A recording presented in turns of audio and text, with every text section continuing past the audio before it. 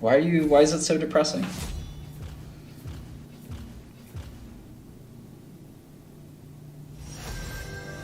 Who's Luca Tim?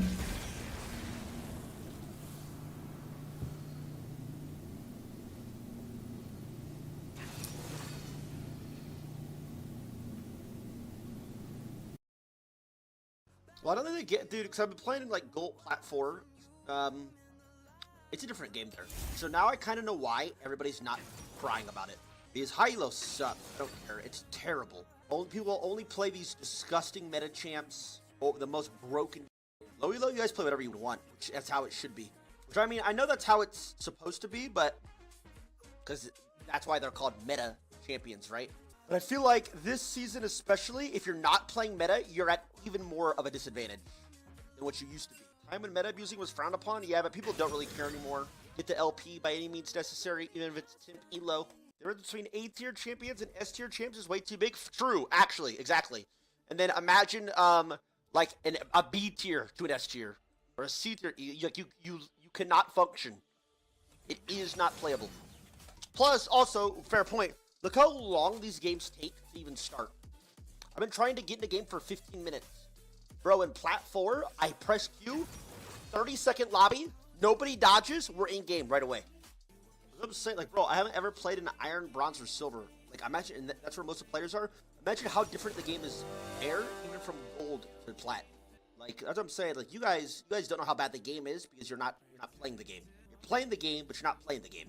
Lowest rank you've been in? I was 800 Elo when I first started, which is like bronze now.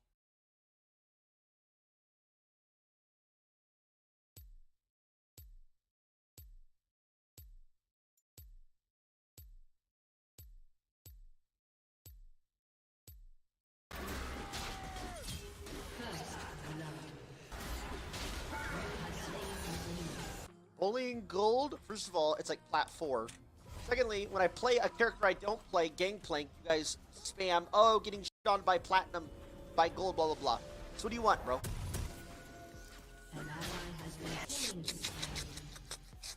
Yummy.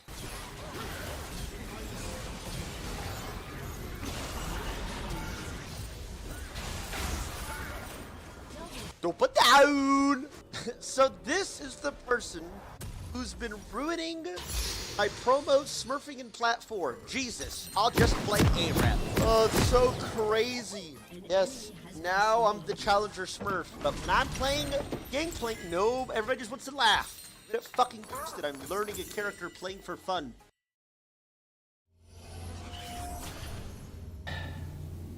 Card components. Welcome to Summoner's Rift.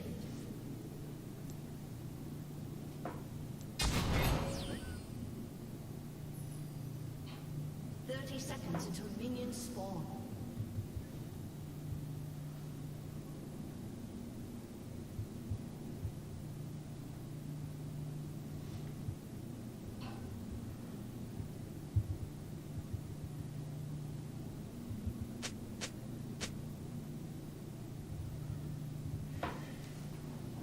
I was in jail for 5 years. Minions have spawned.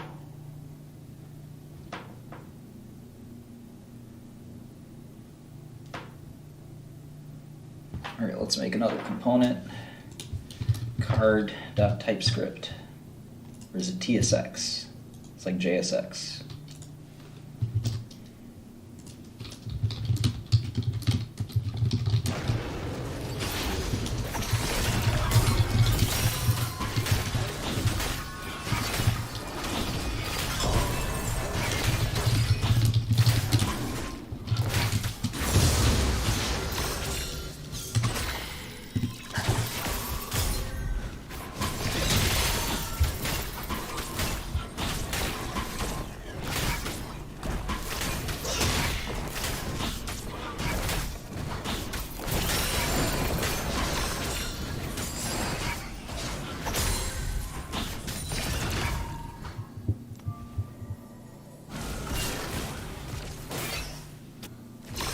Oh yeah, I should analyze GitLabs.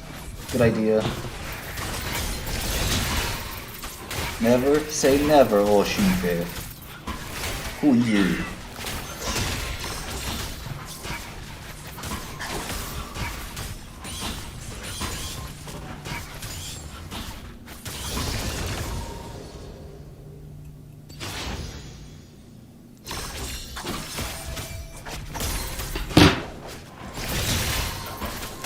Just refactoring.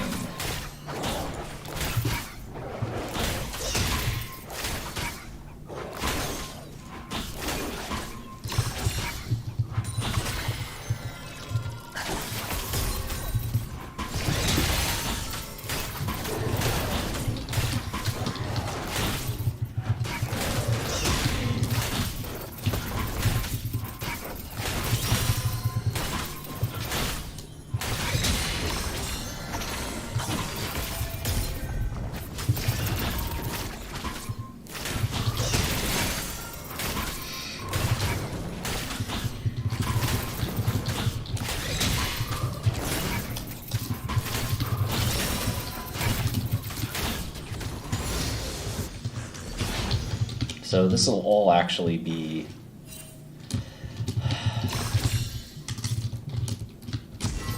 the same. It's going to be the same program. Let's go to that where they put it. Posts.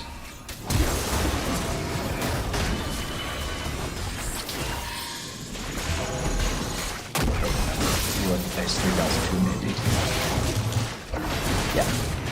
So it's still the same program, it's just been refactored to sort of have a better structure. Wu-Tang album.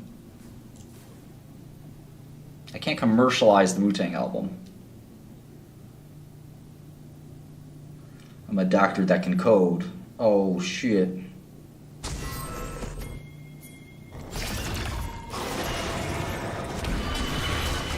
Tiger's positions are a little tricky at the moment. You want me to check Genesis 6.3? Okay, you know what? I'll do that. Genesis 6.3.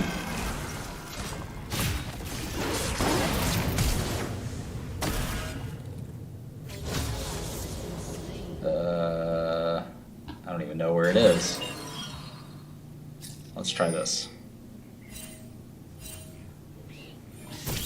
I want to read the whole 6.3. Okay, here it goes.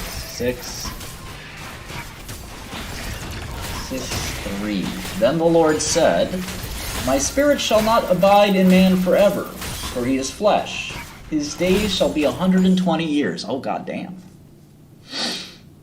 Real talk.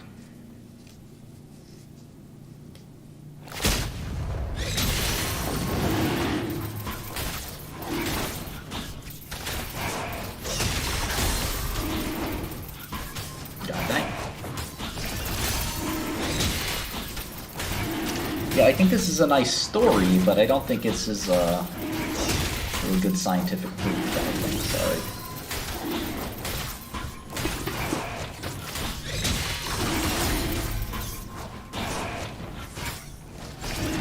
We'll beat 100, 150, 130 pretty soon. I do speak a little Albanian, although.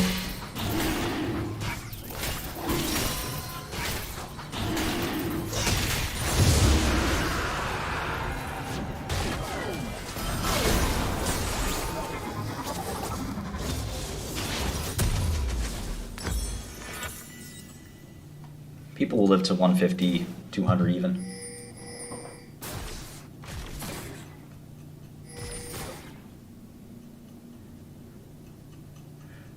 Not many Albanians in big business, but they're starting to get there. I'm, I guess, a simulation theorist for religion. I believe that we live in a computer simulation similar to the Matrix.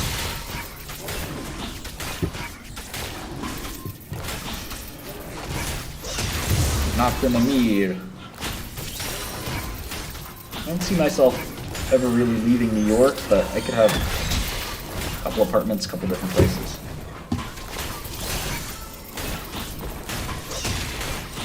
Who made that simulation? Good question. You may call that God if you'd like.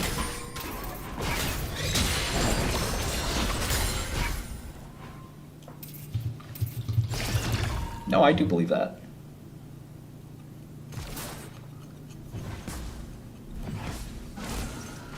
If you read Nick Bostrom's philosophy, I think you could see what I'm talking about.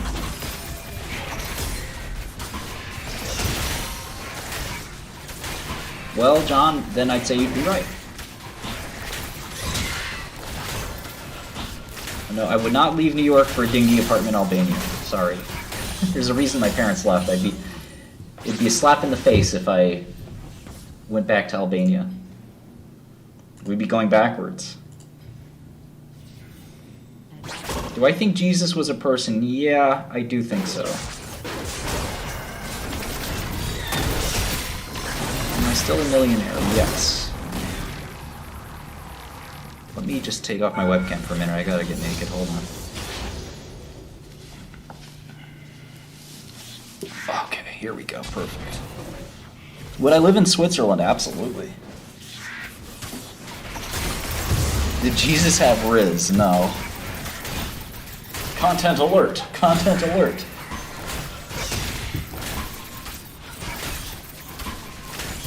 Simulation theory is not unscientific.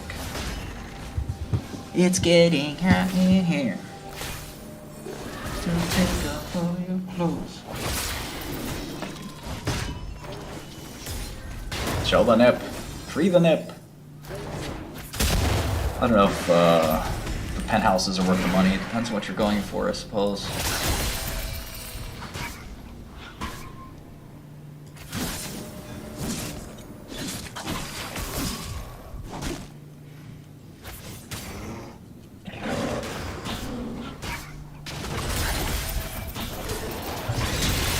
Okay, so we're gonna make a new button. Pretty complicated.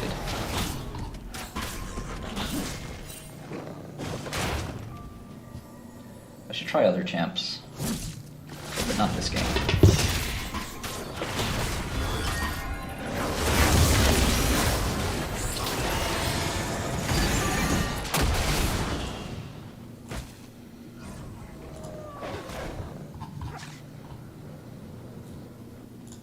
This is a little bizarre to me that we're adding the type in here, but I guess add items like dark. Is it true or false? That's optional prop. We'll use the add item button component for both lists and tasks. When we use it for lists, it will be rendered on a dark background. So we'll use white color for text. When we use it for tasks, we'll render it inside the column component, which already has a light gray background, so we'll want the text color to be black. Okay? That's a little look. Alright, now we need a new style. Yumi!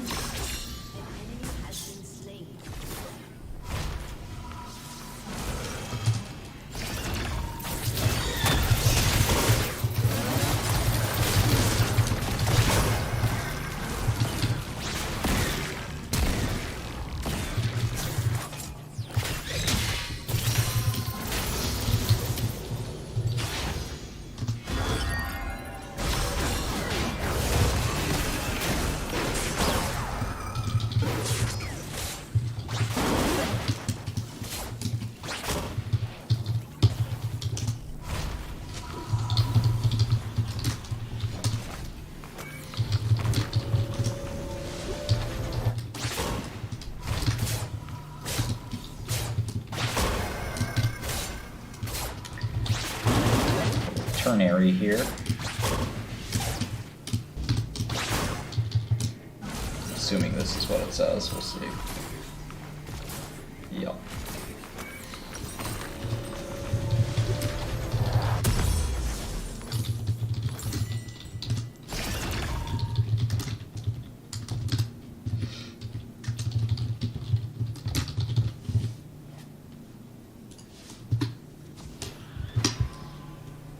I've never seen this transition property.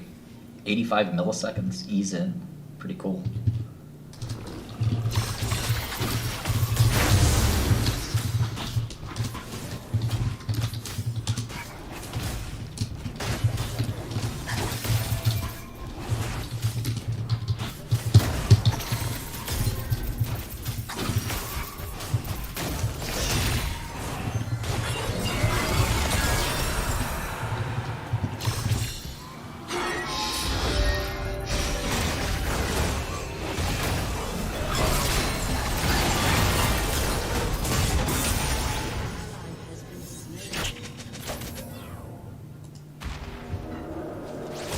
what the hell happened? We're ready to play.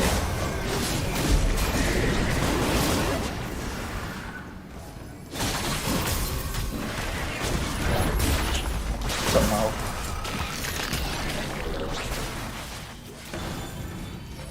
No, I would never trade age for money. Why not use a style.ts? Why create a style.ts and not use style files? This is a style file.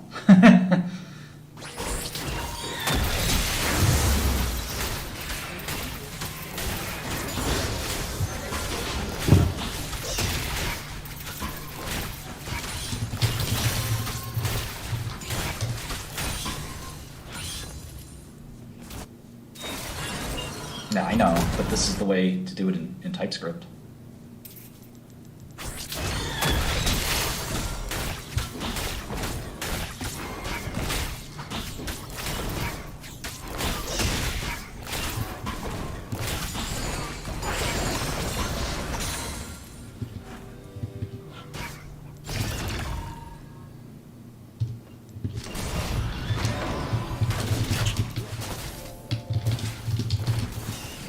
Good old use state.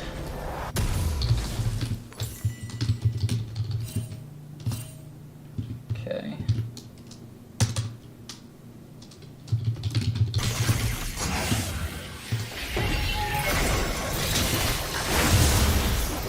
Can't believe there's void in my JavaScript. Feels like C.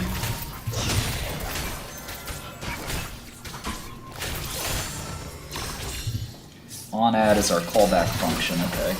It's not going to return a value, so it's void.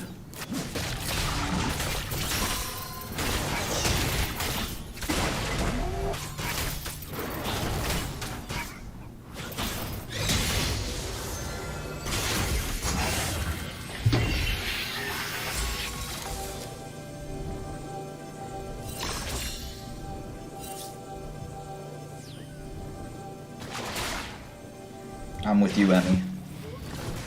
I had my friend just leave, Kraz. If that counts.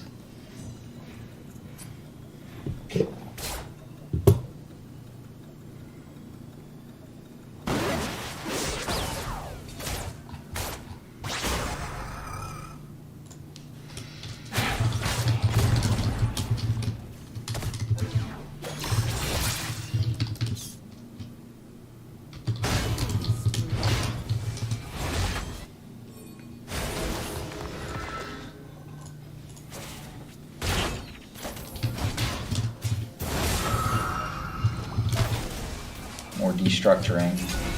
Show form, set show form, reduce it. This is properties. Toggle button text in dark. From props. I pick first. Don't mind if I do.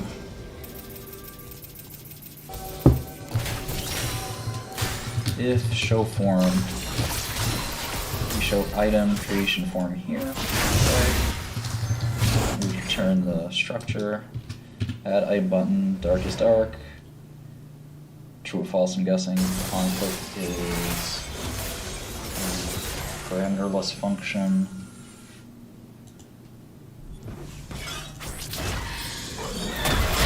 Show form is true. That makes sense. And now we've got toggle button text. Text is rendered on there, and that's the end of this bad boy. Oh, stop it! What are you doing? ChatGPT going crazy. Copilot, I should call it.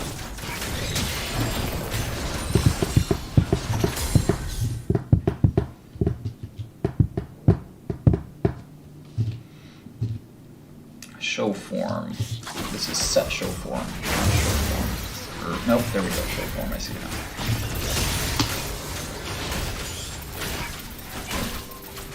Input with the create button. Okay, that makes sense.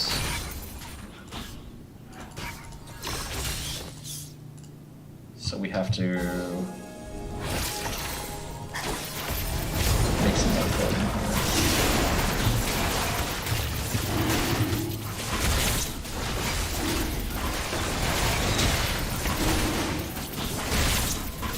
lovely assistant Emmy, can you change my Twitch stream to League of Legends, please? So we're about to hit the rift. Alright. Yep.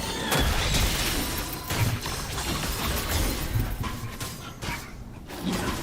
Gonzo Time, thank you for subscribing. You support this channel, you support Emmy. 30 days no shower, thanks for following. When you donate to this channel, you're supporting my staff who creates videos and content and all that stuff.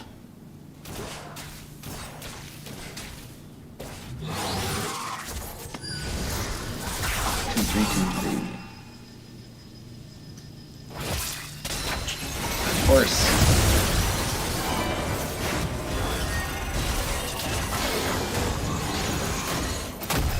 We're just starting to create some more content.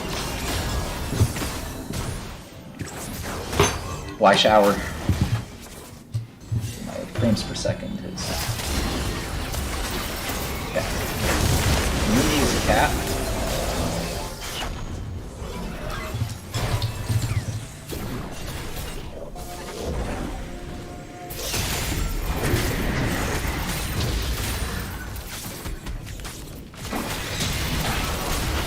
Cool, I'm so glad Slice served.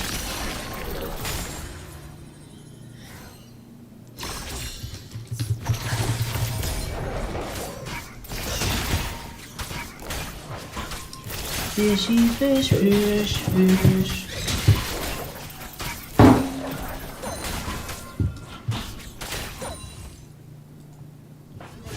Has been destroyed.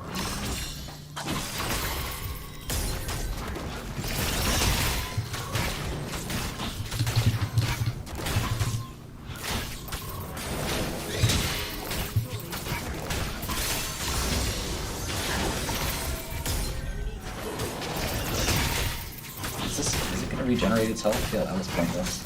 Oh, leash. Useless leash.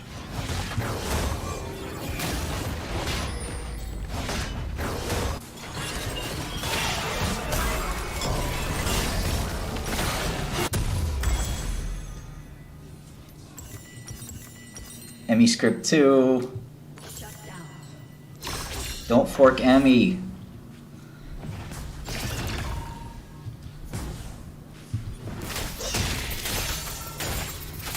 Emmy doesn't like to be forked.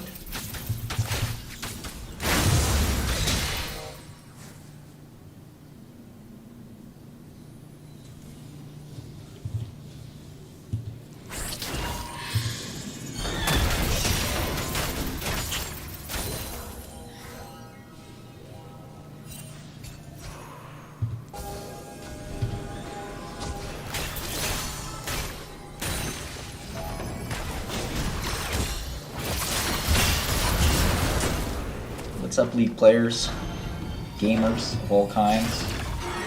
I'm playing Yumi, the best champ in League of Legends. Uh-oh. Yumi's very weak. Because she's a cat.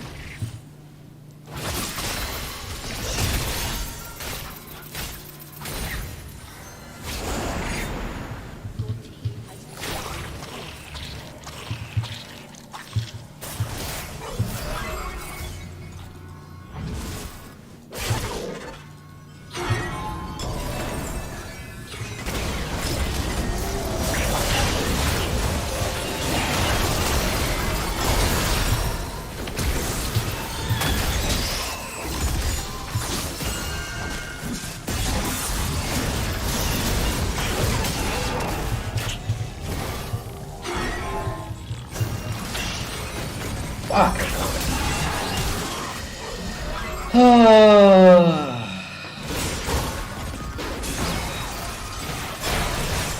Slice serve, thanks for subscribing. I never pursue Destiny, he was very careful with his words. I would love to see him though. Such a tool.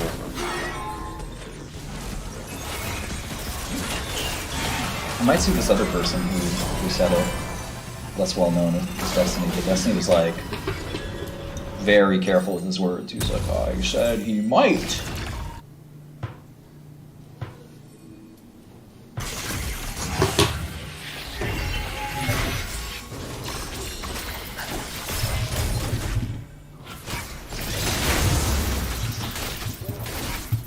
Big Destiny fan. Oh my god, not Quest, not you, A2. What's up, Mo? The YouTube chat was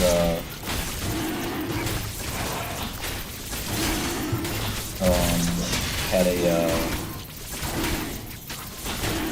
delay, so I missed most of what you guys said.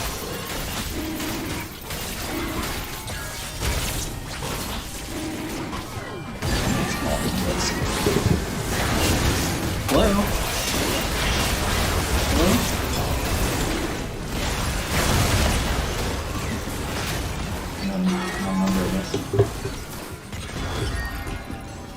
I don't think Destiny's intelligent.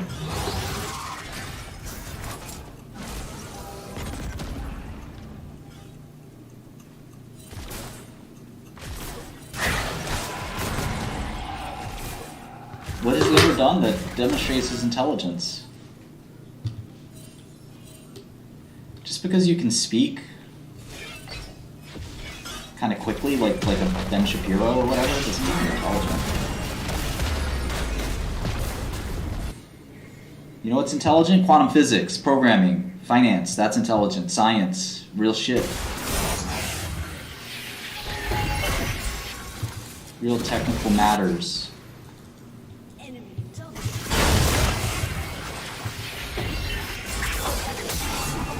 can't be intelligent without that. That's my hot take. How about that? Because Uni play.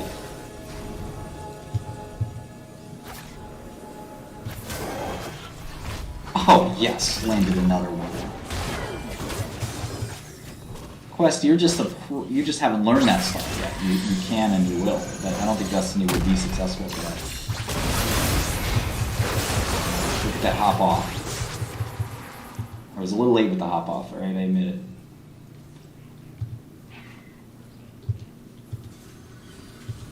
Yeah, boy! Destiny would not be able to learn programming physics. He's not smart enough.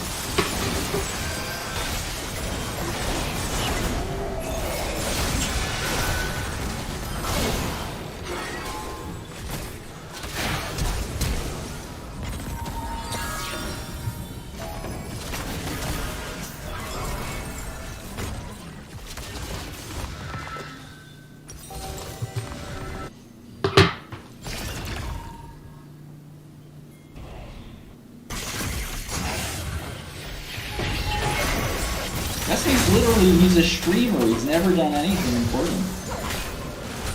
What a tool.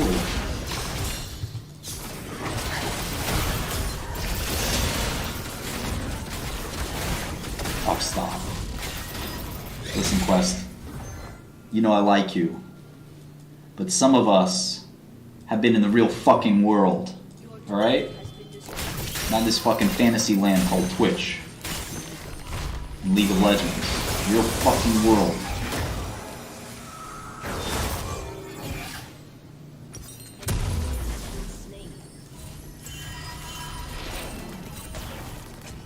Smarter, popular streamer, Hikaru Nakamura. And plus, you know, you're talking about there just aren't that many smart streamers. How about Wolfram, Stephen Wolfram? That's a fucking smart streamer.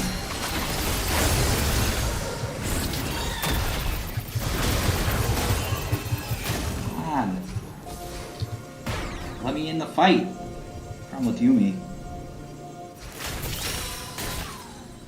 He's not just good at chess, the guy's a genius. Good at chess. Guys, he's literally an unbelievable genius. That's unheard of. Oh my god, go in. We can kill this guy.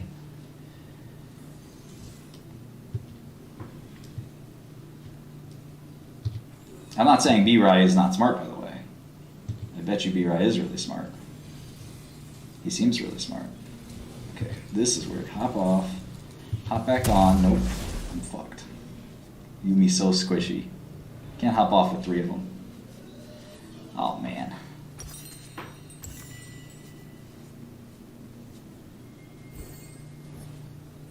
He knows software. He's got to be smart. That's the way it works.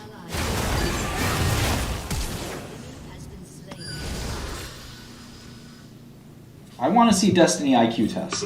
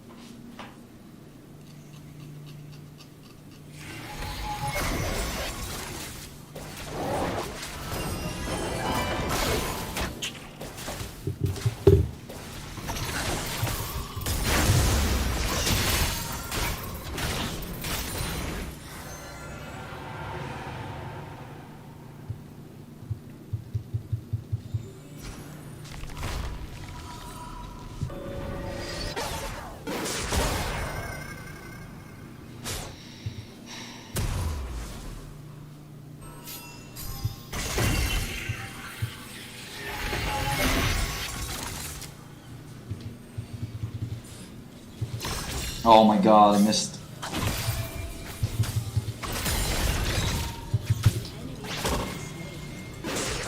Got it. See, that was Pike support.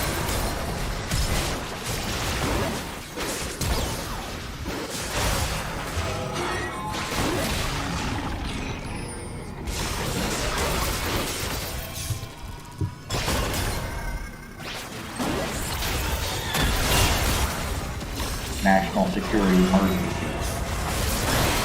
National security emergency.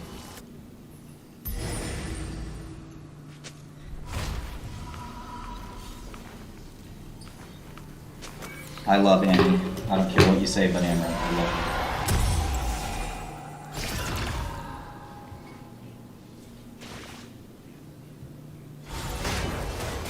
Chinese balloon. Very good balloon. China, they make great balloons, okay? China.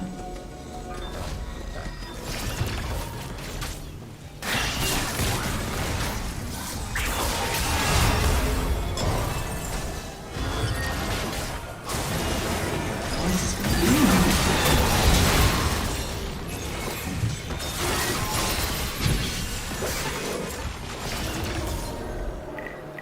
Listen, China, this balloon, it's a catastrophe, it's a disaster. If I was president, we'd shoot the balloon down. Listen, China, this balloon, it's a catastrophe, it's a disaster. If I was president, we'd shoot the balloon down.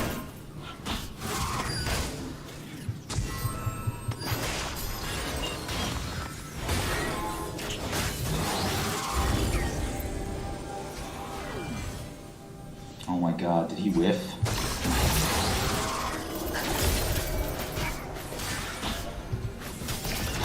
God, look what I'm doing. I suck.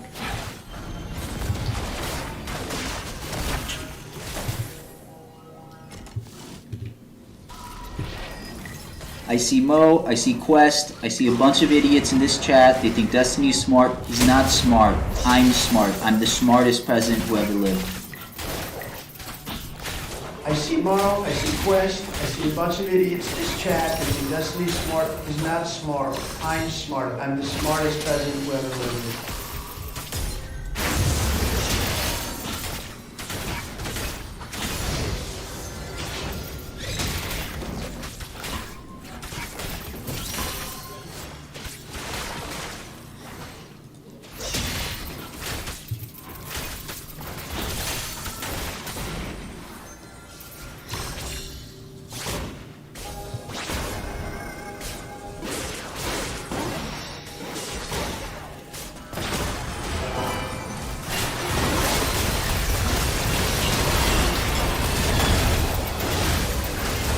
Wait, somebody disconnected? Oh god. Lost mitigation.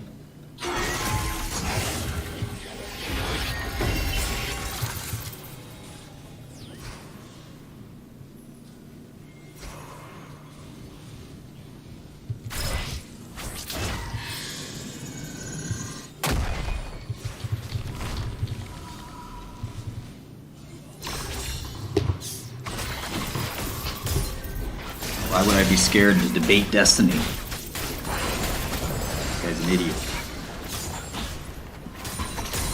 The guy can't shine my shoes. I'd never hire him as a junior vice president. Gonna be an assistant to Emmy.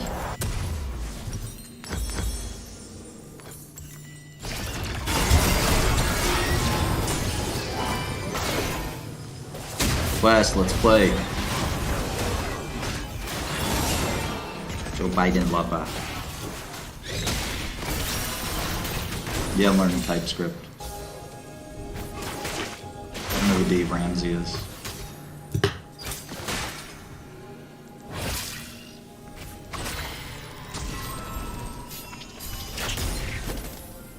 I lost 5 LP. This is ridiculous. Oh yeah, give me another support to learn. Another Gordon Ramsay.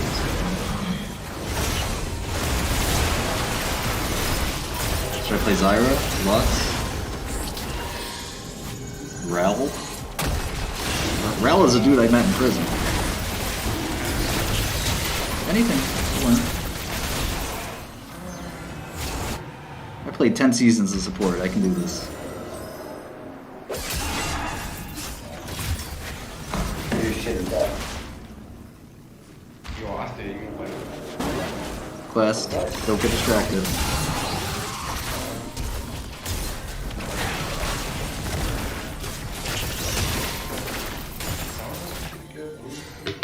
Alright.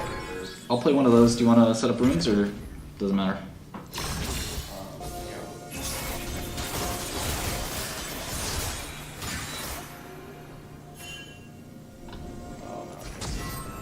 What the fuck?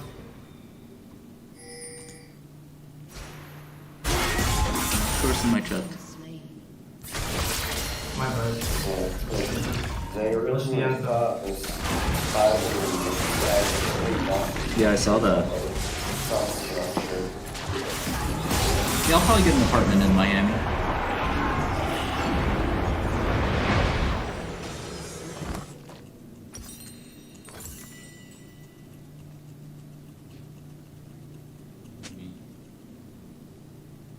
This fucking stray cat shows up to my house for like 2 months. Let me. at a time. Should I set up runes? Stray cat. Yeah, I sent you into the DM. Ally has been slain. She's been doing this for like a year. This is Persona. For a month. Persona Lulu. Yeah, you can just I don't understand how to read this. This is sorcery. yeah.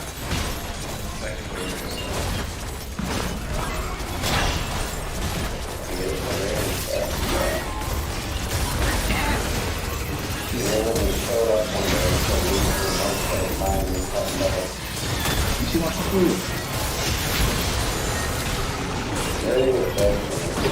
Lulu and Sona, right? Yeah, Let's fucking go. Let's fucking go.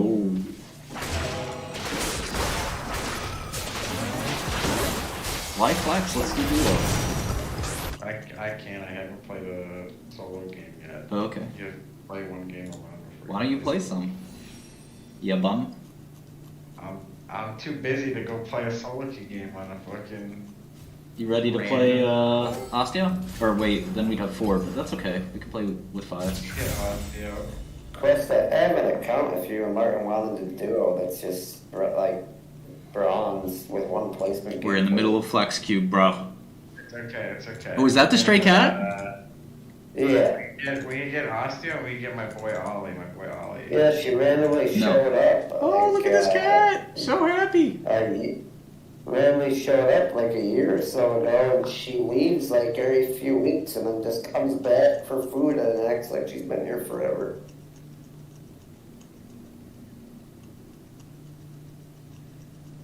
This guy goes, "Oh, you're a support player identifying as a woman today. Support is a manly role. I gotta support the rest of the team."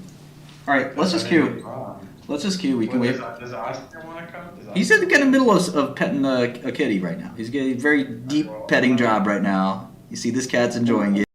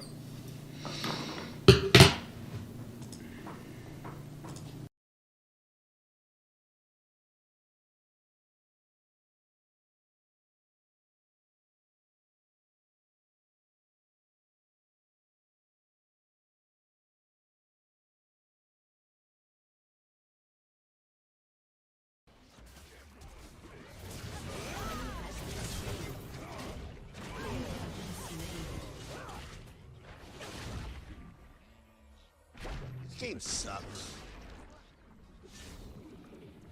You got 1v2'd from full health. You know what's crazy? You know what's also, this guy's a smurf. You know what's crazy? I had somebody in my chat that was like, "Bro, can you tell Riot to buff Riven? She's so weak now." Are you fucking high? We got 1v2, both of us placed the exact passive. Double buffs. Riven used one pot. Oh yeah, and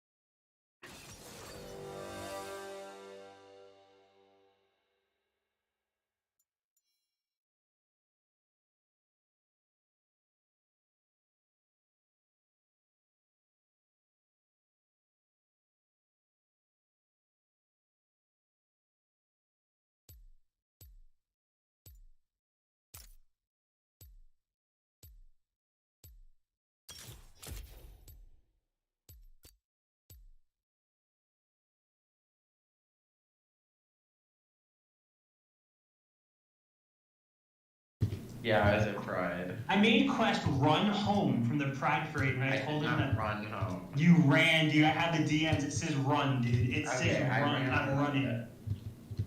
I ran a little bit. Ran for what? I talked to you and Destiny at the same time. He was freaking out, dude. He was like, "Oh my god, I'm gonna be able to escape both my heroes at the same time." He came running. I told him, dude. He came Wait running. a second. Wait a second. Running. I do not consider Mark my hero. You consider Destiny your hero? Big Destiny fan. Bro, I've been a Destiny fan. I have been a Destiny fan for 11 years. That explains. You're the only person in this channel allowed to be a Destiny Why? fan. Why are you in your home, please? He's intelligent, he's smart, you know. He's funny. He's not very good at League of Legends, I'll be Is what 30 seconds until minions indicators of intelligence have you seen from fucking He's a good Destiny? speaker. Maybe that's it, right? He's a good speaker. I don't have to defend us. Oh, one time he did a Mensa practice test and he got 125. That's very That's smart. it? That's That's pretty very smart. Is that That's smart? alright. That's like about right. I might be a Sounds about right. Oh, He has like Phoenix- that. Wait, Minions have spawned. I don't know. I was trying to be sarcastic. Are those tests actually hard? No, I don't know. Like, cause it was a practice test. It wasn't made legit. to make you feel like you're smart. Oh yeah. I personally think calling Destiny smart would be like calling me a marathon runner. Oh. Each day. He has the face of somebody who's supposed to like act like they're smart. Like I don't like you never know whether they're smart or not. They just act. Fluidity, like he, like. Well, no, I was just talking about like him talking faster. So it's like when his mannerisms on his face. Like he always tries to act like more serious than he's supposed to be. Well, Destiny's talent isn't reasoning. His talent is to be able to make people think they're stupid for disagreeing with him. Not that he actually has any points. He's okay at reasoning. Not really. I haven't disagreed with the little clips I've seen of him, but the way he presents it is like, you gotta be a goddamn idiot to disagree with me. That's all. Yeah, and then It's a Tucker move. It's the same people think that Tucker Carlson's really smart, and I'm friends with Tucker, I like Tucker. The same people think that Ben Shapiro's really smart. He's a left-wing Ben Shapiro. He's yeah, but that's a huge upgrade. And everyone on the right is totally insane, and everyone on the left is super smart and based. No. Like Joe Biden. Yeah, troll. Oh, Ben has actual cred. Ben has actual cred compared to Destiny. Like, Ben was like a Harvard law, right? Listen, Ben graduated within like the top 30% of classification. That's pretty big. Smart guy.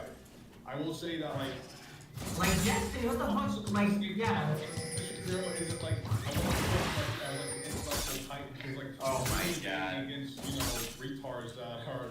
Guys, already ready for this one? Ready for this one?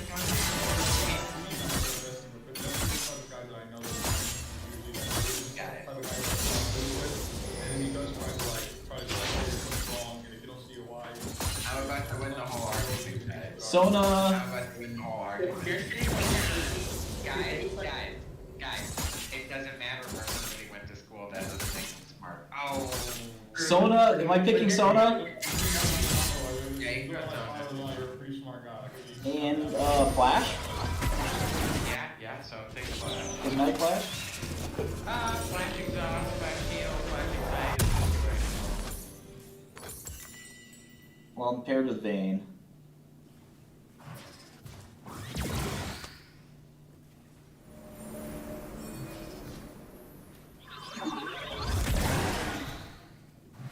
What should I play? I want to play Jogia.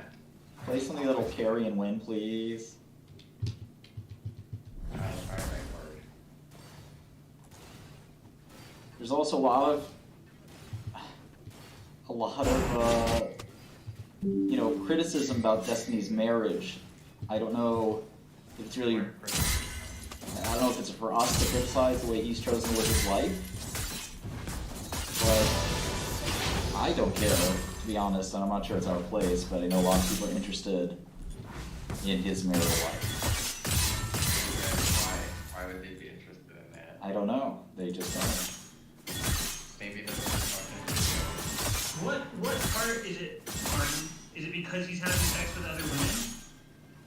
I don't know. I It's really an don't. open marriage or something, right? Is that what it is? That's the problem? Yeah, they have an open marriage. I think it's probably more that, like, I don't care either, but he's also, like, bisexual, so I'm sure more people, Whoa! like, have opinions on that. Probably Flash. Is he bisexual? Yeah, Yeah, he he's is. bi. He's bi. Yeah, he's bisexual. Bisexual? Okay. Did not know that. I mean, hold, did you try?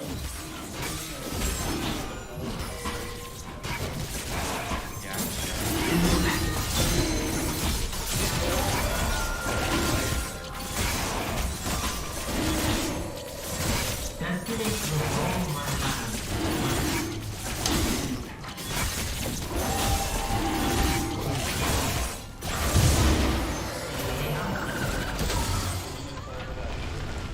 You wanking off? Didn't know that.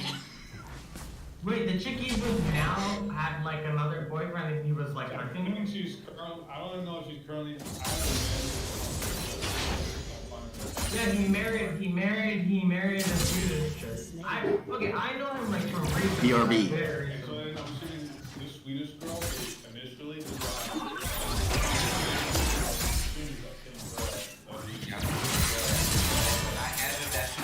dating another guy, okay? However, Destiny was still fucking her as a couple, and I'm assuming that maybe this girl.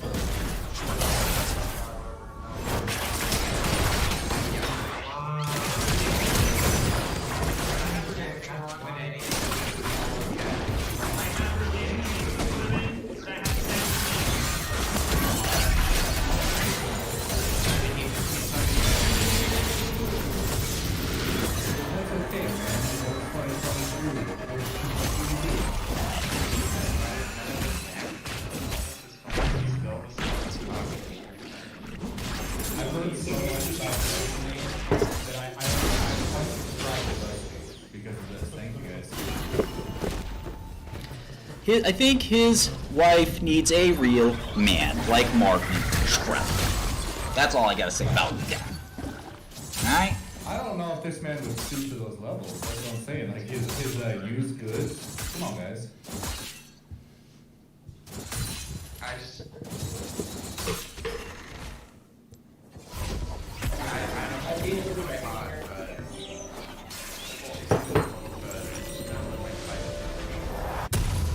What do I have max on Sona? You take Q level 1 and then you max W. Accelerando. Harmony. Only you can hear me, Summoner. That's one of my favorite chants. I expect a big performance out of you. No problem.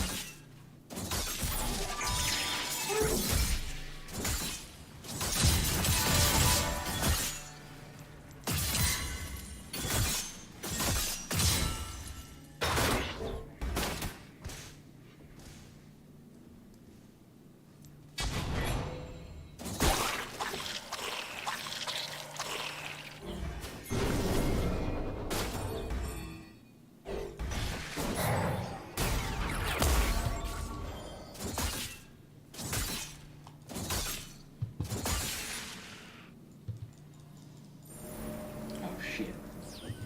An enemy has been slain. Getting cheeky, Duncan.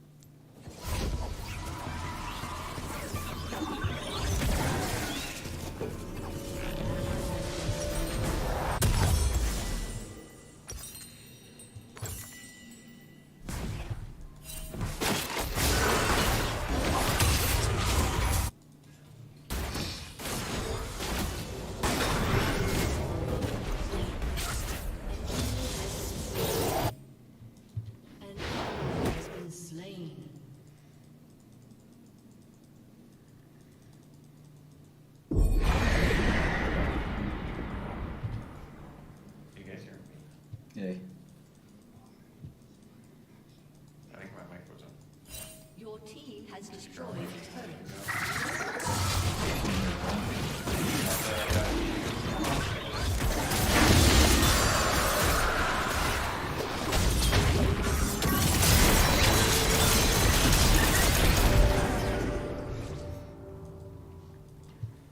Probably gank wall. Double kill.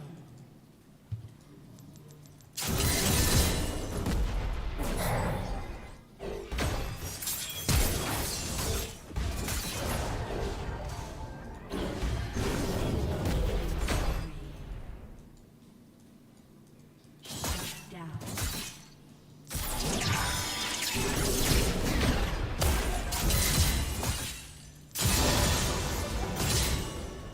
Oh shit.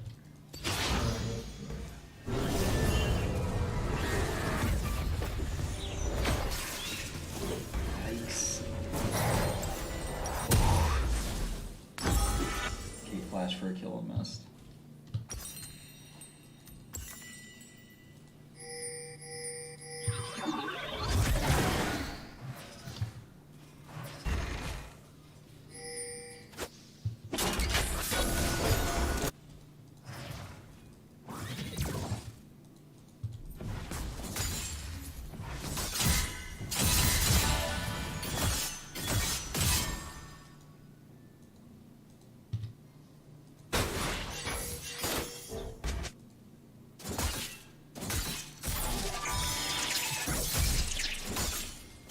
Turret plating will soon fall.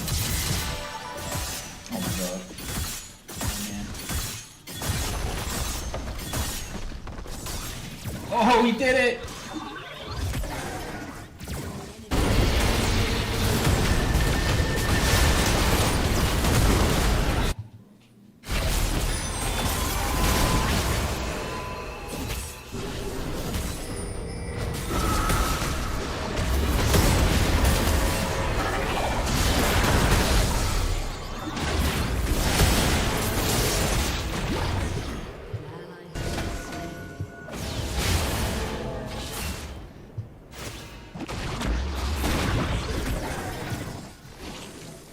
Oh, I missed it.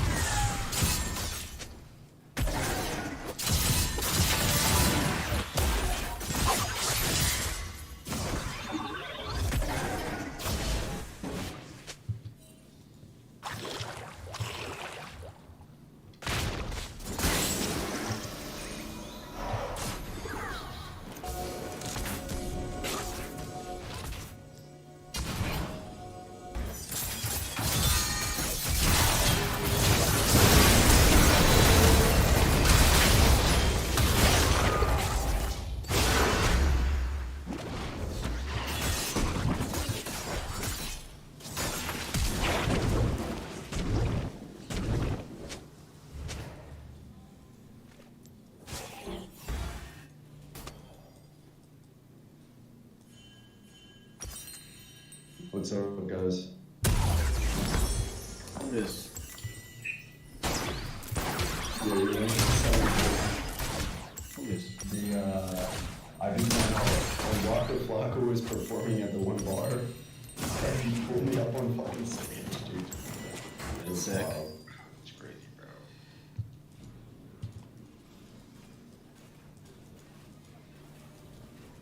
Waka Flocka? Yeah, I don't even know how to dance, too. I just started doing like this dance that Uzi does. Disaster occurred. If I were president, the Russia-Ukraine war would never have happened, never have made it.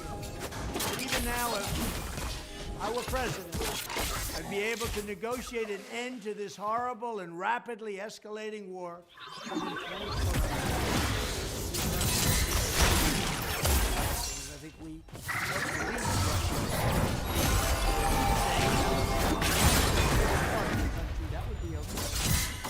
Such a tragic waste of human life. When you look at all that's happening there, it's just obliterated. comes the tanks, and then come the nukes.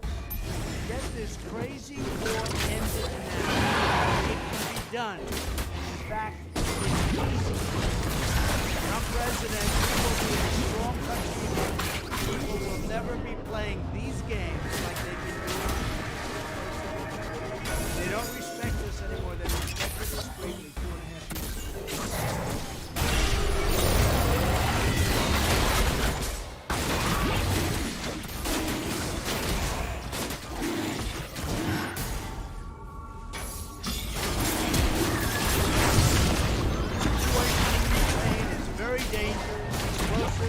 And escalating violence. Joe Biden's incompetence has brought us to the brink of nuclear war. Now Biden is doing what he said 6 months ago. He's sending in mercenaries.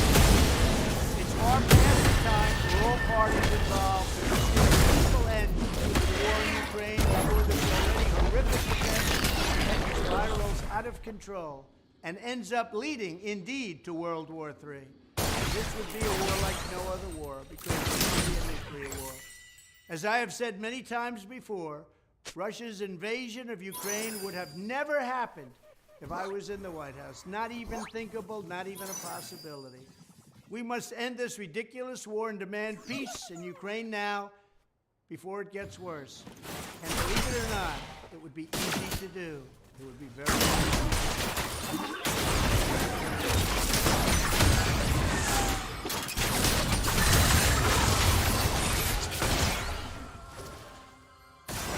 A major disaster is brewing. If I were president, the Russia-Ukraine war would never have happened, never in a million years. But even now, if I were president, I'd be able to negotiate an end to this horrible and rapidly escalating war within 24 hours. It can be done to say the right things, not the wrong things. I think we helped lead Russia into that war by saying, well, if they took a small part of the country, that would be okay. Such a tragic waste of human life. When you look at all that's happening there, those cities are obliterated. First comes the tanks, and then come the nukes. Get this crazy war ended now. It can be done. And in fact, it's easy to get done. When I'm president, we will be a strong country again. People will never be playing these games like they've been doing to the United States of America. They don't respect us anymore. They respected us greatly. Respect us.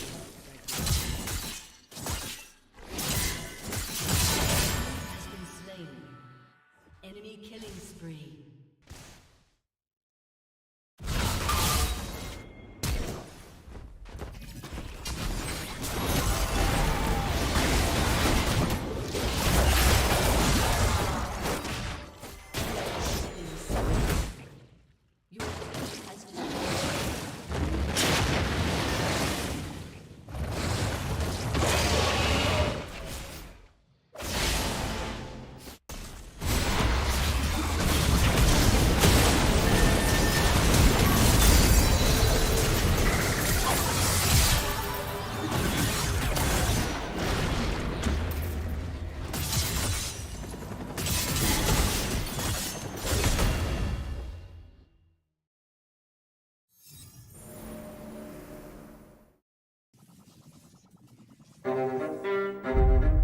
Nobody has seen a one, nobody has produced one, nobody knows if it is just a computer or not, but without a physical reality. Well, we'll take the world's best quantum computer and see if we can map that into building a wormhole. And then it became just at the edge of what's possible. I think the discovery of the Higgs, which came about 10 years ago, was up to that point the most exciting point of my entire career. This, to me, is equally exciting.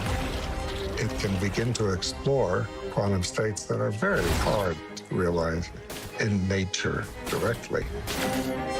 Now, the wormhole becomes traversable. It opens. You really can go through.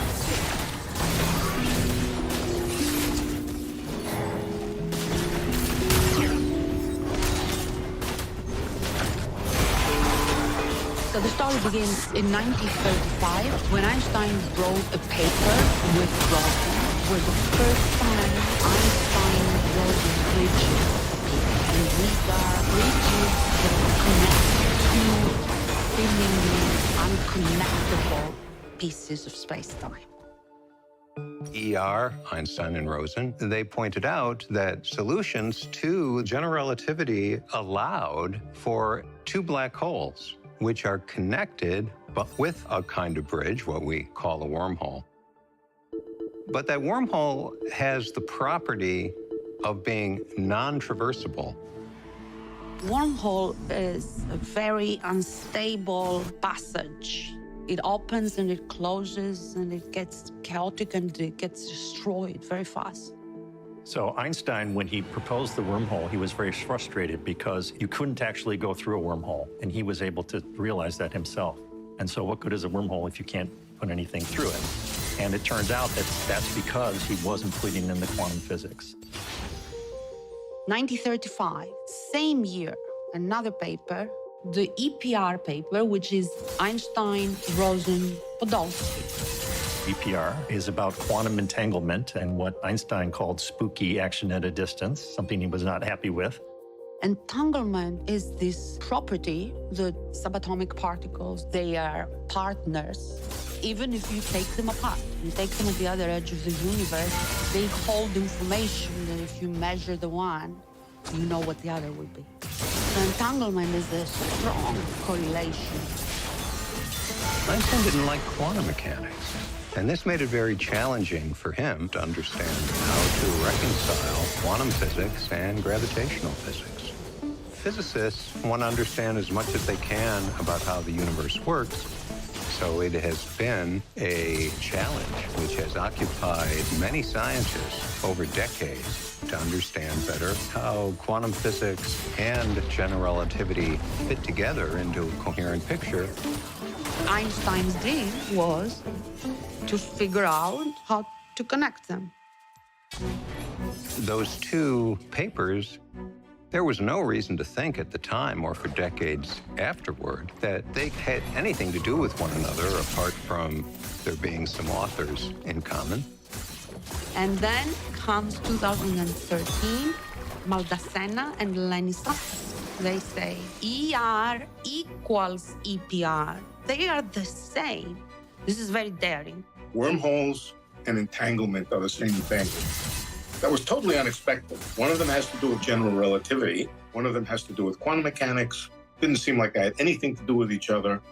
A lot of times in physics, you can have two different descriptions of the same thing, but it's just sort of a remapping of the same physics. And we call that a duality. The basic idea was that when you have quantum entanglement between two of the black holes, necessarily there will be a wormhole connecting them. It's like saying gravity equals quantum mechanics, if we want to say it in a simplified way. So there we have a picture of quantum gravity.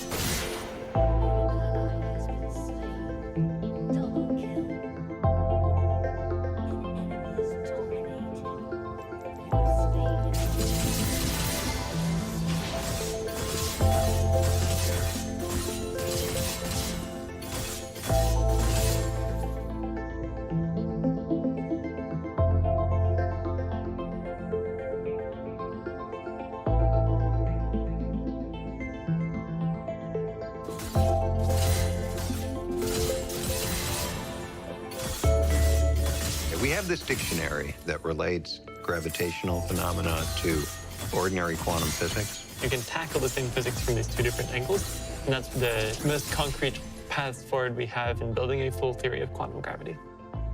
The physics of the black holes, we think is physics of quantum gravity, but we cannot send an experiment in a black hole and validate that. So instead, we can ask, can there be quantum systems whose dual description looks like wormholes? I think it might have actually been during a talk by Juan Maldacena about the ER equals EPR, that I started to wonder to myself, could traversable wormholes exist, right? And people thought it was fascinating, kind of an exotic configuration of space-time, but I think many people probably suspected that it would work. So we solved it. One of the magic things about quantum mechanics is you can actually have negative energy, and this allows you to do things that you would have thought otherwise were impossible. What Daniel Jaffrist showed was that if you introduce what's known as a negative energy shockwave, you can support your wormhole and get something from one end and have it come out the other. Now I'm an experimentalist, so I look at that and I do. All right, what can I do about it? We were thinking, we have the ability to do things in quantum in the laboratory. We're physicists. So could we imagine actually doing something with wormholes? It almost occurred to us immediately that we should be using the best quantum system that we know how to manipulate. And what is that? It's a quantum computer. Quantum computers speak a different language than the ordinary language of bits. A bit, you look at it, okay, it's a 0 or 1, that's it. The correlations among qubits are richer and a lot more interesting than correlations among bits. It's this language of quantum entanglement. And so that there's a world out there, this extravagant quantum world, which we just haven't been able to explore. I've worked on a few projects at Google Quantum and got to get to know the device a bit. And the Google device is the best quantum computer that is around. All the magic happens in this little chip. You have the actual qubit has these superconducting pieces of aluminum, and that's where the entanglement happens. We had the access to the Google quantum computer. I came over with Maria and Daniel and Joe, and we were like, we have a proposal to try to, observe a wormhole on the quantum computer. And to put the proposal together, it was obvious these are the people. In physics, you have to have the courage of your own convictions, and you say, well, maybe it won't work the way that I thought, but we'll learn something by trying. And that's really the attitude we had going into this. I don't think we really thought it was going to work, but we thought we would learn a lot by seeing how far you could get. They didn't say, you're crazy, let's do something else. They said, okay, you're crazy, let's do it.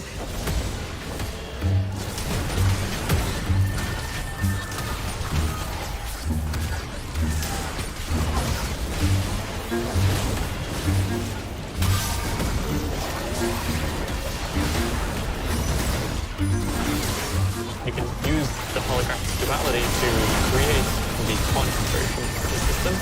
We look instead at this set of entangled qubits, and we evolve it in a way that has exactly the same physics as the gravitational wormhole. And so in the quantum computer, we can directly send a qubit from one side of the wormhole and watch it come out the other. So if you take the physical system that theoretical physicists say this is a wormhole, and you work out pencil and paper, so how good of a quantum computer do I need? You get an answer that's like a quantum computer 10 years from now. It looks hopeless. But we thought, let's try it. All right. So we are here in our GQ2 lab, and then the controlled signals actually are produced in these racks sitting next to the cryostat. When you try to just run a wormhole as the theorists have prepared it on a quantum computer, you find that you need to implement this very large system. So that's big. That's a big fat problem. I cannot put it on an experiment. And so what we have to do is we have to do what physicists call coarse graining. So you want to preserve certain features, in this case gravitational features, while throwing away all the unnecessary components. We knew we needed to go to a smaller system size, and so we were kind of banging our head against it for a year or something. And then finally you come up with a weird idea that might work. The idea of rewriting it as a neural network is something that's kind of out there, and that's like, it's a weird idea because you usually don't think of physical wormholes as neural networks. The wormhole itself, that has like these many parameters that we treat as neural network weights. We then have a data set that we're going to train on, which is the dynamics that we want to observe that correspond to a wormhole. So it sounds like a generic machine learning problem now, and we can just like plug it straight into the machine learning toolbox. I proposed the idea and tried it out. The original system has 210 terms. machine learning managed to keep all of this intact while making a much smaller system. Still baby enough that it fits on the creep. That was the kind of first moment where like, it might be possible, you know? this whole wormhole thing we've been talking about for 2 years, like, maybe we can actually do it.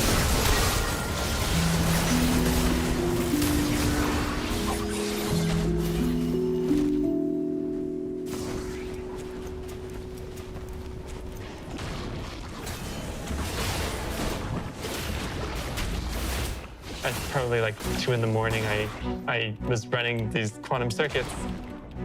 We're looking for a peak. That's the qubit making it through the wormhole. I'm watching the data as it comes out. There's a little bit of a noisy peak. At first, I was like, this is probably just noise artifact, but as the data kept coming and the peak kept getting clearer, it was, this is wormhole. I think I just saw one. And so I was immediately like sending it off to Maria and others. I think we're the wormhole guys. He said it's there. I said, no kidding, he's there. It was nuts. It was nuts. What happens is the qubits of the Google quantum computer are making a little bit of extra space, and that's our wormhole. a pulse of negative energy falls into the wormhole. Now the wormhole becomes traversable. It opens. You put a qubit through one side of the wormhole. The qubit is now in the interior of this wormhole. That information will actually spread over the entire quantum system. This spread of quantum information... It becomes shared by many particles in the form of quantum entanglement. And then, rather remarkably... It has to refocus as a single qubit. And then, as the wormhole is closing, the qubit is exiting. I was absolutely astounded. I thought we would get maybe a few steps towards a real wormhole and a real quantum computer. And I never really believed that we'd get all the way to something that was real. The experimentalists have like reactions that they want to hug the machine.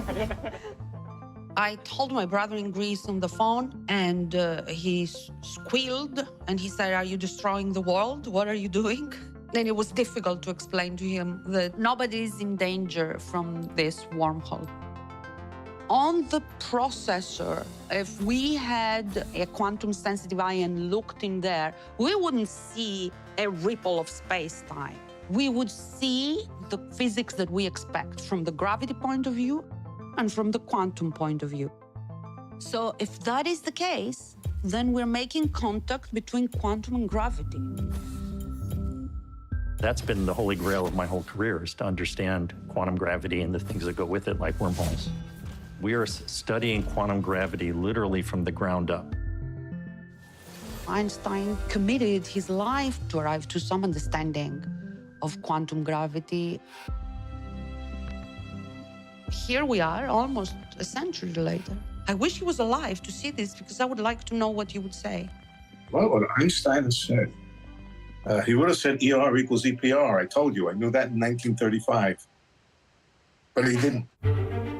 I think this is concrete experimental evidence for ER equals EPR. The vector is pointing right from the experimental point of view. This is confirmation, a direct exploration of this connection between quantum entanglement on the one hand and the way space is knit together and holds itself together. As Google builds more and more capable quantum computers, we will eventually be able to get this into a regime where we don't even know how to predict what's going to happen. And I think we're going to have hundreds of my fellow physicists now writing papers about all the other things you can think about doing now that we've sort of got this door a little bit open. And as always in physics, when you are able to explore a new frontier, there will be discoveries that weren't anticipated. Just like when you build a more powerful accelerator to study particle collisions or a more powerful telescope to look at the more distant universe, a more powerful quantum computer will be able to study highly entangled matter that we've never been able to look at before. I think in the next 20 years, there are going to be a lot of fun for fundamental physics being very close with Quantum. We're gonna learn a lot. There's so many questions that one could explore using these ideas. Today, we're going to look over the best champions you can play in all roles so far in Season 30. There are some more nerfs and changes coming next week, but these champions included here are absolutely popping off, with not too many adjustments next patch. We're going to start off with the most talked about role in the game right now, AD carry. And our first choice is Samira. We already spoke a bit about Samira in our last video, talking about just how strong she is and why she's so good at solo carrying. But generally speaking, she's just one of the best AD carries in the game. Samira has an incredible ability to snowball, especially when she's partnered up with those really strong 2v2 lanes. Tank supports are actually getting buffed next week, which means Samira is already going to get better. So if you spend the next week practicing her and getting good at her, by the time those changes come live, you're just going to win a ridiculous amount of games. Samira has fantastic burst damage, she has great mobility, she has a win wall in a W, and tons of AoE damage and resets. She's not only brilliant in those early 2v2, she's fantastic at 2v3ing the enemy jungler too, especially when she's level 6. And whether it's an early dragon fight or a late game team fight around Baron, she can pop off and win games on her own. Samira is a little bit coin flippy because if you do get too far behind, you're going to be completely useless. But this isn't happening very often right now, and the games where you do dominate, you're going to have a lot of fun. Our next choice is Xayah. Now Xayah is definitely a lot less coin flippy and a bit of a more safe pick compared to Samira. Her ultimate and her self peel with those feathers makes her a really good pick into very aggressive dive comps, and she's actually one of the best AD carries at kiting backwards and playing on the back foot. If enemies are chasing you, you can peel backwards with your ultimate, you can peel backwards with those feathers and deal a ton of damage at the same time. One of the great things about Xayah is she spikes so much earlier, now she can get those big items sooner, because she actually has inbuilt attack speed with her W, which by the way, if you do partner up with Rakan too, you're going to deal a lot of damage even from as early as level 1. Xayah is pretty easy to pick up, but she has a really high skill ceiling. You can kite to your heart's content, you can combo people down with your Gale Force and your ultimate, and she's honestly just a really enjoyable champion to learn. So if you haven't started playing her already, give her a go and let us know how you get on. Our third choice today is Caitlyn. Caitlyn is in a fantastic position right now, and she's definitely being abused by most high elo players. If you understand wave management, you understand how to actually play to Caitlyn's strengths and be a real lane bully and take those plates, well, you're going to win a lot of games this patch. Caitlyn actually has fantastic AD scaling, which means the fact you don't actually need to build rapid fire cannon means you can get that item spike sooner, you can get a lot of AD, you can do a ton of damage, and those headshots and traps are going to seriously hurt.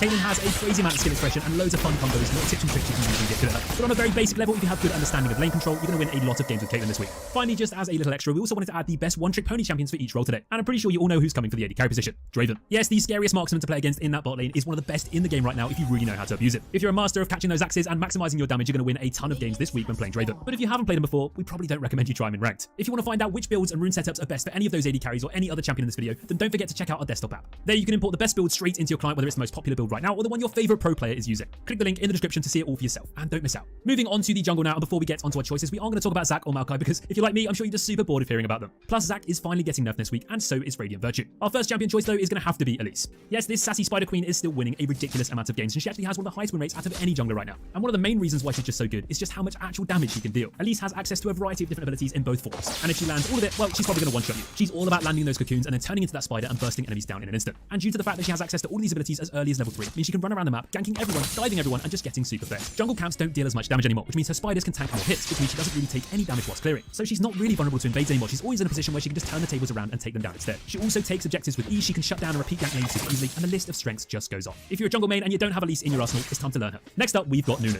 Now, Nunu is the definition of a jungler who can gank every single lane from as early as level 2. If things go to plan, you can have 3 winning lanes before the 5-minute mark. It really is crazy just how much you can influence the early game when playing this champion. Now, if you're against enemies that don't respect you, you can snowball literally incredibly quickly. You can take objectives off the map in an instant because you just consume them with ease, and before you know it, you're working your way towards an early Dragon Soul. Every lane is stomping, and they're probably going to 15 anyway. If the early game doesn't go quite as well, you're not going to be as impactful. But the thing is, you still bring so much utility and crowd control to teamfights anyway. And if it does go well, whether you go full AP and one-shot everyone or go full tank and absorb tons of damage, you're always going to be a threat. And if you love ganking early and often, then Nunu is definitely someone you should be picking up right now. Our third jungler today is Udyr. And if you like power farming and turning into a complete raid boss with a crazy amount of experience and gold, he's the champion for you. Yes, Udyr is a very unique jungler. He's not really about stomping with early ganks, he's more about amassing crazy amounts of farm, tearing through objectives, collecting Dragon Souls like they're going out of fashion, and then just becoming completely godlike. Now you can still build Udyr whichever way you like, whether you want to go for that full lethality domination, whether you want to go for that AP bruiser tank, but it doesn't really matter which one you go for, you're still going to be an absolute demon and a nightmare to play against. Udyr is a bit of a strange jungler really. He's not that difficult to play in terms of his kit design, but in terms of actually maximizing his impact, he takes a bit of practice. You need to know how you can maximize your jungle clear at all points throughout games. And then you come out of the jungle with a couple of hundred CS, you've taken every objective, and there's simply no one on the enemy team that knows how to deal with you. If this sounds like your cup of tea, pick up Udyr. Finally, our one-trick jungler to play in this patch just has to be Fiddlesticks. To be honest, Fiddlesticks has just been so good for so long. And yes, in Season 13, he still has a ridiculously impressive win.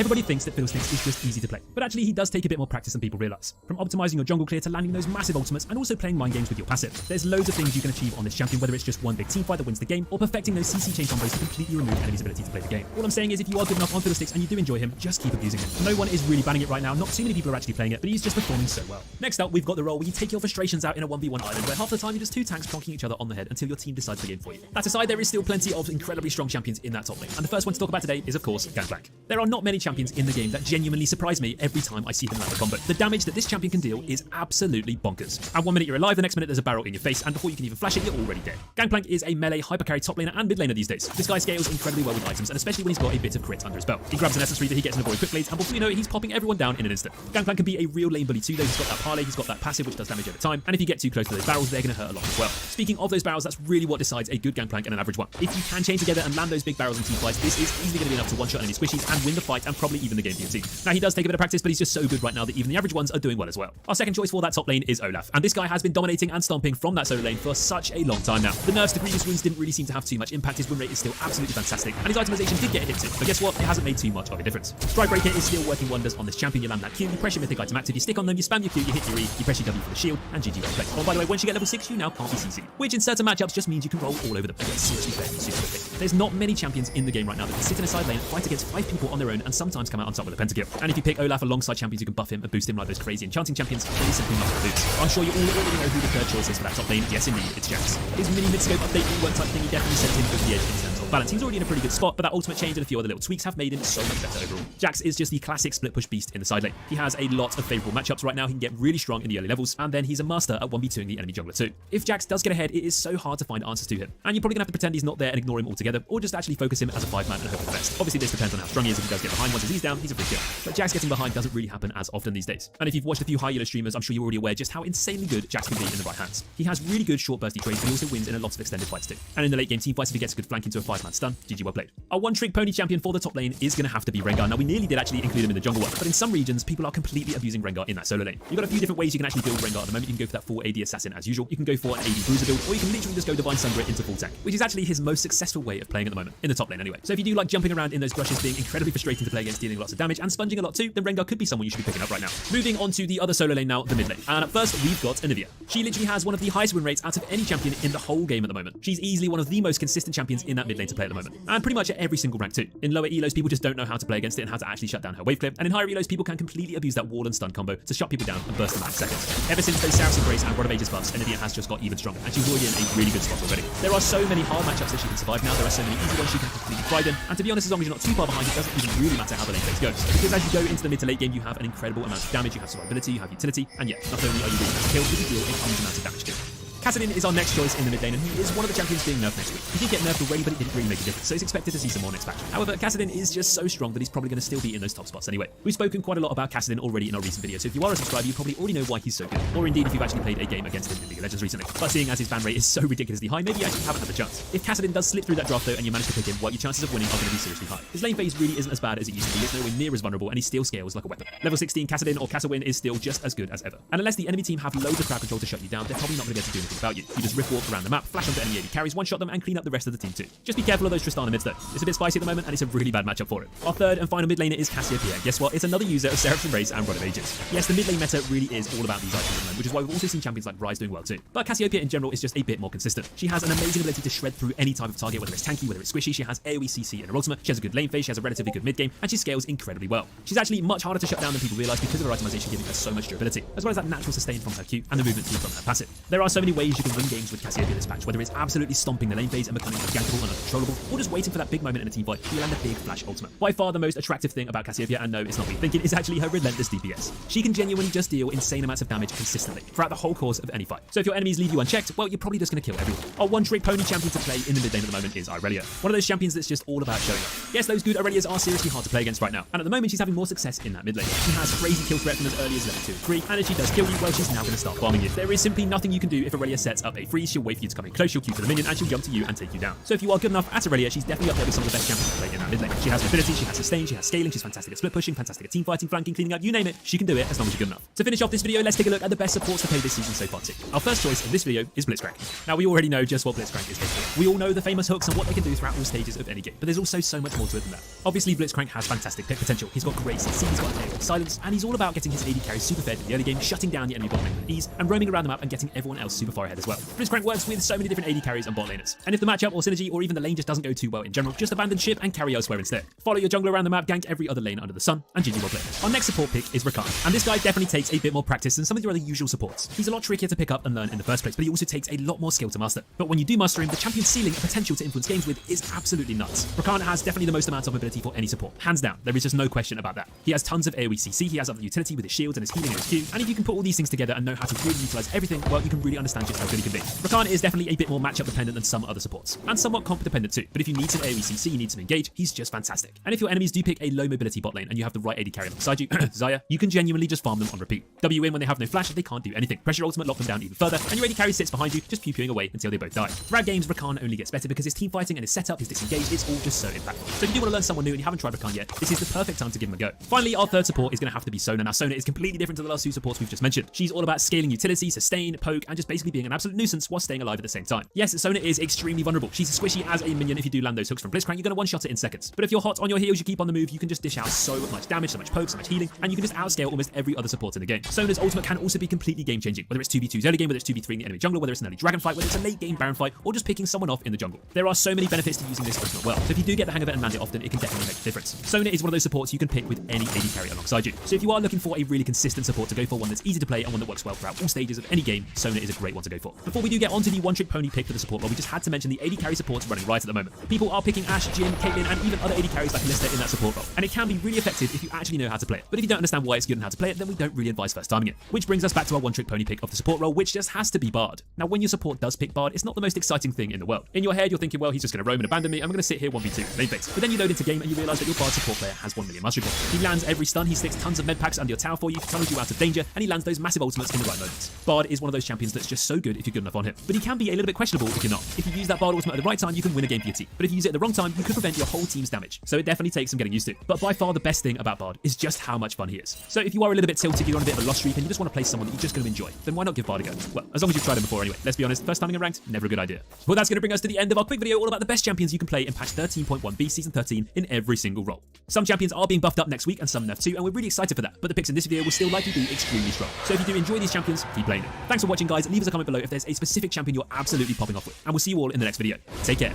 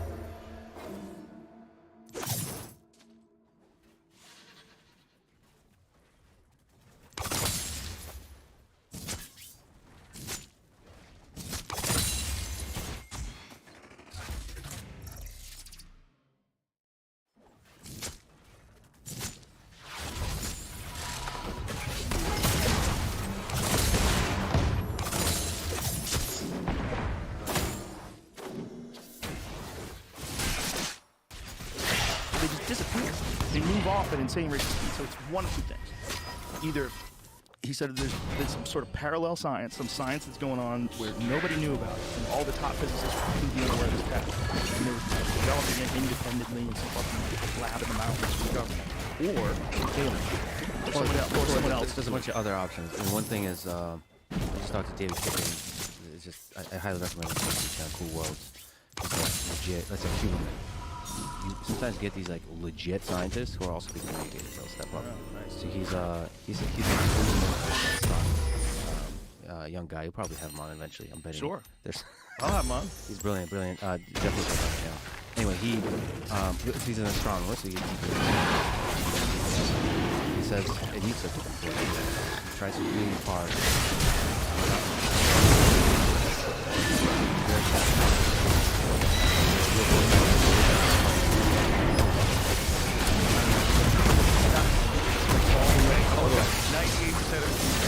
And there you have to be a little bit careful. But yeah, to me, it feels like scientific development now. The Akali telescope, which is getting more and more data to where we're not going to have shitty videos. We're going to have high resolution understanding. And because it's becoming more okay to talk about aliens, I think the actual scientific community has a bigger humility about the topic to where they're expanding of their the window of their study to consider all kinds of physical phenomena, all kinds of observation, all kinds of sources of data and signals and so on, to where we would, I would hope we would get definitive signals of alien life. Yeah, definitive. Definitive, like when you look at the capabilities of satellites today, like satellite imagery, how good are they? And how many of them are up there that they could direct to a very specific area and get? It's really, really good. So why wouldn't Starlink, they just they're call going to cover in? the whole. Well, you're talking about thousands and tens of thousands, potentially hundreds of thousands. But are they capable of imagery? The Starlink? Yes, they're all capable of imagery, but they're not on purpose. Right. So it all That's depends. for internet. But what about for when they have spy satellites or satellites that can look down and see everything that's going on in the city? How good are those? They say they can read license plates from space. Yeah. Is that real? I think that's right. But how prevalent? That I don't know, because like capability I think is there, but I don't know how much desire there is for that kind of application, because there's so much more for other kinds of applications. So like low resolution imaging for mapping purposes and so on. Imaging for military purposes, there's applications, but that's like very specific kind of application. I just don't know. It's like a James Webb Telescope, right? There's like huge battles going on what that's going to do. There's a lot of strange resources. You have to battle what are the interesting questions, in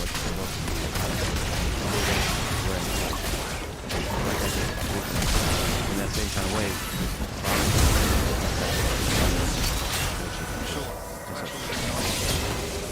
Especially because intelligence agencies are probably resistant to this stuff.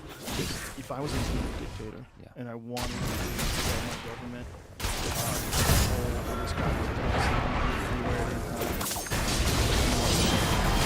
mass surveillance drones in the sky above cities, a good way would be alien. But we have to capture these things on video. There's no one way. We're going to deploy these high-resolution video cameras in the sky and capture everything. And there's sightings every day. It won't be a matter of time before we have real high-resolution photo of something we can definitively prove is not on this earth. Well, do you think there's that much excitement about aliens? I'm not, like, it's ultimately why are aliens so interesting? Because to me, philosophically and scientifically, it's a super interesting question. Like, just even the question, are we alone? That's really exciting. But it's not. Do you think people would vote to pay for that versus to pay for? You don't want them voting for that. Just do it. Just do it. Dictate, No right. go.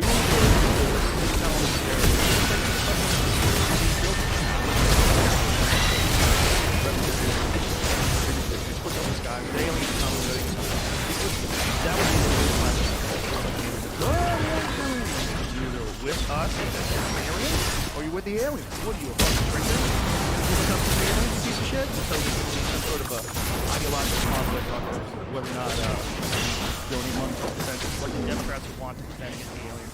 The Republicans are going to be like, hey, let's just hear him talk first. We're going to have a fucking giant dilemma here.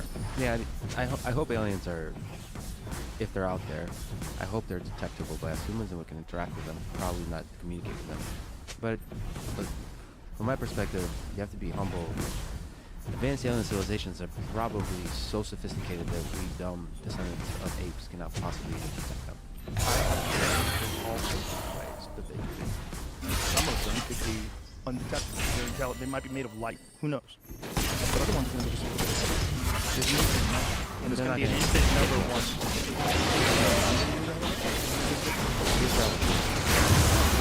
But if they figure out some new technology like challenging the universe, that's not outside the realm of possibility. For sure, but then they figured out all other kinds of technologies that enable them to navigate complicated life forms that are unlike them, and to be able to study them and to manipulate them and all that. Without them knowing. Without them knowing.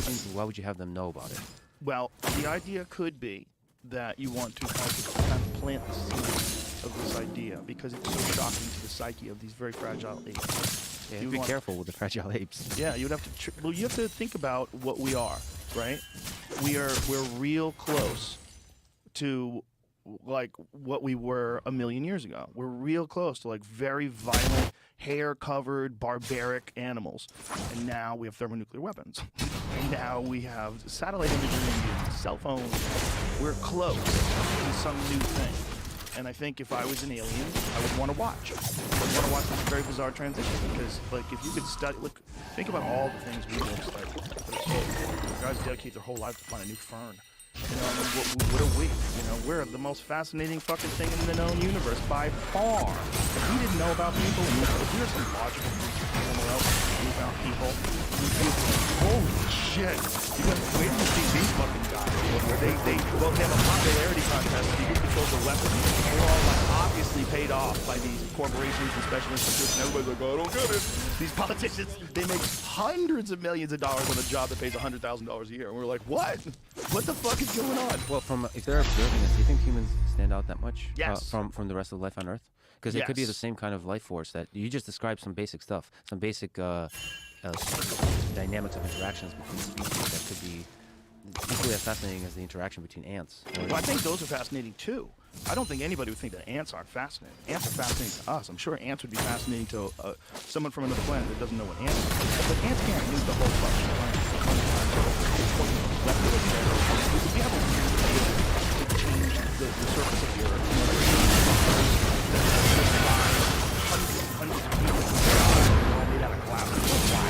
We're so different than everyone else. And yeah, there's a lot of fascinating programs.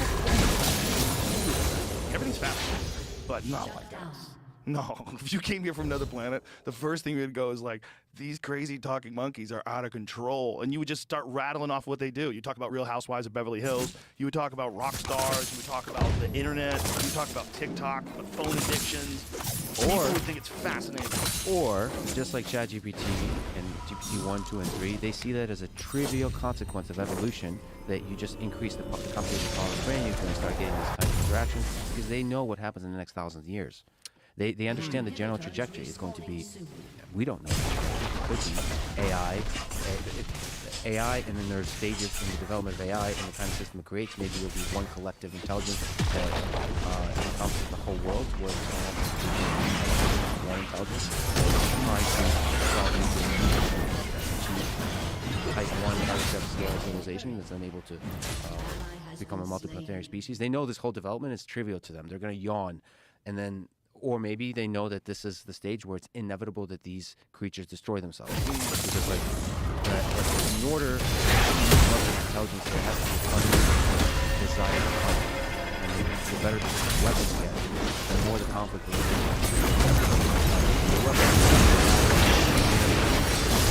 Maybe that's where aliens are scared of this one.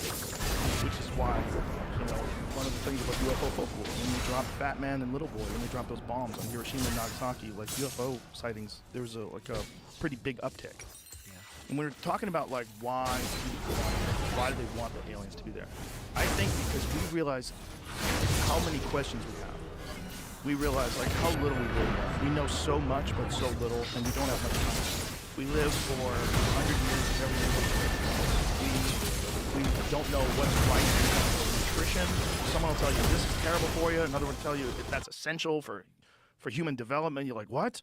We don't know what's the right way to educate people. You hear that our school systems are great; they just need more funding. And you hear no, they were designed to make factory workers out of rural people. They were designed to take like people that had they were wild folks and make them sit in a fucking chair and do everything and go by factory bells every day. Well, both those things are true. Yeah, right. It's like at the same time, they might look at us and see this is amazing. Amazing. That we live a very short amount of time. We're over dramatic and emotional. We fall in love, and then there's heartbreak, and you lose the people you love. You go to war to each other, and through that process of war, form some of the strongest possible bonds that any two entities can with the people you fight alongside with. And then somehow you form these different hierarchies where people hunger for power and destroy other human beings through that desire for power, for greed, and all that. Oh, no doubt. And then all of it, the individual life itself, the human condition, is deeply meaningful because of all those constraints, because of all that uncertainty and the mystery. They might be jealous because they figured all their shit out, and they're just, maybe we're at this stage where, because we haven't figured out most things, life is beautiful. Like, life can be beautiful in this way that they'll know they no longer can't be. What I was saying though is that's why we are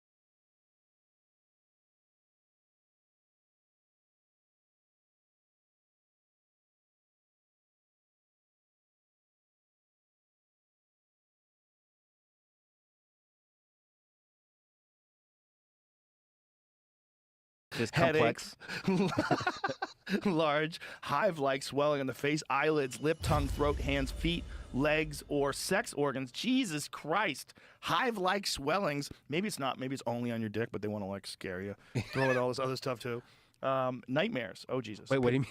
Wait, is it better if it's on your dick? I don't understand. No, it's terrible. Yeah. But like they're like, this is gonna get it everywhere. Don't worry. Oh, it's not right, just right. the dick. Soften it up. Yeah, it is your head, your feet. You're like, okay. But if it's like, can it give you just- hives all over your balls? just like, negative no consequences No, just for your dick. face too, bro. Don't worry, your hands. Oh, okay. But I'll be skinny, right?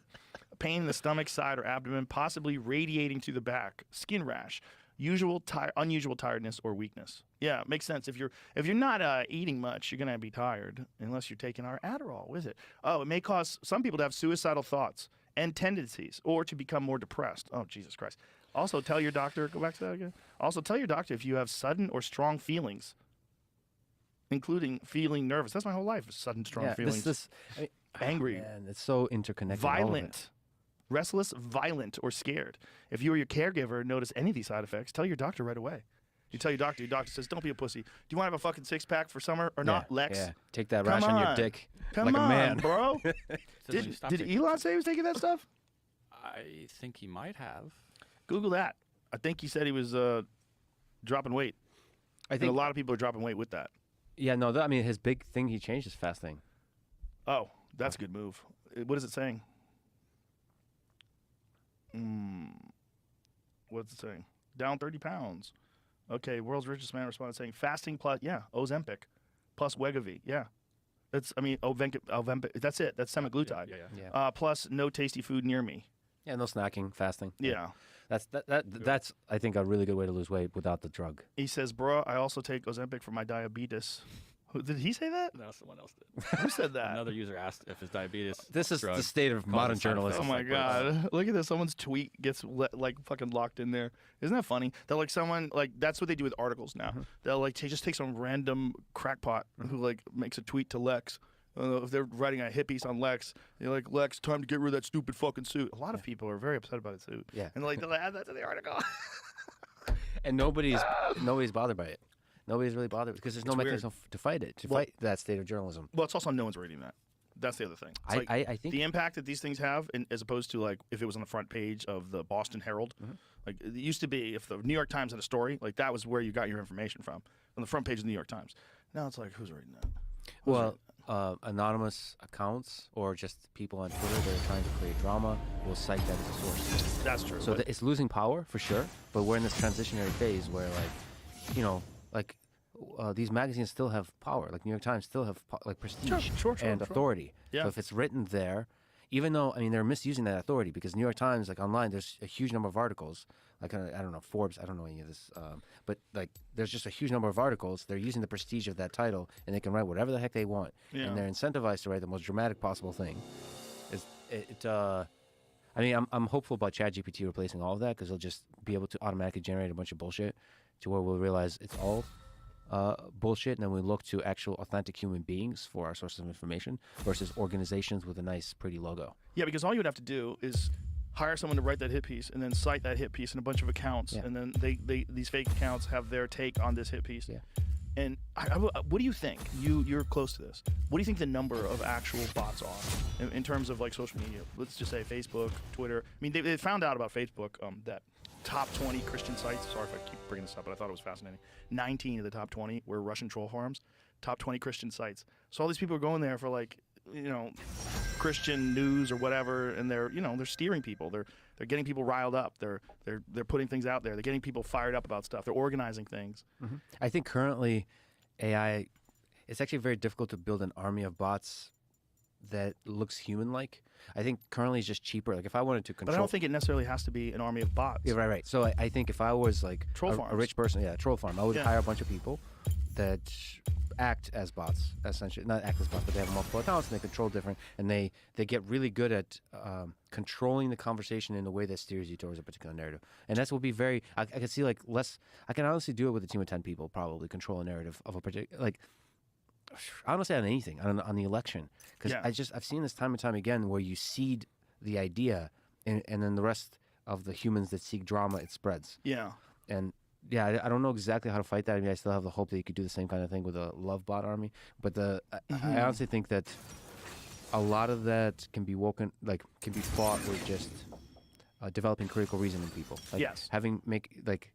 Basically showing to people, revealing to them that there's a lot of misinformation online, and only you can figure it out, like using the capacities of your own reason, Yeah. diversifying the sources of news that you take in, all of that.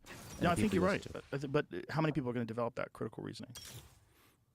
Part You of have that's- it. You have it, right? Yeah. You read something and some people are tweeting about stuff, and you're like, Yeah. "Is that a real person?" Yeah. Like you'll think about it. You'll take it into consideration. Do you remember when Elon first bought Twitter, and there was this, and he posted it, I think too. A bunch of people posted it. There was someone that did a comparison of this one phrase that was said by so many people about, is it really right for one person to have this much power? And it was just like all these accounts saying it in the exact same order, exact same words. And it's fascinating because like people are putting that narrative out there. So who's doing that? Is that a troll farm? Is it a bot? It doesn't matter because it's clearly there's something going on, right? And I would do that if I didn't want him to do it. If I was like some competitor or if I was some organization that, was enjoying the benefits of it being censored and having some sort of interaction with the company to be like, hey, this story, we should fucking kill it. And then you knew you could just get it killed. Well, and also, but there's other forces like writing a negative thing about Elon, a tweet or an article is more likely to produce likes. Oh, That's for the current state of things, especially ever since, and I criticize him for this, becoming political. Yeah. He didn't need to be political. He's an Well, it's not just political. It's like we talked about the Paul Pelosi tweet, right? It's like when you're that guy, God, you'd be extra careful. But he wouldn't be that guy if he was careful, right? Right. That's the trade-off. Which is the trade-off. Say fuck it. Well, when he made that picture of the pregnant man emoji right next to Bill Gates and said, if you want to lose a boner real quick, like, the fact that's the same guy that wants to put people on the moon. Yeah. I mean, it's so crazy. He wants to be a multiplanetary civilization and dunk on people. The fact that it's the same person, it's like, there's not another dude like him out there. No, and I mean, he's not a troll. He's a part-time troll. He's an incredible leader of teams. Yeah. Like he can hire better than anybody I've ever seen. So build up a team, get rid of the people on the team that are not contributing effectively. Yeah. That's really rare, especially for large companies. And Well, to when give he them- moved into Twitter and did that, it was funny, like at the outrage. But yet there was so much information out there, so much evidence that there was a lot of waste there. Like, I'm sure you saw the video of this woman who outlines her day at Twitter. Like,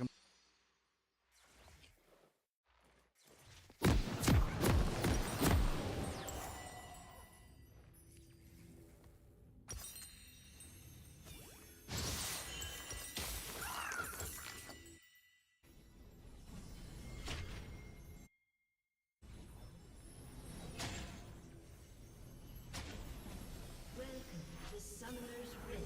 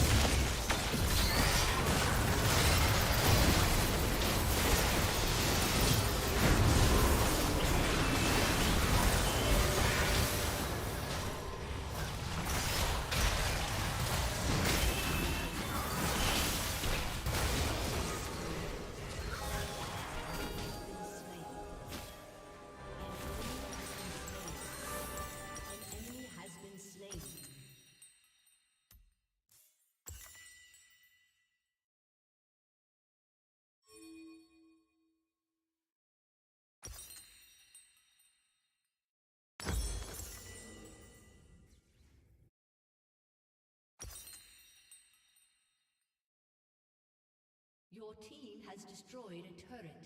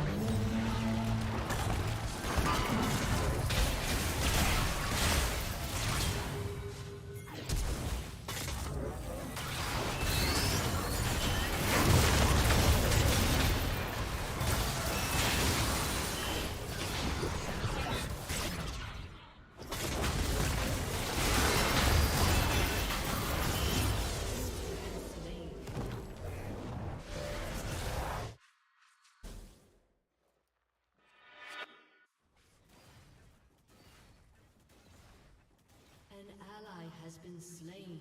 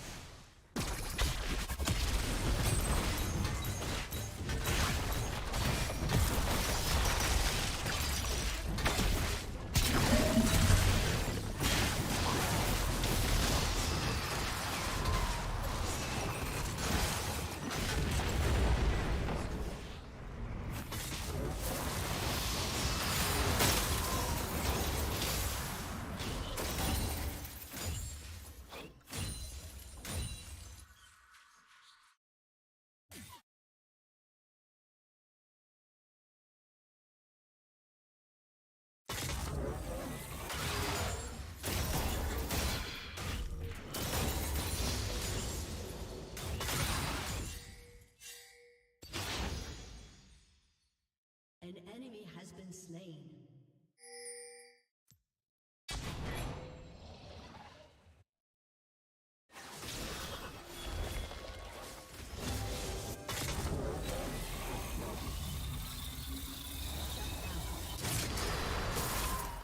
An enemy is unstoppable.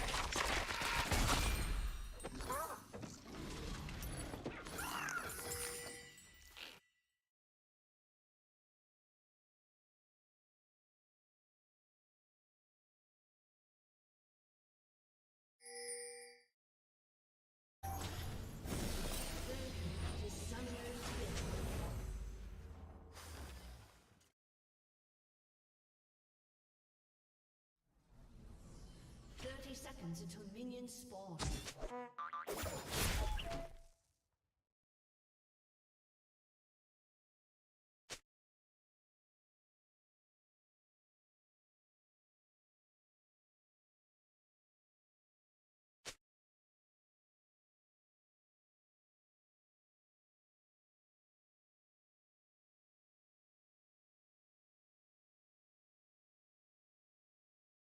Minions have spawned.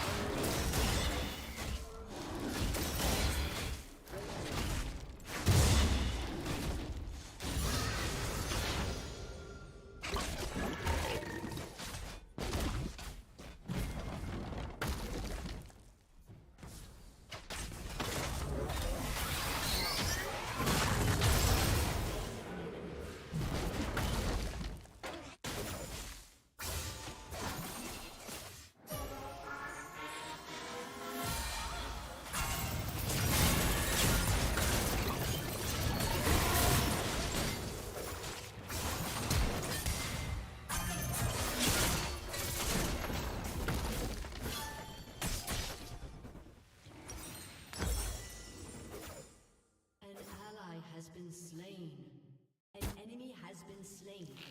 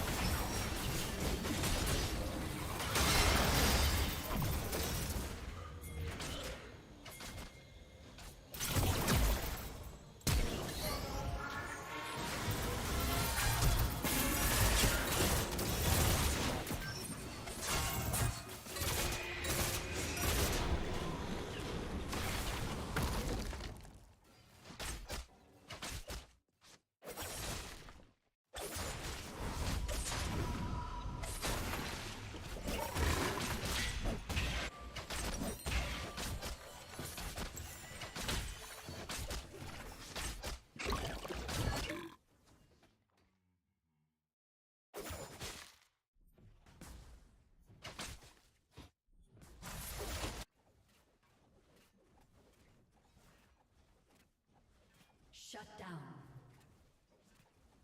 An enemy is unstoppable. Shut down.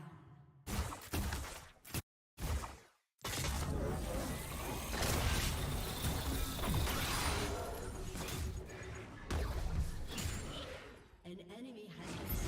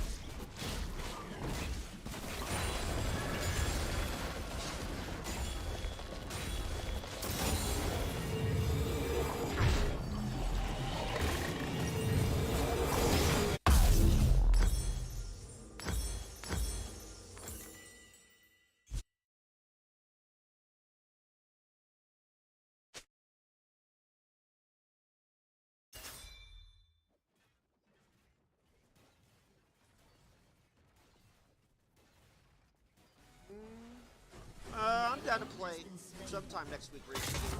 What are Racing Games voice copies? Give a few, and I'll download them on 5 multiplayer.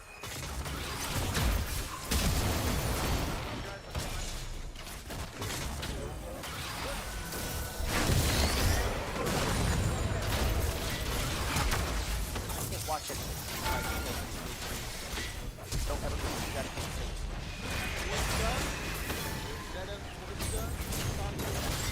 For instead of Corsa though, you have to download like Rumble, and you have to like join a Discord server. I have to join somebody's server that can take it my IP. Because it's integrated in the game, custom lobby in the game. I don't know how Rumble works. But yeah, the servers are really anal. GTA RP? Oh my god, I got a great thing.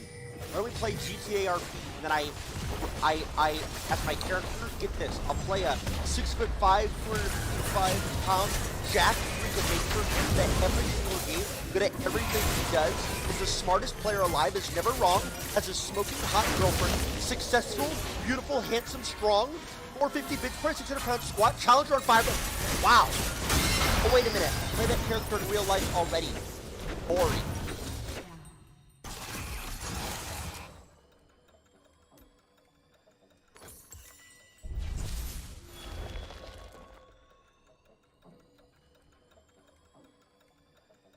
Aced.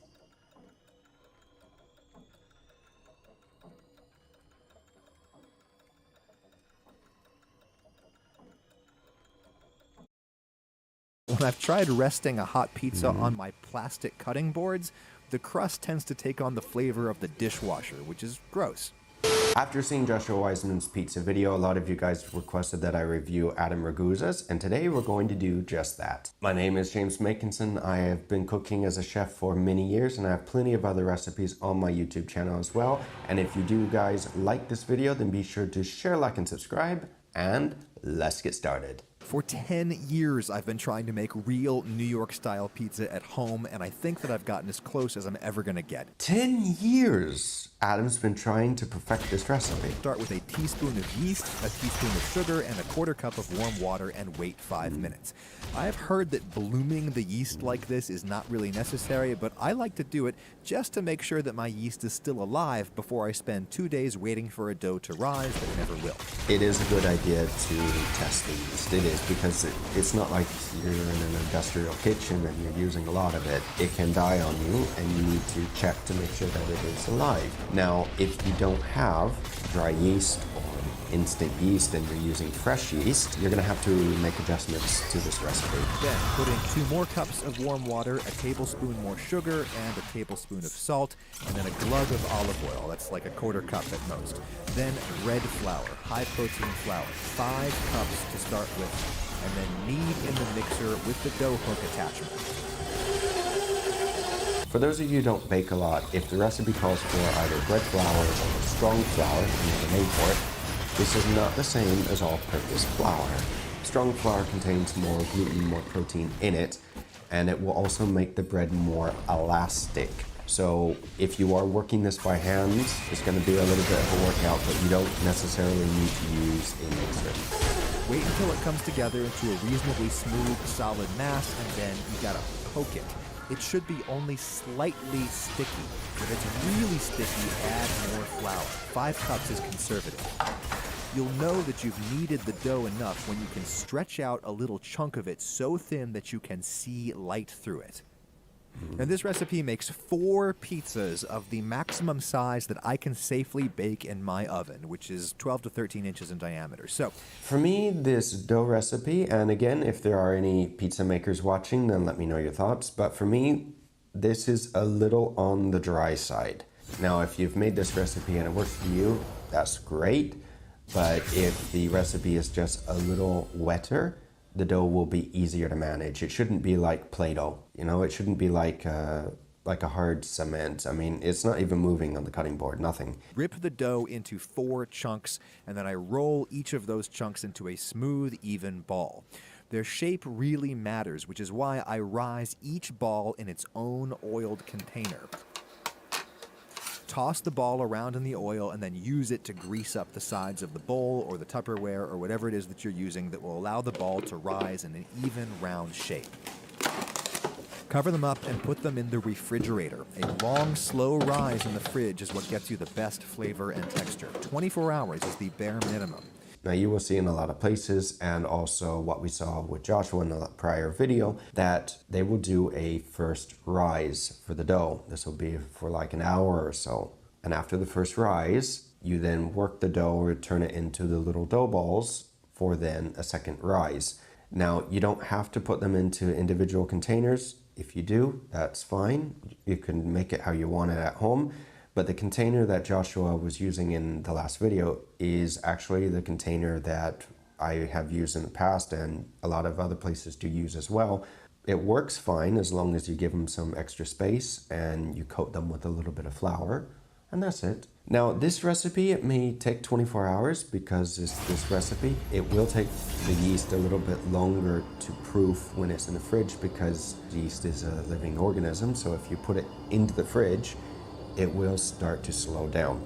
Now when I mix my dough is when I make my sauce. You need a 28-ounce can of whole plum tomatoes. I really prefer San Marzanos, that's the expensive kind from Italy, because they are really acidic, they're very bright. San Marzano tomatoes come from southern Italy, close to Napoli. Now if you get the authentic tomatoes, it will have the DOP on it, which is the protected destination of origin. Now what's so special about this area next to Napoli is that Mount Vesuvius is right next to Napoli, and the soil around that area is very rich.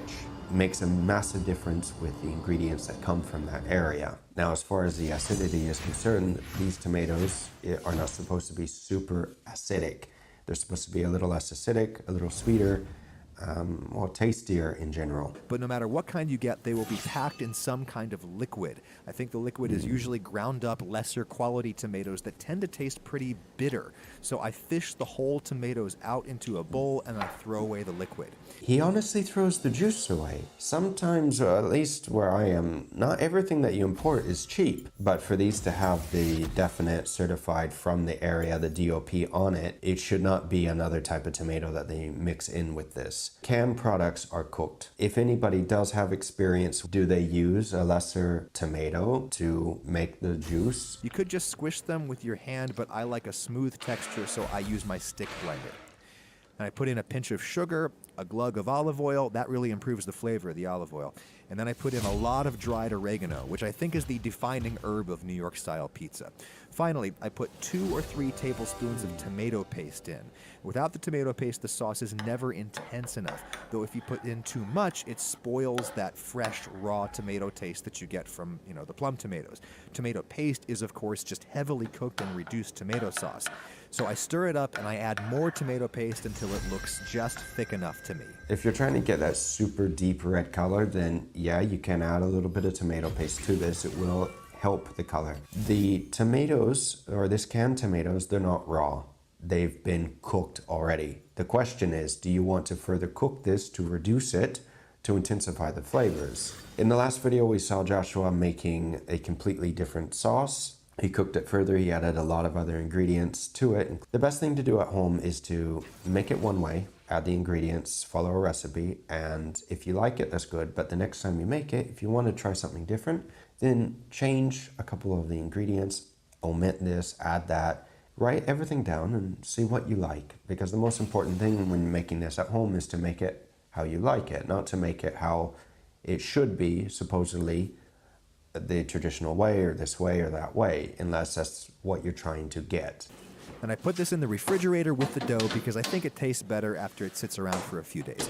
Like I said, you gotta age the dough for 24 hours at least. This has been in for 48 hours, which I really prefer, though sometimes I age it a whole week. It almost tastes like sourdough when you age it that long. Yeah, if you ferment your pizza dough for a week, for 7 days in the fridge, it will start to take on different flavors. And if it's not sealed tightly, it will start to take on flavors that you have in the fridge. But I'll be honest, 48 hours is a very long time to wait for the pizza dough to rise. We'll have to check out his other video to see if he changed the recipe. This is my pizza stone. You really need one of these, and you should get the biggest one that'll fit in your oven. In my oven, I get the best results on an upper middle rack position, though that took some experimenting. Every oven is different. If you have a convection setting, use that. It'll help with the browning of the cheese. Preheat to the highest temperature that your oven's got.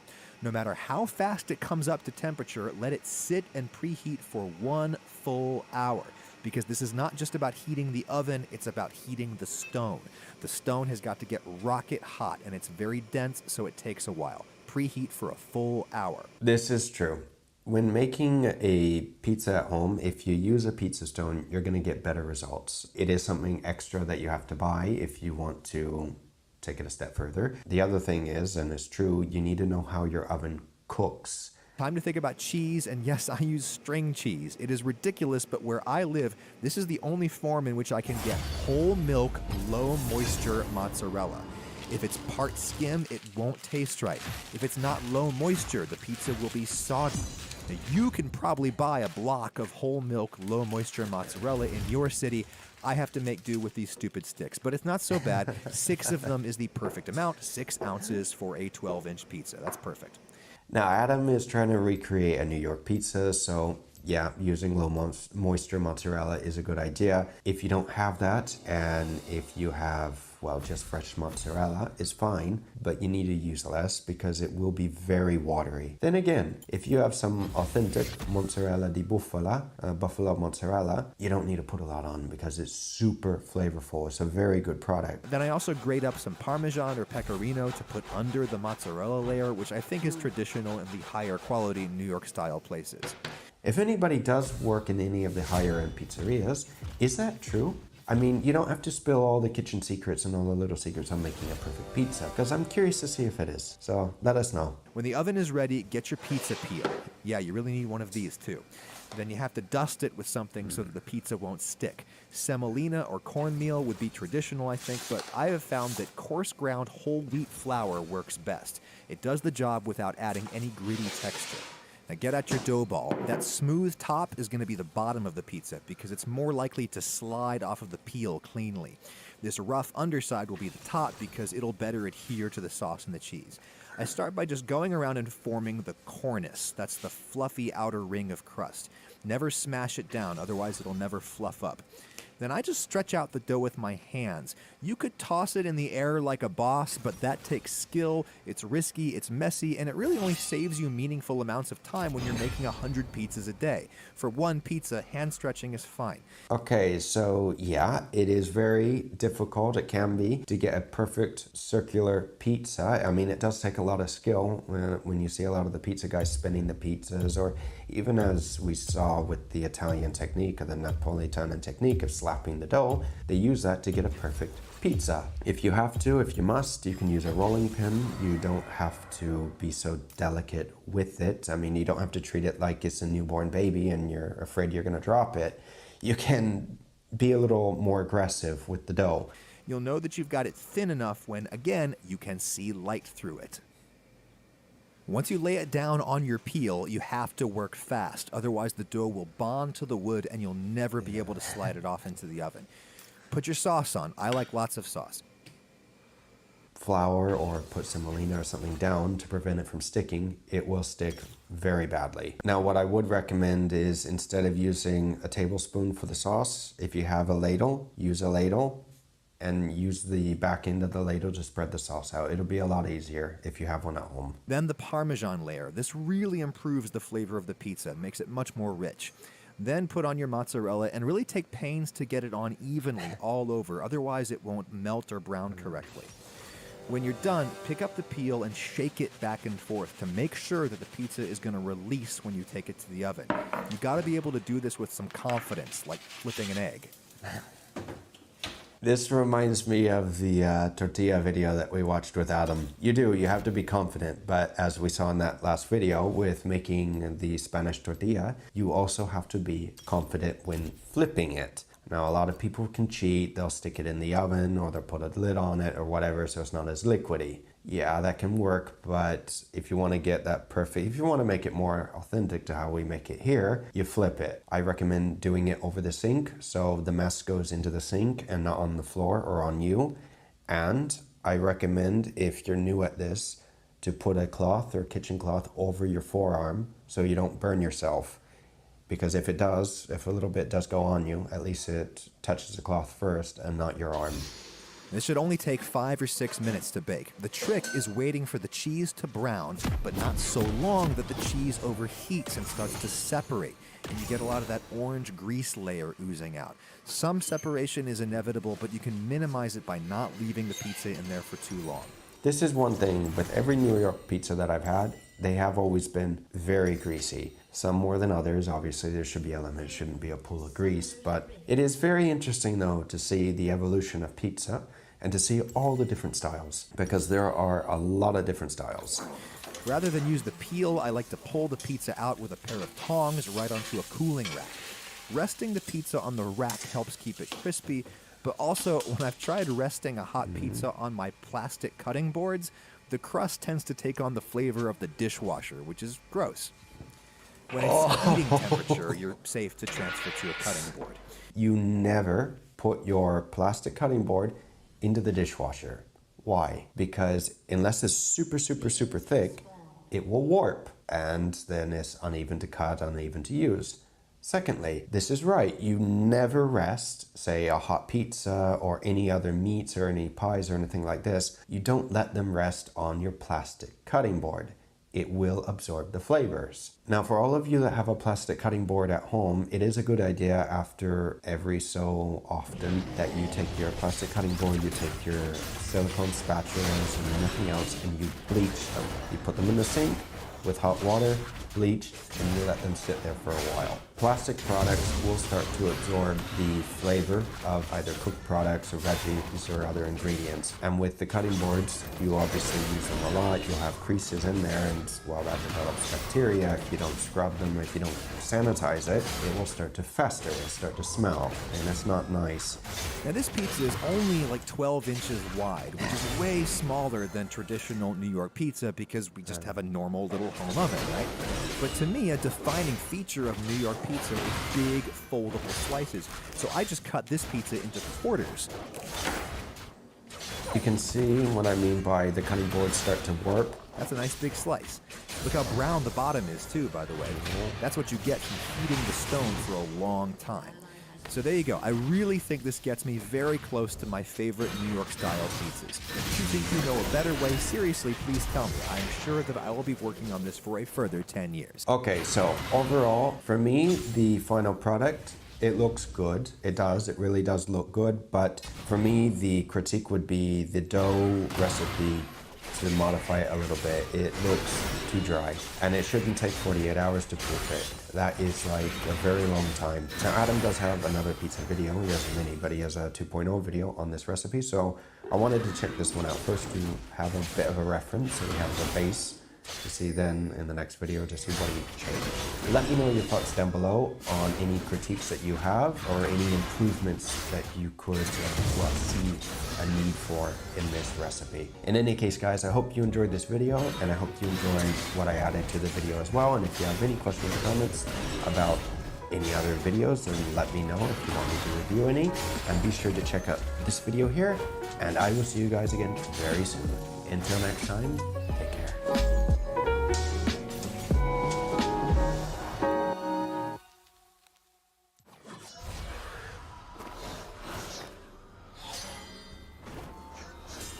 I cannot tell you the number of Tombstone pizzas I ate growing up. Factor into Tino's and Tony's, and I'm sure the number was close to infinite. But you don't have to relegate yourself to frozen pizzas, nor do you need to debase your taste buds with pre-made crusts and sauces from the grocery store. Making pizza at home is easy. Can it be as good as a great pizzeria's pizza without a pizza oven? It's unlikely. But it can still be pretty damn close, and close enough to be worth the time and money you'll save. It's also definitely better than frozen.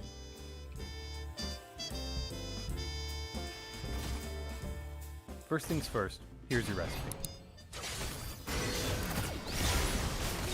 the first thing you're going to need to do is make your dough. And you're going to want to do it at least the day before. But pizza dough freezes pretty well, and we can make multiple balls at once, so you won't always have to do this, and even more importantly, you won't have to remember to do this every time. I'm going to make two different sets, one with bread flour and another with 00 flour. You could always make yours with all-purpose flour, but it'll lack some of the structure and chew that these flours offer. Still better than frozen though. Alright, this recipe makes 4 14-inch dough balls. So, in a large bowl, we'll start with 850 grams of flour, to which we'll add 21 grams of sugar, then 14 grams of kosher salt, and finally 14 grams instant or active dry yeast. I've talked about it before, but if you want to, you can bloom that yeast in some of the water you're going to add. But if you know your yeast is fine, don't worry about it. So we're going to whisk all these together until homogeneous, and then pour in 560 grams of lukewarm water, and then 45 grams of extra virgin olive oil. You can either mix this with a wooden spoon or spatula, or by hand, which is my preferred method because it gives me a better feel of where the dough is at, and it's one less thing to wash. I mean, I guess I have to wash my hand, but you know, you should be doing that anyway. As you mix it, pay attention to how the dough is feeling.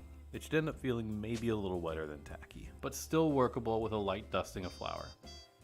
So if it's still sticking pretty bad by the time you've incorporated everything, add some more flour, tablespoon by tablespoon. And of course, if it feels a little too dry, add a splash of water, combine, and see where you're at. Once you've got a big shaggy dough ball, turn it out onto a lightly floured surface and begin kneading it. You only have to knead it for a little bit, because we're going to be letting the dough do most of the hard work in the fridge soon. You also might find yourself needing to add a little flour, which I experienced more with my 00 dough than my bread flour dough that I made a couple days earlier and froze off. I'd say you're looking at 2 to 3 minutes of kneading tops, or until your dough passes the window pane test. Basically, the window pane test is where you can stretch it just enough for light to come through the dough without it ripping. Form your dough into a rough ball and divide into 4 equal pieces. Then take each piece to form into balls, rolling them around to become taut. You'll apply a similar technique to the one I mentioned in my loading the instant bread video. Then just space your dough balls out onto a half sheet tray, cover, and place in the fridge to rise for 1 to 3 days. Personally, I think 48 hours is about the sweet spot, but your mileage may vary. And look, all 10 minutes of work has created 4 dough, and at less than $1, at least if you're using the bread variety. When they finish rising, you can freeze off the dough you're not going to use immediately. And you've got dough taken care of for the next time, and the next time, and the next time. Just pull it out the day before you want to use it so it can sit out overnight in the fridge to thaw. Now, onto a quick sauce. Red sauce for most pizzas couldn't be simpler.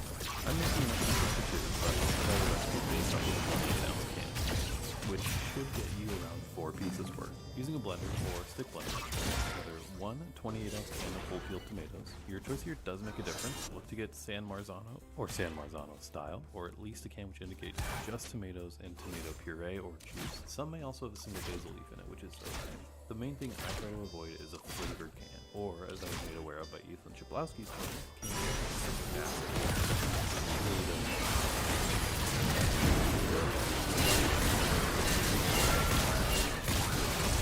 Next, we'll add 2 cloves of garlic, some pepper, although you don't want some salt, 1 teaspoon of rice, and optionally some red pepper. Go ahead and pulse the box. Portion off into 4 jars and freeze off the ones you won't be using immediately, just like with the dough. And just like the dough, let the frozen jars thaw in the fridge overnight before using. Optional, you could cook your sauce down, which is more typical of a New York style pizza sauce. But for the sake of time, I usually don't. This time though, I'm gonna do it. It's pretty simple. So, add your sauce, add a little extra virgin olive oil, and a tiny bit of sugar. And also about 1/4 of a yellow onion. This one is facing a serious amount of beef, but they can be low pepper. So you're going to want to then just put that over medium on the stovetop and let it start simmering, and you're going to let it reduce by about half on the stove. Once it's reduced, remove the onion, and then add in about a tablespoon of butter and stir it. Again, this is just for 2 people. The butter here is primarily serving to round out the sauce. I would definitely recommend doing a little taste test before and after just to see how much sharper the sauce is before you add the butter. So, when you're ready to make your pizza, be sure to set a dough ball out on the counter about an hour and a half before. Be sure to lightly flour the counter and its cover. This will give your dough some time to crumble down, rise a little bit, and relax. About an hour before you plan to bake, turn your oven onto its highest setting. It's probably 525 or 550. Ensure your pizza steel or stone is inside so it preheats with the oven and it's placed on the bottom rack. If you don't have one, you could probably get away with using an inverted sheet tray. There's a few methods for stretching your dough, but I typically do a hand stretch then toss. Be sure it's not covered in too much flour or your kitchen will also be covered in flour too. So you'll want to start by pressing in and out from the center of the dough ball to form the crust, trying to keep the dough as even as possible except for the crust where you want to have it be a little bigger. So you're going to want to maintain a thicker rim for the outer crust. But just make sure yours isn't as thick as mine is, because you're going to see pretty soon that it was just a little bit too thick. So anyway, keep pushing down and out radially to form the first 6 or 8 inches or so of your crust. Then toss overhead to get it stretched out to the next 12, 16 inches. So again, they're 14-inch dough balls, but you can definitely get them 16 if you want to. So anyway, sorry I didn't really capture that part. You know, kind of see it here in the reflection on the crust. Once your crust is ready, go ahead and build it on the floor. I know this is not the preferred method for some, but it works for me. Just be sure to dust your steel with flour or cornmeal first. Personally, I like the cornmeal. I know it's probably not good for a lot of people, but there's something nostalgic about it for me. For my pizzas, I'm keeping things simple and just doing cheese, particularly because I'm interested in tasting the differences between the double zero and the bread flour based crusts. So, from the center of the crust, I apply the sauce up to the edges. Next, I add the cheese. In my case, I'm doing some shredded low moisture mozzarella, some chev, and some Parmesan, and then a little bit of olive oil. Next, slide your pizza in the oven and bake for 7 to 9 minutes. At around minute 7 is when you're going to want to keep an eye on it and cook more based on feel versus time. You want to make sure a little bit of that cheese starts to brown, but you don't want that cheese to start to grow with fat. Once your pizza's done, pull it out of the oven. And finally, before I cut it, I'm adding a little bit of shredded fresh basil on top. And I'm treating the double zero pizza in the exact same way, so I can go ahead and taste test between the two of them. I can see what the crumb looks like, and generally, you know, for me, see if it's worth it, at least where I'm at, to spend $5.99 on 5 pounds of bread flour or $9.99 on 3 pounds of double zero flour. For me, I found that for the price point, I enjoy the bread flour a little bit more. While the double zero flour has a little bit of a better chew, I think that flour would be much better utilized if I had to pizza. And double the cost, it just isn't worth it. Anyway, let's think about what just happened here though. Since stretching our dough, we've spent a sum total of maybe 15 actual minutes of our time to get a delicious pizza. That's a far cry better than the 60 minutes you would have spent waiting, scrolling Instagram, or God forbid Twitter, or delivering a pizza that likely wouldn't even be as hot as you want. This pizza's pretty damn good, and I think we've done well for ourselves, don't you? Now, could you level up these pizzas if you were to cook them in a pizza oven like a Uni or a Rockbox? Absolutely, and I wish I owned one. But with a pizza stone, steel, or if you have to, the back of a sheet tray, you're well on your way to something far more serviceable than a sad and soggy frozen pizza named for the stone that goes over a grate.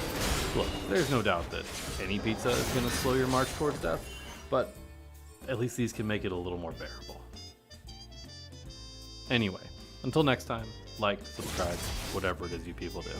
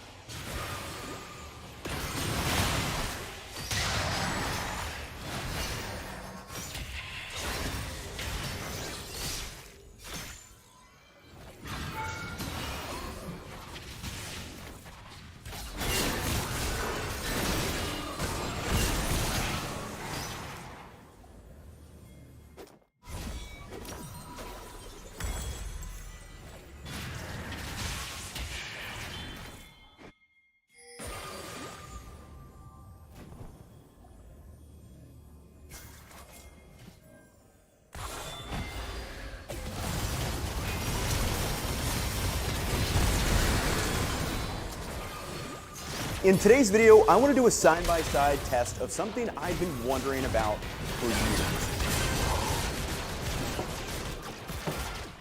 And that is, do certain types of flour actually make better pizza? So I made a batch of dough with 4 different bags of flour for not one, but 2 completely different styles of pizza, Detroit and Neapolitan, so we can get to the bottom of this. Now, in addition to pizza testing, we're going to do a deep dive into the world of flour that will explode your knowledge and understanding of the white powdery stuff, as I tried to answer just about every question I could think of when it comes to flour. For example, things like, are all-purpose and bread flour actually that much different? What exactly is 00 flour, and is it worth the high price tag? What's the difference between bleached and unbleached flour? Does a 1% higher protein content actually make better bread? And why do some countries label their flour by ash content? And maybe most importantly of all, how much of a difference does any of this stuff actually make? Like, can I just stick to my standard bag of all-purpose flour? Or is there an upgrade to be had from some of these more expensive options? And in this video, I went down so many rabbit holes. The world of flour is simultaneously confusing and absolutely exhilarating. And it's not because you or me just don't understand it. I actually think it's due to 3 factors. 1, there's non-standard labeling in basically every country. Italy, Germany, and France label their flours by ash content, but the US typically goes by protein percentage. And even then, a lot of the bags in the US aren't required to list the exact percentage, so naturally they don't. We can get into that later. Secondly, some flours may or may not be desirable depending on what you are actually making. For example, a higher protein flour may create a more robust gluten network, which you would want in a loaf of bread, but you may not want that in cooking. So I chose to use pizza as our guiding use case in this video, but if you want me to do follow-ups, there's about 10 different video ideas that I got while writing this one. And then thirdly, the outcomes are subjectively good or bad. As a continuation of number 2, even if we made the same product, pizza in this case, with all 4 flours, at the end of the day, these outcomes are subjectively good or bad, and this is where your role comes in as a viewer. I'm going to lay out all the information, give you some of my thoughts, but ultimately it will be up to you to decide what's best for you. For example, I could say that a super light and airy crust isn't for me, but some of you may be eyeing that as your dream pizza. So where does our journey begin? Well, first I'm going to outline the 4 bags of flour I chose for testing, why I chose them, and then we'll go over some of the key variables that I think everyone should know when it comes to flour, and we'll get into those 2 different styles of pizza testing. Before we break it down, a quick thank you to today's sponsor, Harry's. One of the hardest things I have to do each holiday season is shop for my dad and 3 brothers. But thanks to Harry's, I've got them covered this year. This is the Winston Total Face Care Set, which has a limited edition razor and a selection of face care essentials. We have the shave cream, exfoliating face wash, the post-shave balm, and a daily face lotion. And as I've gotten older, I definitely appreciate buying or receiving gifts that I know people are actually going to use. And with Harry's, they make it easy this holiday season. So if you've got someone that's tough to buy for, check out harrys.com/Ethan for some gift ideas at a great price. Thank you again, Harry's, for sponsoring this video. But now, let's dive into the test candidates. For both the Detroit and Neapolitan style pizzas, I use 4 different bags of flours at varying price point and flour particle makeup. And these are 1, bleached and enriched all-purpose flour, 2, unbleached all-purpose flour, 3, bread flour, and 4, 00 flour from Italy. So your first question might be, why the hell was this bag of flour $20? Secondly, if you're from Europe, you might be wondering what bleached flour even is because it's not legal there, and we'll get to both of those. But more importantly, I want to explain the differences and variables that come between these flours that we're purchasing at the store. And to begin to understand that, we first need to run through how flour is produced in the first place. So most of us probably know that wheat is grown in a field, and when ready, the wheat is harvested before being separated and cleaned into individual wheat grains, and these grains are then milled and turned into the flour that we buy at the grocery store. But what you maybe haven't seen is inside these individual grains. So each grain or wheat berry has 3 main pieces. The outer layer, known as the bran, and then inside we have the endosperm and the germ. So when this wheat grain is crushed and milled, there's 2 goals we are after for a white flour. One is to separate the bran and the germ from the endosperm as well as possible, and then secondly, maximize the flour made from the separated endosperm. And each package of flour is going to have an extraction rate, which is simply how much flour was actually extracted from the grains. So typically all-purpose and bread flours in the US are going to have around a 70% extraction rate, meaning if we started with 100 pounds or grams of wheat, 70 pounds or grams of flour were produced. Now, interestingly, the 00 flour from Italy is around a 50% extraction rate, as it's the most refined of all these flours. But one more note, if you look really closely at the cheapest all-purpose flour, you'll notice a higher percentage of little flecks of brown, which are likely little bits of the bran and endosperm that didn't get separated. Now the question is, do these tiny, tiny little bits of the bran and the endosperm actually affect the dough? And it turns out they probably do. So as you can maybe guess, whole wheat flour, on the other hand, uses the entire bran, endosperm, and the germ, and it's going to have close to a 100% extraction rate. Now, if whole wheat flour is generally more nutritious and also tastes more intensely like wheat, why isn't it a more popular flour? And it honestly could be a whole separate video if we wanted to, but the short form is noted from 2 big reasons in On Food and Cooking. Basically, the bran and the germ cause 2 problems. First, they can go bad in a few weeks, so whole wheat flour has a shorter shelf life than white flour. And then secondly, and probably more importantly, the bran and the germ interfere chemically and physically with the formation of the gluten network, and this leads to less rise and a denser bread compared to the light and fluffy stuff that most of society has come to love. So the cheapest all-purpose flour was the only one that I could see with my eye and camera equipment that had noticeably more of those brown flecks throughout, and that may start to explain why people say cheaper all-purpose flours don't rise as well. However, that's just one variable of many. So a regular Pizza Forum member may say that bleached all-purpose flour is for absolute heathens, whereas your average home cook may just be saying, hey, I know it's not the best, but even bad pizza is good pizza, right? So in this video, I've tried to kind of merge these 2 philosophies together and give you the big picture of what probably matters most when it comes to selecting out your flour. And then if you want to, there are so many more rabbit holes you can go down. So what I want to talk about next is the Chopin-Alveol-graph.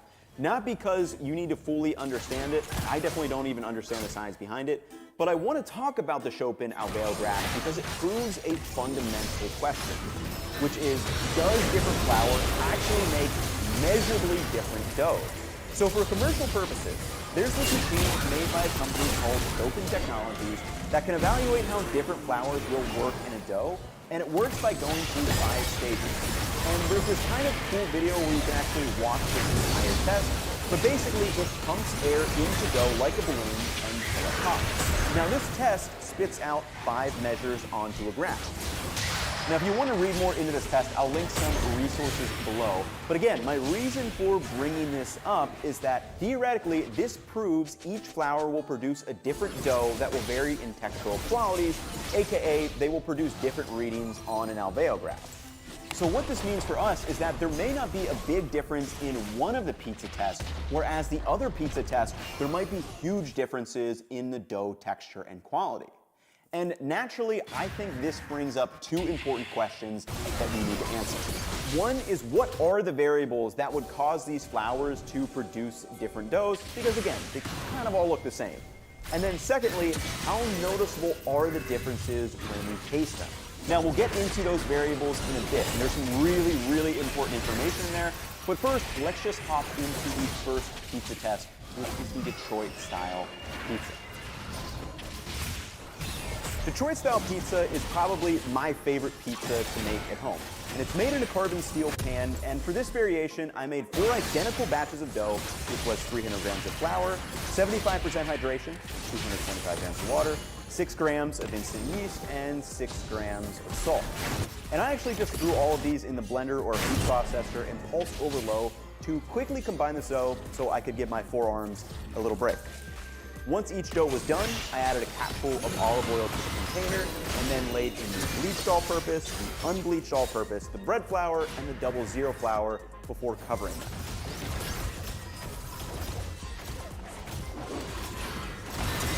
I let all of these rise for 2 hours, and here they are, and we have our first quick observation. One is that the bread flour clearly rose the most. Next, followed by the 00, then the unbleached all-purpose, and the bleached all-purpose. But what happens when we actually bake them? So to assemble, I added some oil to each of these Detroit-style pizza pan and added 250 grams of each dough. I let each dough rest for another 20 minutes before pushing them into the rectangular shape to fill up the pan. Once shaped, I added a mix of Monterey Jack slices and mozzarella cheese, which I think gets the closest to replicating the more traditional Wisconsin brick cheese that is typically used in Detroit. Lastly, sauce it with the classic 3 stripes of tomato sauce. And to cook these, I added each pan to a 425-degree oven and rotated them at 10 minutes, again at 10 minutes, and for the final 5 minutes for 25-minute cook time total.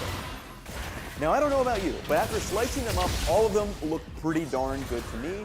However, there are some noticeable differences that we can see. In terms of browning, all of them are pretty solid, but the 00 and bleached all-purpose weren't quite as good.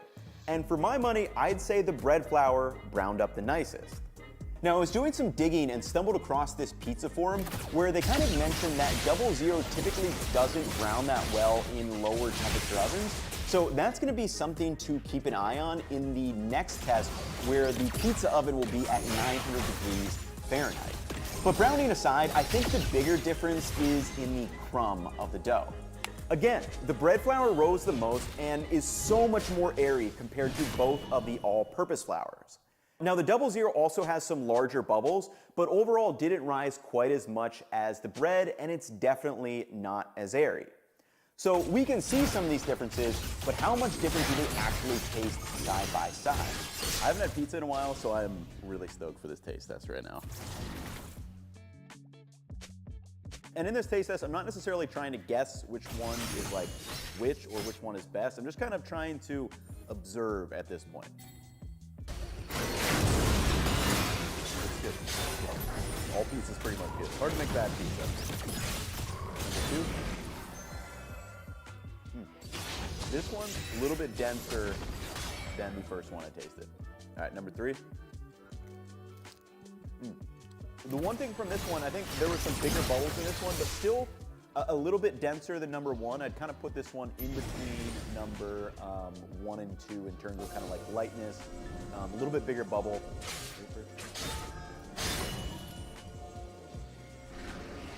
Ooh.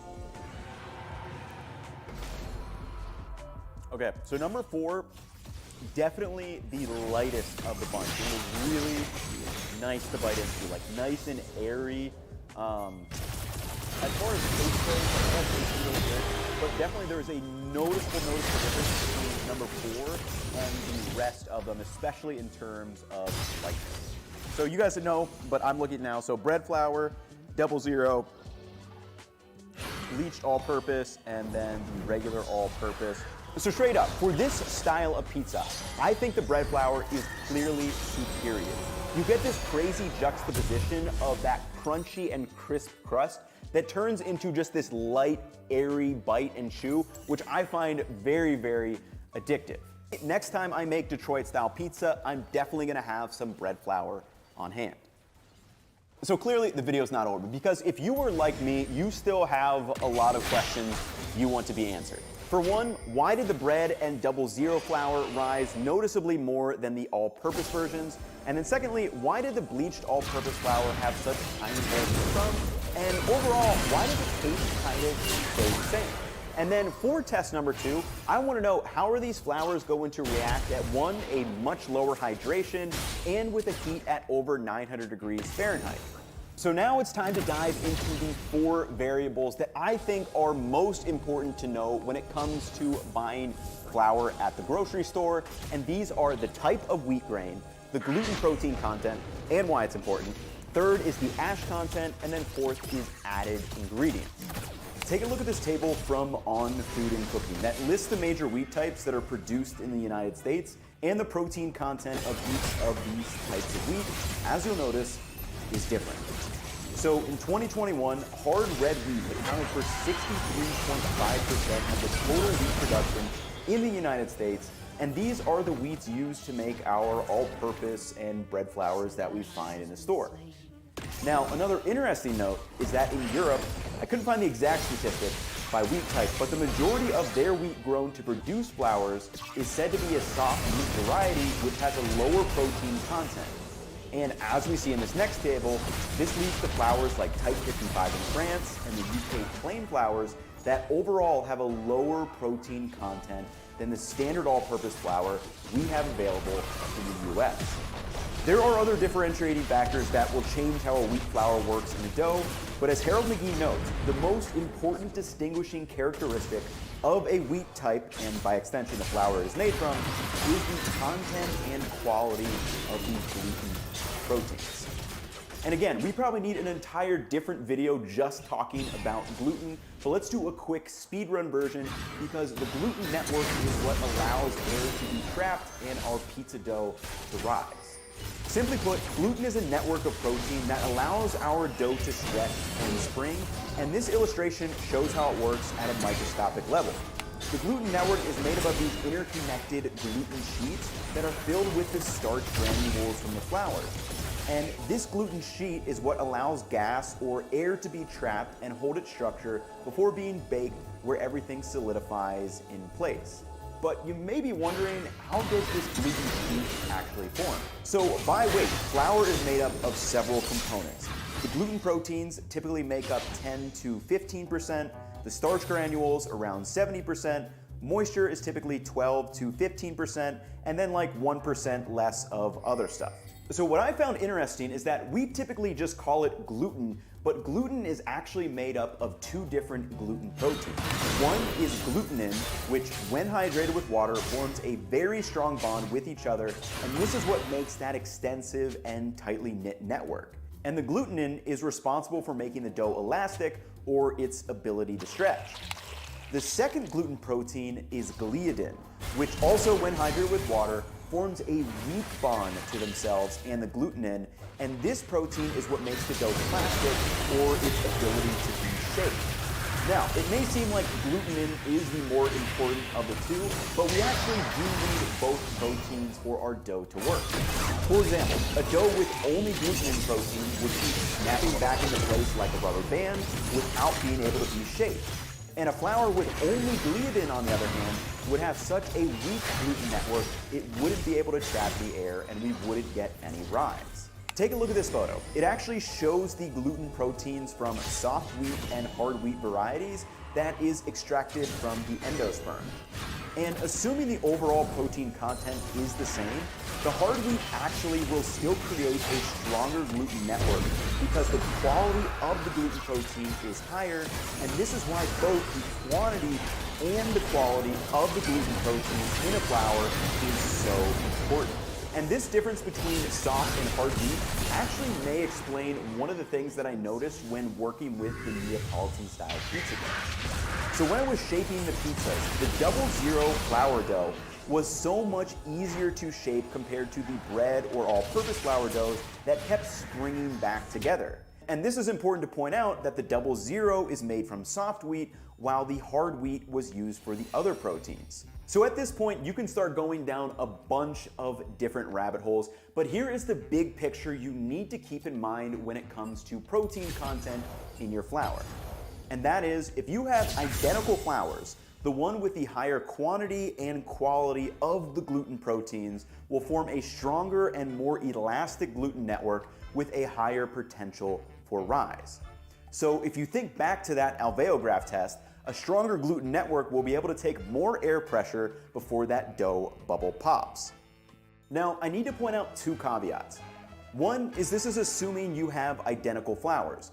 Like I said, there are a lot of factors that can influence how the gluten develops in a dough, how they rise, and how they brown. For example, you may see that 14% protein content on a whole wheat bag of flour, but because it has the bran and the germ in the flour, it actually shears the gluten network, resulting in a more dense dough and less rise. And secondly, higher protein content and a stronger gluten network is not always desirable. We typically want a stronger gluten network for breads and pizza doughs, but in a pastry dough, we actually want to limit the amount of gluten that is formed. And I'm really interested to see how much different a bread dough would be in a cookie or pastry dough. So if you want me to do a follow-up video, I will happily do so. So while protein content in flour is probably the most important thing to look out for in a US grocery store, it's very interesting to note that in European countries like France, Germany, and Italy, their flour is labeled by numbers. And these numbers refer to the ash content in flour. And obviously, this begs the question, what is ash content? For a simple definition, ash content is simply the mineral material in flour. And I'll link a couple of articles below, but what's kind of confusing about the ash content is that it actually doesn't really matter. What matters is that it's indirectly a way to measure how well the bran and germ were separated from the endosperm. So do you remember that whole wheat grain from earlier? So typically around 2% of a wheat grain is going to be made up of mineral material, of which 0.35% is going to be in the endosperm, meaning the other 1.65% is in the germ and the bran. Now in Germany and France, the numbers on the bag of flour are based on these values. So if you see a type 405, this means there are 405 milligrams of ash content per 100 grams of flour. In France, on the other hand, the type 45 means 45 milligrams per 10 grams of flour. So the numbers in Germany and France flours make sense, but you must be wondering, what does the 00 refer to in Italy? So before looking into this, I assumed that 00, 0, 1, and 2 flours were just different sizes of how the flour was ground. But again, after reading into a pizza forum and following a link, it's actually based on the ash content, not the size or how fine it's milled. And the main requirement here is that the maximum ash content in 00 flour is only 0.55%, and the protein must be a minimum of 9%. And this is why if you look at the Caputo website, they'll have several different 00 flours that have slightly different protein amounts. But with that being said, there's just two more items I want to note before we hop into that Neapolitan style pizza test. First, let's answer, why is flour bleached and what does that even mean? So traditionally, freshly milled flours are kind of a creamy yellow. So while they're in that creamy yellow state, they are actually stored for aging.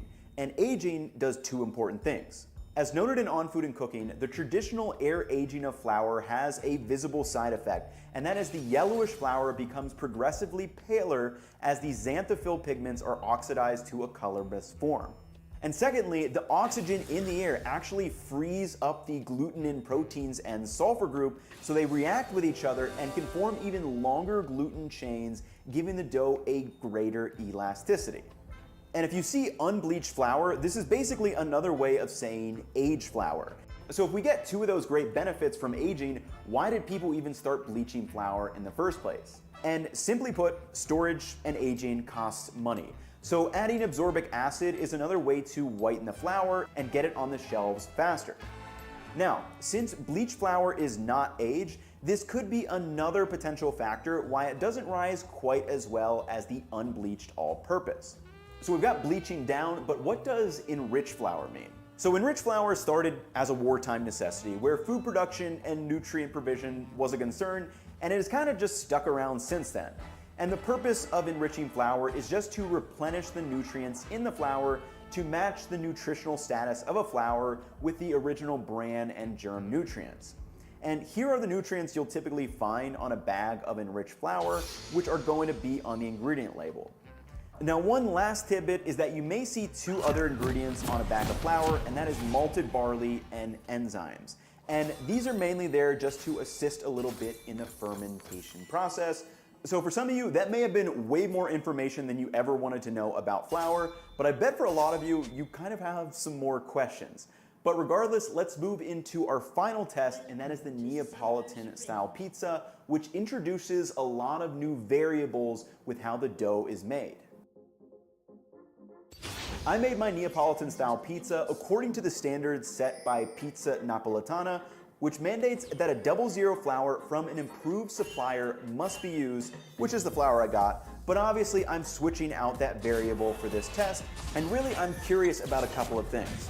One, is 00 really the secret to great pizza, as this 2-minute masterclass article claims? Secondly, does it have any differences in how the dough handles? Does it taste better? Is the texture better? Does it brown better? And if so, by how much? Is it actually worth this high price tag? From a dough making perspective, Neapolitan dough is wildly different than Detroit style, and here are the main variables. First, the hydration is 62% compared to 75. The amount of yeast is way less. The fermentation time increased from 2 hours all the way up to a minimum of 8, I did 12, and then the temperature of the oven should be 905 degrees Fahrenheit. And I let each dough ferment in a container in the oven to maintain a standard temperature for the 12-hour ferment. After 12 hours, I separated them into 200-gram balls of dough and let them bench rest for 30 minutes before shaping. So during this time, I got the uni heated up to the requisite temperature and shooting right for around that 900 degrees Fahrenheit number. To assemble, I flattened out the dough into roughly a 10-inch circle before adding the blended San Marzano tomatoes, some fresh mozzarella cheese, and a drizzle of olive oil. Now, I'm normally a toppings guy, but I had to keep it simple because this is all about the dough. So into the uni each of these pizzas went, and I cooked them until I thought they looked good, which was some spotting on the bottom and nice browning on the top as well, which took about just 90 to 100 seconds each. Now obviously for this test, I couldn't have all the pizzas done at once and do a proper fresh taste test, so let me show you some of the shots that came right off the grill. First off, all of these made pretty darn good looking pizzas to me. Like, you can definitely make great Neapolitan style pizza with any of these flours, but let's take a look at the finer details. When it comes to browning, all of them had nice spotting on the bottom crust, but again, I would say the 3 hard wheat US varieties have a little bit of a deeper color compared to the soft wheat used in the 00 flour. When it comes to the crumb, the bread flour was again crazy light and airy compared to the others, but this time the unbleached all-purpose was a little bit closer than the 00, and then rounding out the bottom was the bleached all-purpose. So you may be wondering, is the bread flour still the best one? And actually for this test, I wasn't really a fan of the super airy crust in the Neapolitan style pizza because you don't have that contrast with the crunchy crust you get in Detroit style.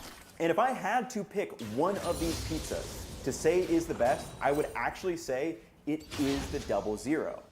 The 00 flour has a tender bite that just suits this style of pizza, and additionally, it was easier to shape with, like I mentioned earlier, and it might be due to using soft wheat flour. Now, just because I thought it was the best for this test, does that mean I would recommend everyone go out and buy the Italian imported 00 flour? No, I definitely don't think it's quite worth that high of a price tag. It's not that much better than the others, and instead I would probably look at some more domestic options because there are some brands now making 00 flours with American style wheats, though they definitely do differ. For example, this brand I found has 11.5% protein compared to the 12.5% from the Italian version. And then for some reason, King Arthur's pizza flour doesn't even list their protein percentage, even though they do that on all their other bags. And again, maybe that's a test for another video, so let me know down in the comments below. But in conclusion, these 4 flours were made with varying wheat types, varying protein percentages, varying ash content, and all did yield different results. All were passable in my opinion, but the next time I make Detroit-style pizza, I'll definitely be using bread flour for the stronger gluten network that yields that cloud-like bite. For my next Neapolitan pizza, I will be using up the rest of my expensive 00 flour, but I don't know if I'll actually buy any more. Anyways, I hope you all have enjoyed the video. This was a lot of information to go through, so if you have more questions, let me know down below. And like I said, if you want some follow-on video topics, we can definitely do some. But that will wrap it up for me in this one. I will catch you all in the next one. Peace, y'all.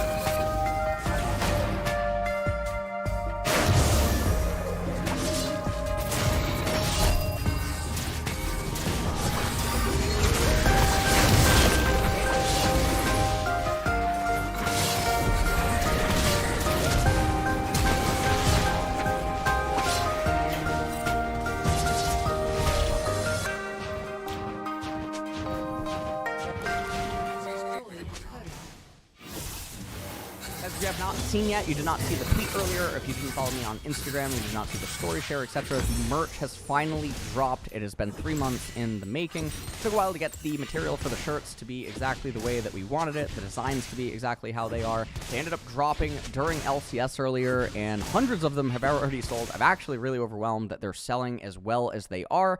There are still shirts left in stock and everything like that, so you can end up getting them. I have been told by the company that more can actually be made and whatnot, so very excited about this. I've always wanted to actually make merch, and so that is why the merchandise does not actually look like it's gaming related or anything like that, because I wanted to make merch almost like just for artistic reasons. I wanted to actually do something I could do because I've actually always been interested in fashion. So obviously, very excited about this. You guys enjoy, and you can get the merch in the link below. It's going to be in the description, and it will also be on my stream as like a Nightbot command and whatnot for the next 2 weeks. These things will be purchasable. Thank you so much if you do support, and I hope you enjoy. Hey everyone, it's Ellis, and this is the usual tier list that I end up doing for Pro Play every single year. Typically I do one for spring, then I do one for MSI because it carries over into summer, and right, make those balance changes, and then I end up doing, obviously, the World's tier list. And this time around, I did end up talking with 5 different people, a couple of others too, but mostly 5, 1 for each role. And we are just going to go through the list the current iteration of champion power level, not necessarily what is actually popular in all of the lists. This time around, unlike with the World's tier list, I did not also make my prediction for what pro players think is the actual current champion tier list. Obviously, we've all been seeing the meta right now. I do not think that it's an accurate representation of the meta in terms of what the skill levels actually are. So let's go through some of the obvious weird things maybe. So Gangplank, very non-existent. You guys have all probably been seeing Casanti, and you've been seeing a lot of Fiora. You've been seeing some other random champions popping up inside of top lane. Again, this tier list is with 13.3, the patch preview in mind.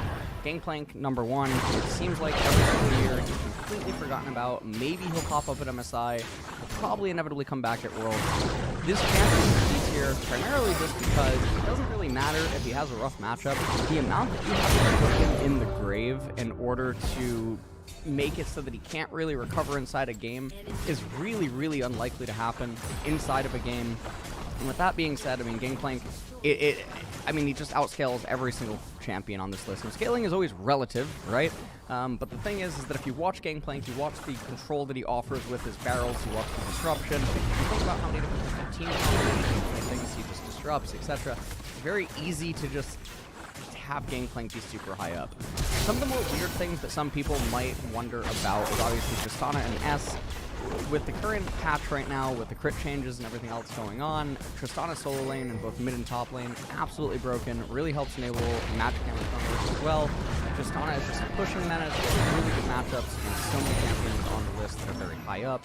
Tristana is something that I would expect to happen. With Kraken Slayer and going Navari as like second item, her abilities are almost permanently up and stuff. It makes it very, very difficult to tie her down, and she scales like an absolute monster. This is a champion that's 3-way flex. Some people are probably also going to think that I am under the influence or something, as Renekton is in S tier on one of my lists. And this is because if you guys were following my patch notes last year, I kept talking about all the buffs that Renekton was getting. And every single time I kept talking about Renekton's buffs, it was leaning more and more towards he could just go Glass Cannon and rely on Dominus to make him a bruiser. And that's exactly what he should be doing. So, the placement of Renekton in this tier list as an S tier champion is on the thought, or I mean it's literally completely round. Are you going Prowlers, just full lethality Renekton, Blade of the Ruin King, etc., and just going the Glass Cannon one-shot type Renekton bomb? So I think if that is the case, then I think he's a champion. Moving on from that, obviously we have Vayne up in top lane. I think Vayne has a lot of very good matchups in top lane.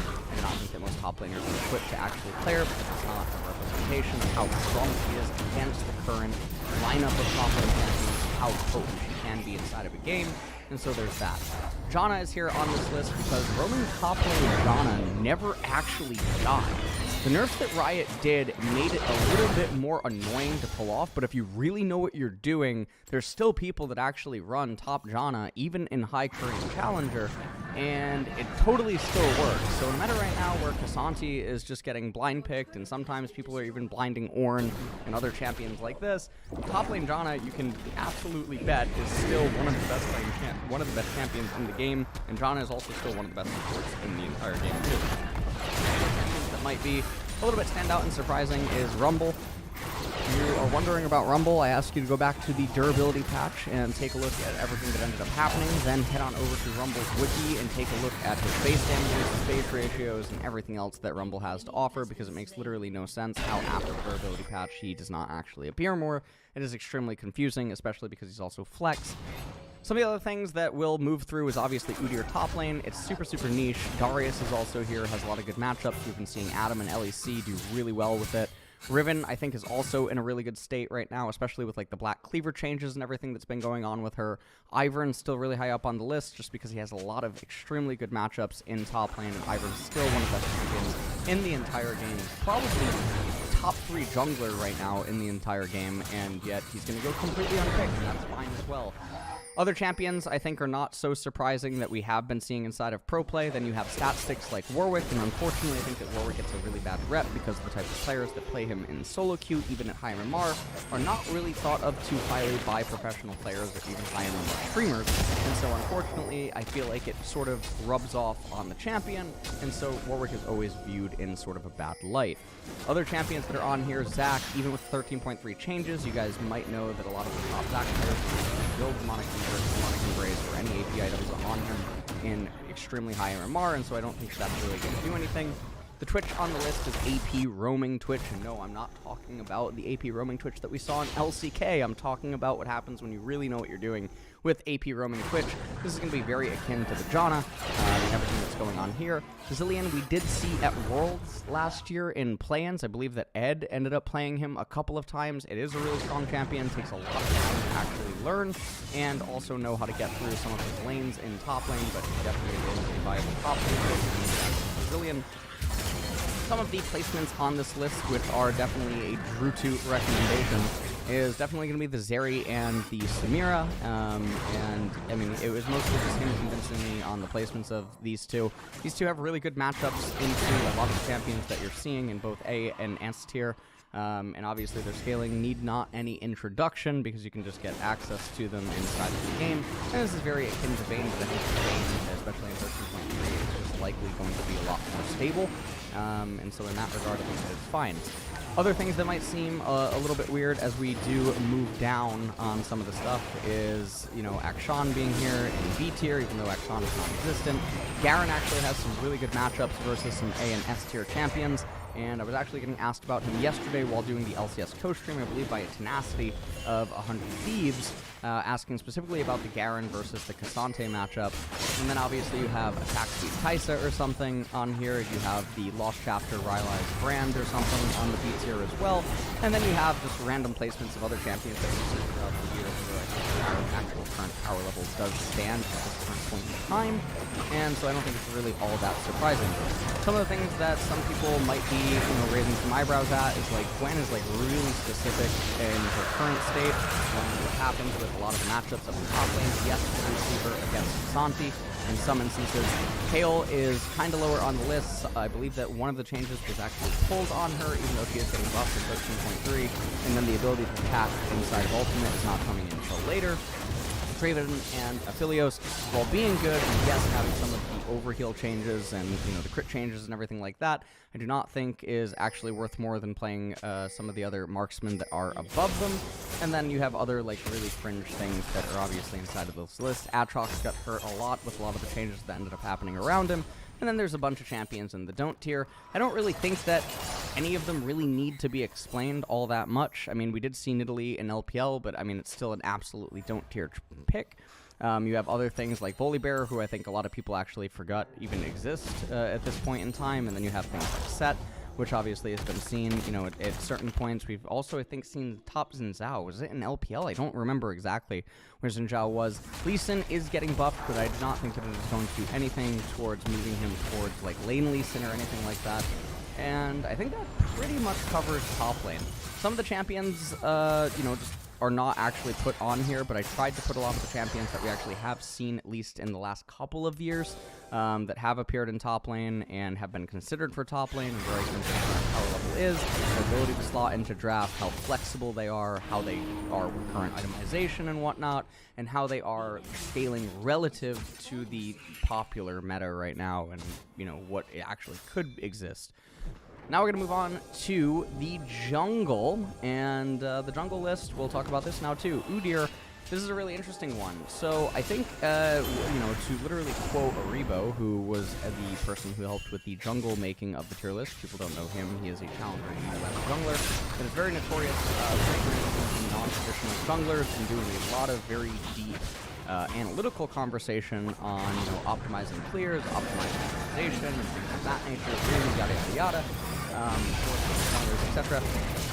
Udyr is really interesting, and from talking to some LCS and LCS players, it does seem that a lot of people are in agreement that Udyr is the best jungler in the game. However, Udyr comes with a certain way to play the game, and it seems like not a lot of teammates want to buy in with playing with Udyr, and so that is a very interesting thing, because this champion is turbo broken, and he can literally do it all. It's very, very difficult for any jungler to keep up against him.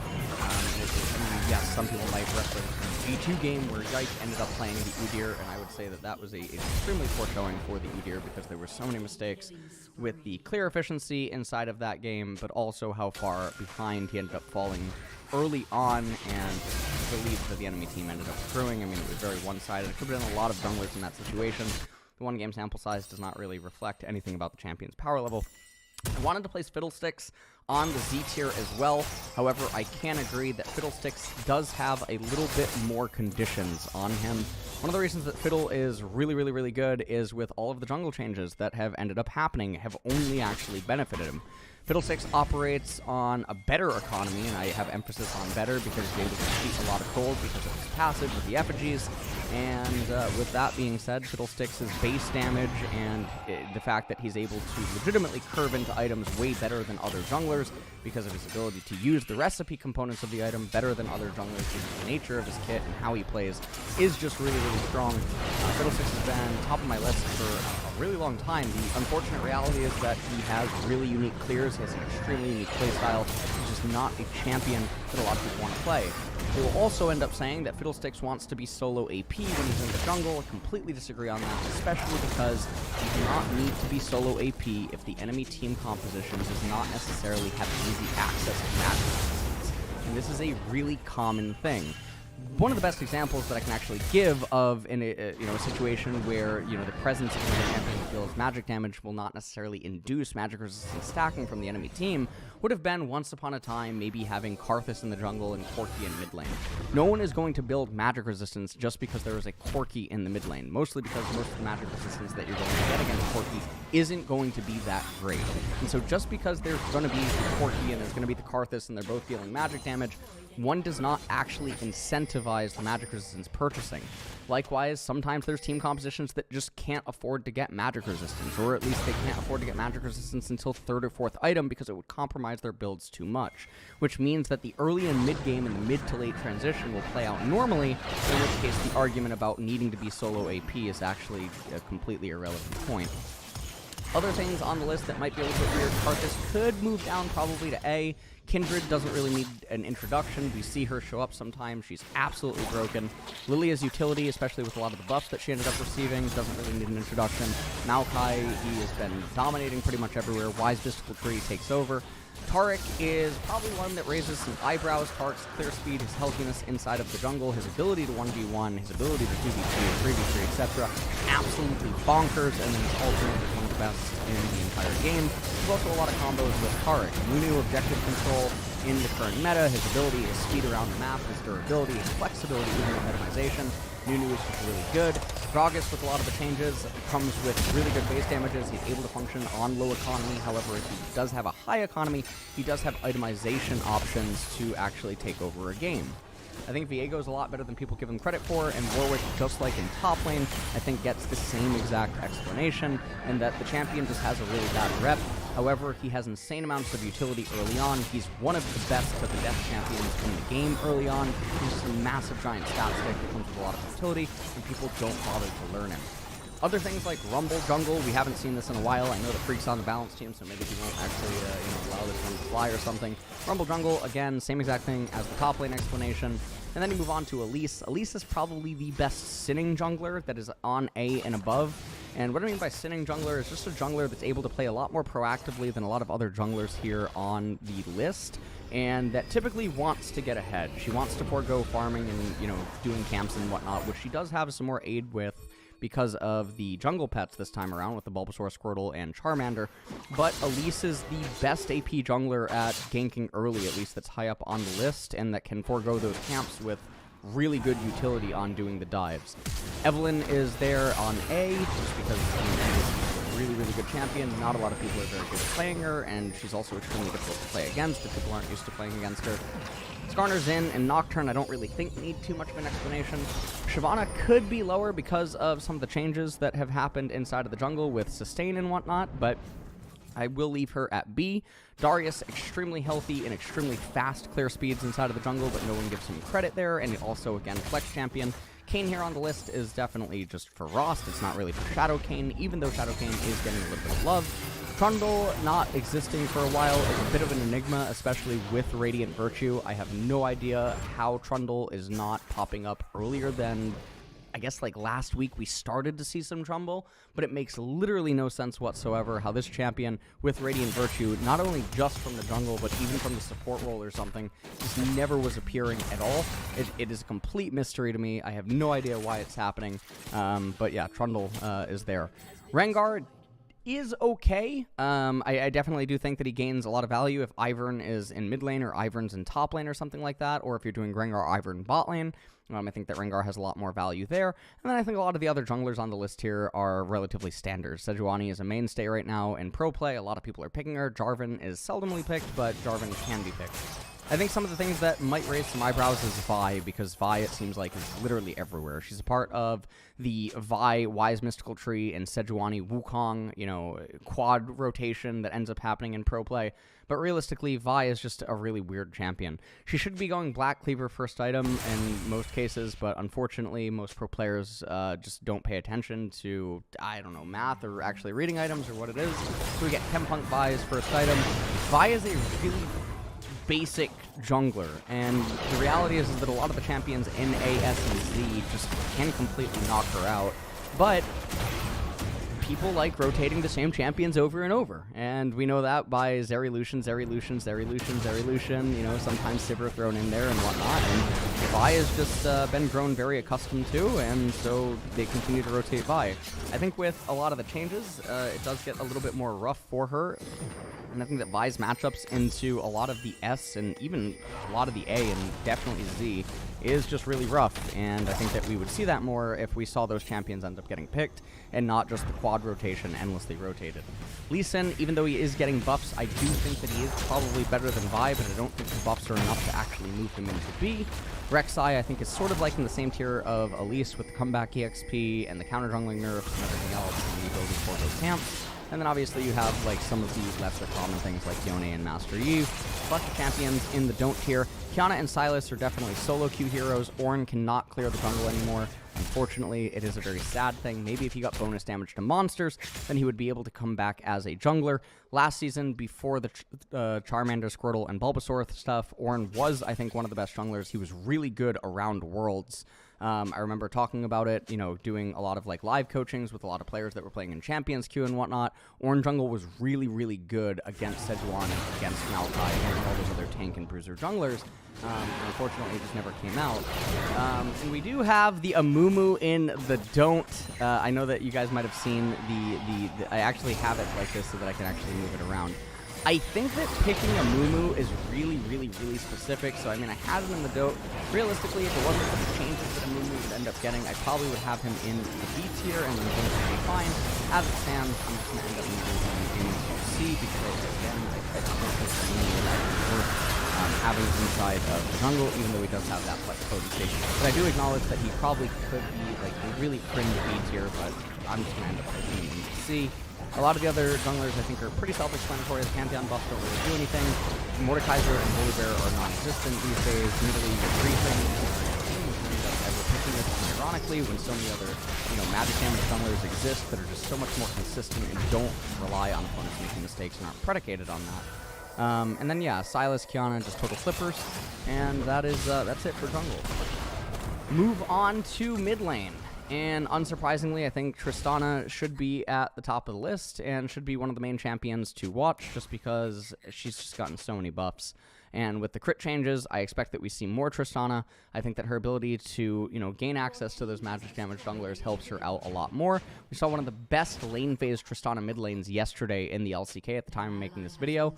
It was piloted by Bulldog in the LCK. It was really, really, really well done. It was against a blind pick Kassadin, and yes, I understand that that is a free lane, but still, the way that he played out the lane and everything was very, very nice to watch. Anivia, Tryndamere, Cassio, Corki, Ivern, Vel'Koz, Zillion, and Ziggs. A lot of these champions have been very high up for a while. One of the things that you will notice is that they interact really well against a lot of the A-tier champions just in general, although a lot of them are not super common. And so that is a little bit unfortunate. We have seen Corki pop up a little bit more. No one has really played Ivern. He's played sometimes in ERLs. That's like really where he ends up popping up. He's able to go even in almost every single lane. Other lanes he just actually outright wins. Some of the best scaling in the entire game and absolutely bonker combos with so many different champions. It's really hard to place him any lower than S. Ivern's been in a really good state for an extremely long time. And again, I think he's actually top jungler in the game right now. Because of his gold efficiency.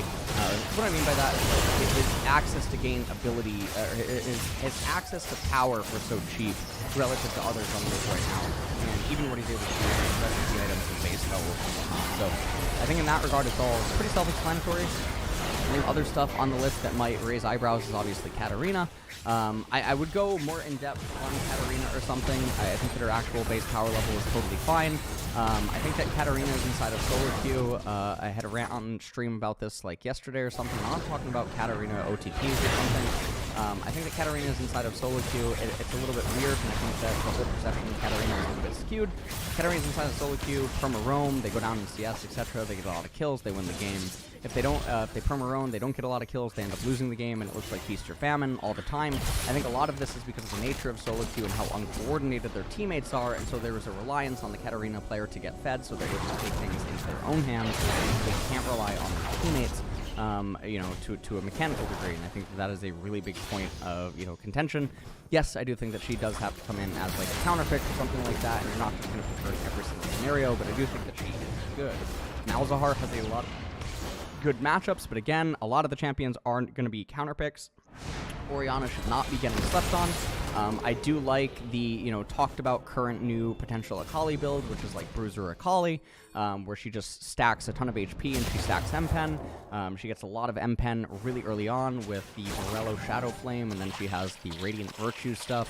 So I think that Akali should be getting looked at a little bit more, because I think that could potentially be a very annoying build to try to deal with Akali.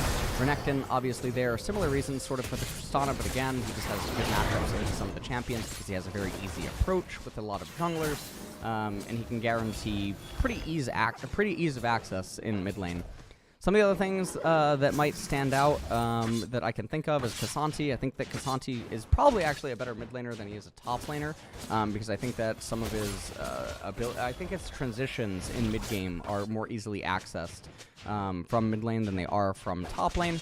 Other things I don't really think need that much of an explanation. I think that like Draven and Jace function a lot better in mid. Alawi functions a lot better in mid than she does in top lane because of tentacle placement and whatnot. And I think that a lot of other mid laners are actually pretty self-explanatory. The reason that I have Ryze as low as I have him right now is because Ryze has a lot of other conditions that make him good. And if you notice, a lot of champions in A and S are actually just really good against Ryze in a complete vacuum. I understand the other conditions are important, but without those other conditions, we're just talking champion-based power level, and we're talking about popular champions that surround things. There's too many moving pieces for me to actually want to move Ryze back into A or something like that, even though I don't think that he's like a weak B by any means. Other things are like Aatrox really bad in the current thing. Galio I think is actually one of the worst champions in the game, but I don't think that he's actually unpickable. Zoe, I think, is just a better support. Xerath, better support, etc. Heimerdinger, just better as support. Graves, I think, with the changes, it can be a little bit better. This is AP Twitch, obviously, but, I mean, a lot of the C tier is almost don't tier, let's be completely honest, and I think a lot of the don't tier is also pretty self-explanatory. Vex is just a complete joke of a champion, especially after durability update. If you're ever unironically picking Vex, I think there's something wrong with the draft, or there's something seriously wrong with your champion pool, because I can't imagine a situation which Vex is going to be, you know, even the third best slot inside of a draft. There's likely always going to be better champions. Vex will probably be very low on the totem pole of best in slot champions. We move on to the 80 carry of Marks. This was actually made with BDS's own 80 carry Crowny, who right now is actually looking like potentially the best ADC in LEC. And so I had a lot of fun having this conversation with Crowny. Again, a lot of these conversations took place on my Twitch, and so the VODs are still up. It's probably hard to find. Maybe I should highlight them or something like that. But the Crowny took place off stream because of the time zone differences and the difficulty in getting the communication. So Karthus at Z tier is just because Karthus, I mean, there's no real bot lane that beats Karthus. If you pilot Karthus really, really, really well, Karthus is going even at, you know, worst, and otherwise Karthus is just winning a lot of bot lanes.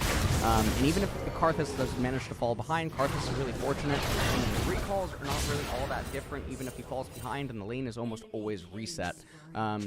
But for other bot laners, you can't really say the same. Karthus also gains access into, you know, he's not really that harmed if he's having to, like, 1v2, or, you know, he gains access to really unique support picks, he gains access to really unique drafts, he has a lot of flex potential, etc. Karthus is just really, really good. The Rengar placement is here for Ivern Rengar, in which Ivern Rengar, I think you get two people that are really, really good at playing Ivern Rengar. Likewise, I just don't think that there's a bot lane that can really beat them. That might sound a little bit weird because of what I just said against Karthus, but again, I mean, how often you're going to get a Karthus bot lane versus an Ivern Rengar? That is that's an interesting thing. That I actually don't know what you would expect. I don't think I've ever seen. I've never seen the bot lane actually play out. But Ivern Rengar is a turbo broken, absolutely Omegalodon ball of stats that is completely unnatural. When they're both at one item, it feels like they're at 2.5. It is one of the most impressive things in the entire game, just using their base stats and basic core items. It's really, really, really hard for opponents to fight back against it. It's extremely oppressive. And again, they always have punching power, and they scale like absolute monsters. Caitlyn doesn't really need an introduction. Misfortune, I think, with build diversity is really broken, especially because AP Misfortune's support. Misfortune's just completely disappeared. Crowny would say that it's because of her ultimate is unreliable, but I think that when you look at her buff that she ended up getting on AP, and then you remember that AP Misfortune is the way that you can end up going, or you can go like a mix or something, then Misfortune is really good. Ziggs has a lot of very, very, very good matchups against pretty much every ADC, but no one plays them. It's really confusing. Seraphine doesn't really need an introduction. Cassiopeia doesn't really need an introduction. However, I could see Cassiopeia being moved down to like A or something like that. I think a lot of the A tier placements make a lot of sense. I don't think that any really need that much of an explanation. Soraka ADC is probably her best role in a competitive format, even though I think that her strength and support in terms of like balance is actually higher. But again, Soraka's pairings for supports are going to be different, but I think that's fine with 13.3 on the horizon. I think that Soraka's like normal traditional pairings for the most part is going to be better. And moving on from that, obviously you have other like really weird things, like you have Veigar, which, you know, we were seeing a lot in solo queue about a year and a half ago or something. There's a lot of people playing Veigar. There was a lot of people even playing Anivia, even in Korean solo queue. And then obviously Annie 80 carry is not something that I think is that totally unheard of, and Annie did end up getting pretty nice buffs. But Annie is not something that necessarily should be laughed at. Really, really high auto range. Really good mono sustain in bot lane, really high lethal thresholds, etc. It's just no one actually plays any 80 carry, so it's sort of whatever. He does have bad matchups, don't get me wrong, he's BDS tier. But it's not like you can never compare. Obviously, D tier, Kog'Maw and Twitch, I think, are very, very dependent on supports, more so than a lot of other champions on the list. Kindred is for Kindred Taric. I don't think we're ever going to see that, but I do think the Kindred Taric is really needing introduction. You have to look up VODs of the Chinese duos that do the Kindred Taric. Versus like pro players back in the day when Duo used to exist. There was also like the Kindred Tarics and High Korean Challenger. And even when Duo Q didn't exist, you had the MMR abusing Kindred Tarics. The people that would permanently stay in Diamond 1 and they would get up into Korean Challenger MMR playing Kindred Taric and then never promoting into Masters. Jinx, unfortunately, I just think is outperformed by a lot of other champions, and she just has too many bad matchups against a lot of champions on this list. Jhin, I think if you're ever going crit Jhin, even after the changes, it's a complete joke. He's just a giant utility bot that's meant to go neutral inside of bot lane, and I think that with the way that draft works, it's just so bad if you're actually having to do that. You're going to end up looking like Cloud9 today in the LCS, in which they drafted Jhin Ashe to go even, which is really impressive because obviously you're never drafting Jhin Ashe to ever try to win lane, but it doesn't make any sense because why do you draft Ashe support if your goal is not to win lane? Doesn't really matter. Lucian, I think with all the changes and everything, I mean, I do still think that he is going to be picked, still being picked in LCS on 13.1b, but I just don't see any point for it. Again, there's way more options to actually play, and there's also just champions that are inherently a lot stronger. Again, however, it's the problem with pro play stagnation. I have 2 videos on this on my YouTube channel. If you just search LS pro play stagnation in YouTube search, they literally both come up. One of them is actually 6 years ago that ends up predicting the current state of the pro meta and actually talks about the very beginning trends and patterns that reveal that it is going to start 6 years ago. And then there's one from about 9 months ago that, you know, talks about why it's happening and why it's not going to change. And then I had a couple of tweets in the last like 2 weeks that I've been back for all the co-streams and live viewings and stuff, talking about the problems with the stagnation and why pros are only rotating 4 or 5 champions, why an increase in bans does not matter, and why Riot needs to actually just step in and do something at this point because it's very evident that it's not going to change on its own. Anyways, we move on to the last thing, which is support. This was made with treats. I did try to reach out to Trimby. This time around, I was not able to have Trimby partake, but Trimby did partake in the last 2 tier lists. So this is pretty much it. It's no surprise. A lot of enchanters, obviously, at the very top, and I understand this is with 13.3 in mind. So I don't think I need to talk too much. We talked about Zoe in the last one when we did the World's tier list. Taric is very high up there. Sona, again, not a lot of people actually bother to put the games in on Sona and just learn how to get through some of the lanes in order to gain access to her massive amounts of scaling. And so that's always a really depressing thing.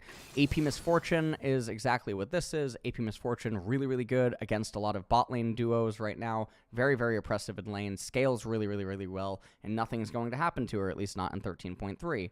A lot of other supports I think are pretty standard. You have AP Twitch support. Just put out a video on the highlights channel actually going over how not to play AP Twitch support, as we did just see the absolute disaster that was AP Twitch and LCK, in which Naster's Tooth was purchased at 26 minutes, and the AP Twitch support played one of the worst ways that you could imagine. So there's that. Rumble, again, same as mid, same as jungle, just same as top, same as jungle, etc. Overloaded in stats. Doesn't make sense. Fiddlestick support, I do think is very good, especially with the effigies, because he's a lot more gold efficient than all the other supports, and he gets access to cheat gold, and he gets access to cheat all these other things, and then his inherent base damages is really gross and very disgusting. You have other, like, really weird things. You have, like, Karthus here, which I think, like, is mostly Karthus Senna. It's also very specific to some matchups in bot lane, like Karthus Heimerdinger, which no one ever picked, by the way. I don't know why that never happened. When all the people in pro play right now are picking Heimerdinger's support, the go-tos have been stuff like Azir, or to pick like Ashe, or to pick Jhin support. Things like this that just, I don't understand. Just pick Karthus. Just blow up his turrets. I don't really know what the big deal is. Doesn't matter if Karthus dies. Karthus only needs to get to level 9 or level 11 if you want, you know, rank 2 Requiem or something like that. You can let him pick up some solo farm if he needs to get a little bit of EXP. Level 11 only requires 1280 EXP, okay? So it's just going to be 2 cannon waves in the mid game, roughly. Well, 2 cannon waves and a little bit of shared stuff is roughly all that's, you know, going to be necessary or something like that. It's probably only going to take about a minute to 2 minutes in in-game timer. I mean, a cannon plus non-cannon wave is, what, 665 EXP? And so, you know, you get 2 cannon waves together almost, and, you know, Karthus going to get that level. Not going to be the end of the world, and that's, again, if you want the rank, the rank 2 Requiem or something on support. Level 9 is obviously max points and lay waste, which is really good. Karthus comes with really high base damage. He comes with MR reduction, etc. And he has really unique dives onto turrets and whatnot. He can do a lot of good stuff with his passive Death Defied. Annie's support, again, no one plays it. Doesn't mean that it can't be played. Annie is getting into buffs on 13.3. Zig's support, same exact thing as Karthus, but we just weren't seeing stuff like this end up getting picked. Teemo, I think I didn't actually talk about him in top lane, but I do think that it is something to talk about. Teemo dominates a lot of the S tiers. Unfortunately, it's really weird in that his power level is kind of weird, but Teemo's pushing P, guys. Teemo is pushing P against a lot of the matchups. If you actually think about Teemo's matchups versus so many of the A and S and even Z tier champion here, Teemo's really interesting with the mushroom control and everything else. Teemo's actually pretty funnily good in a lot of ways, but we do have Teemo's support here. It's going to be really, really, really rare that you would ever see something like that. Like, the enemy would have to have, like, Vayne ADC and also have their support picked or something. And they would probably also have another auto-attack reliant champion for Teemo's blind to be worth it, or something like that. But Teemo does come with a lot of benefit inside of his mushrooms and stuff. Trundle's support with Radiant Virtue, again, don't know why we just haven't been seeing it at all. It's very, very, very confusing. And then on C, you have a lot of the lesser traditional supports. You have, like, Orianna, and you have Ezreal and whatnot. And then you have a bunch of don't-tier supports. Yuumi has been completely destroyed after all of the changes. And so even with, other stuff that is going on here, like Thresh is supposed to be getting buffs and whatnot, don't expect to see him. Pantheon Pike for the kill lane, physical damage supports, etc., as well as some of the combos with some of the marksmen, I think are totally fine. So I think that is it. This was a somewhat long video, but they always are. If you just wanted to, scroll through or something, we'll probably have the timestamps just so you can see the actual images of the tier list and whatnot, but I figured I would provide a baseline explanation for a lot of the placements, and that is going to be it. So I hope you guys enjoyed the video, and I will see you in the one for MSI, assuming that Riot does a mid-scope update for MSI, or maybe it comes after MSI, in which case it'll be the summer split tier list or something like that, and hopefully Riot actually does something. That's it. Alright, see you all later.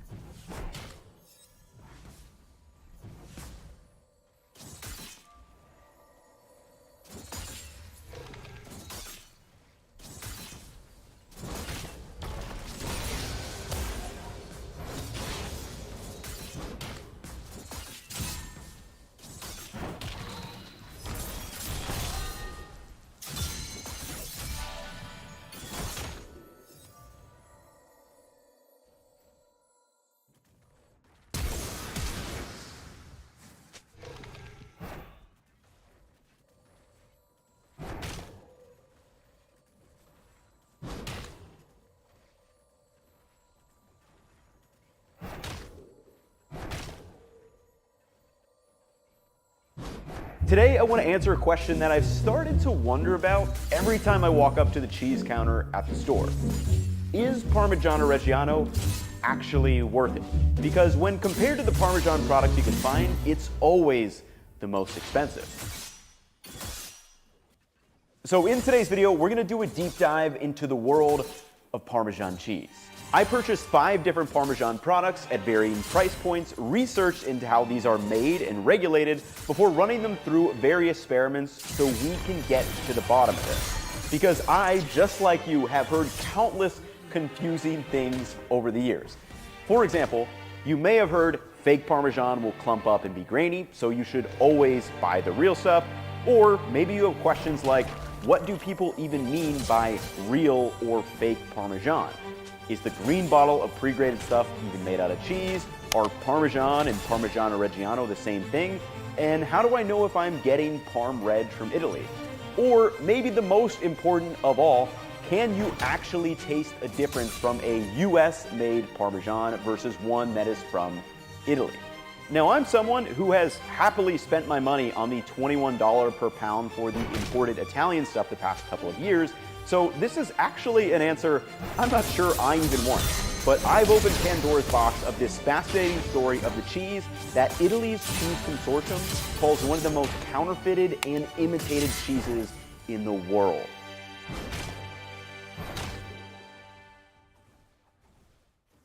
My goal with this video is to arm you with all the knowledge and terms out there so you know exactly what every Parmesan product is offering in order to make a nuanced decision based on your unique situation as a home cook. For example, does it make more sense to blow the budget on DOP Parm and get cheap tomatoes and pasta, or should I get the nice tomatoes and pasta and maybe settle for one of the cheaper US-made Parm options? Now, before we break it down, thank you to Rocket Mortgage for sponsoring today's episode. So while I'm cooking, I almost am always watching a YouTube video on the side. And thank you to today's sponsor, Rocket Mortgage. I have a new series to binge. And no, it's actually not a series of videos where you learn about mortgages. It's a series that does deep dives into fascinating houses, and it's called Home Lore. The most recent episode took a look at a retired kitchen train car that actually fed troops during World War II and has now been converted into a fully functional tiny home. And I love these types of videos looking at interesting living spaces, so if that sounds like you too, head over to the Rocket Learn YouTube channel to check out this video and many other really cool episodes. And thank you again for sponsoring this part of the video. Now, we will get into the candidates and the testing shortly, but I think it makes most sense to actually start this video with how Parmesan-style cheese is made in the first place. Because surprisingly enough, all 5 of these products do use the same main 3 ingredients, which is milk, salt, and cheese cultures. This chart from On Food and Cooking explains how a variety of common cheeses are made. And if we take a look, Parmesan, like a lot of other cheeses, is first coagulated into curds with a rennet, and then that curd is cut and heated to release more whey before being firmly pressed into a wheel, where it is then aged until being broken, and it's used for our sauces, soups, or pastas. Now, that being said, it's really easy to see and taste the differences between these products, especially when they are raw, which again we'll get to shortly. But at a high level, these do generally go through the same process that leaves you with a salty and drier cheese that we all know and love. Now, what if I told you that if these 5 products were being sold in Europe somewhere, that 4 of them would actually be considered counterfeit? And this leads me to a question that I've always had. Is there a difference between something labeled Parmesan versus Parmigiano Reggiano? And after looking into it, to that I would say it kind of depends on where you are. So let's back up and do a brief history on Parmigiano Reggiano and explain the exact specifications that this cheese must go through. According to the Italian Cheese Consortium's website, Parmigiano Reggiano's origins started over 1,000 years ago in the Middle Ages with the same 3 ingredients they use today: milk, salt, and rennet. The cheese was primarily made in the Emilia-Romagna region of Italy, and it got its name from 2 cities in this region, Parma and Reggio Emilia. Now, what's crazy is that as far back as 1612, 160 years before the US was even a thing, the cheese already was starting to be regulated with a deed signed by the Duke of Parma that defined the places where cheese called from Parma could actually come from. As the Parmigiano Reggiano moved into modern times, this designation was expanded, and in 1934, the dairies in the region of Italy agreed they needed a mark of origin for their cheese. And now today, as part of the European Union, if you want a cheese to be considered and stamped as legit Parmigiano Reggiano, there is an extremely specific location and process in which it must be made.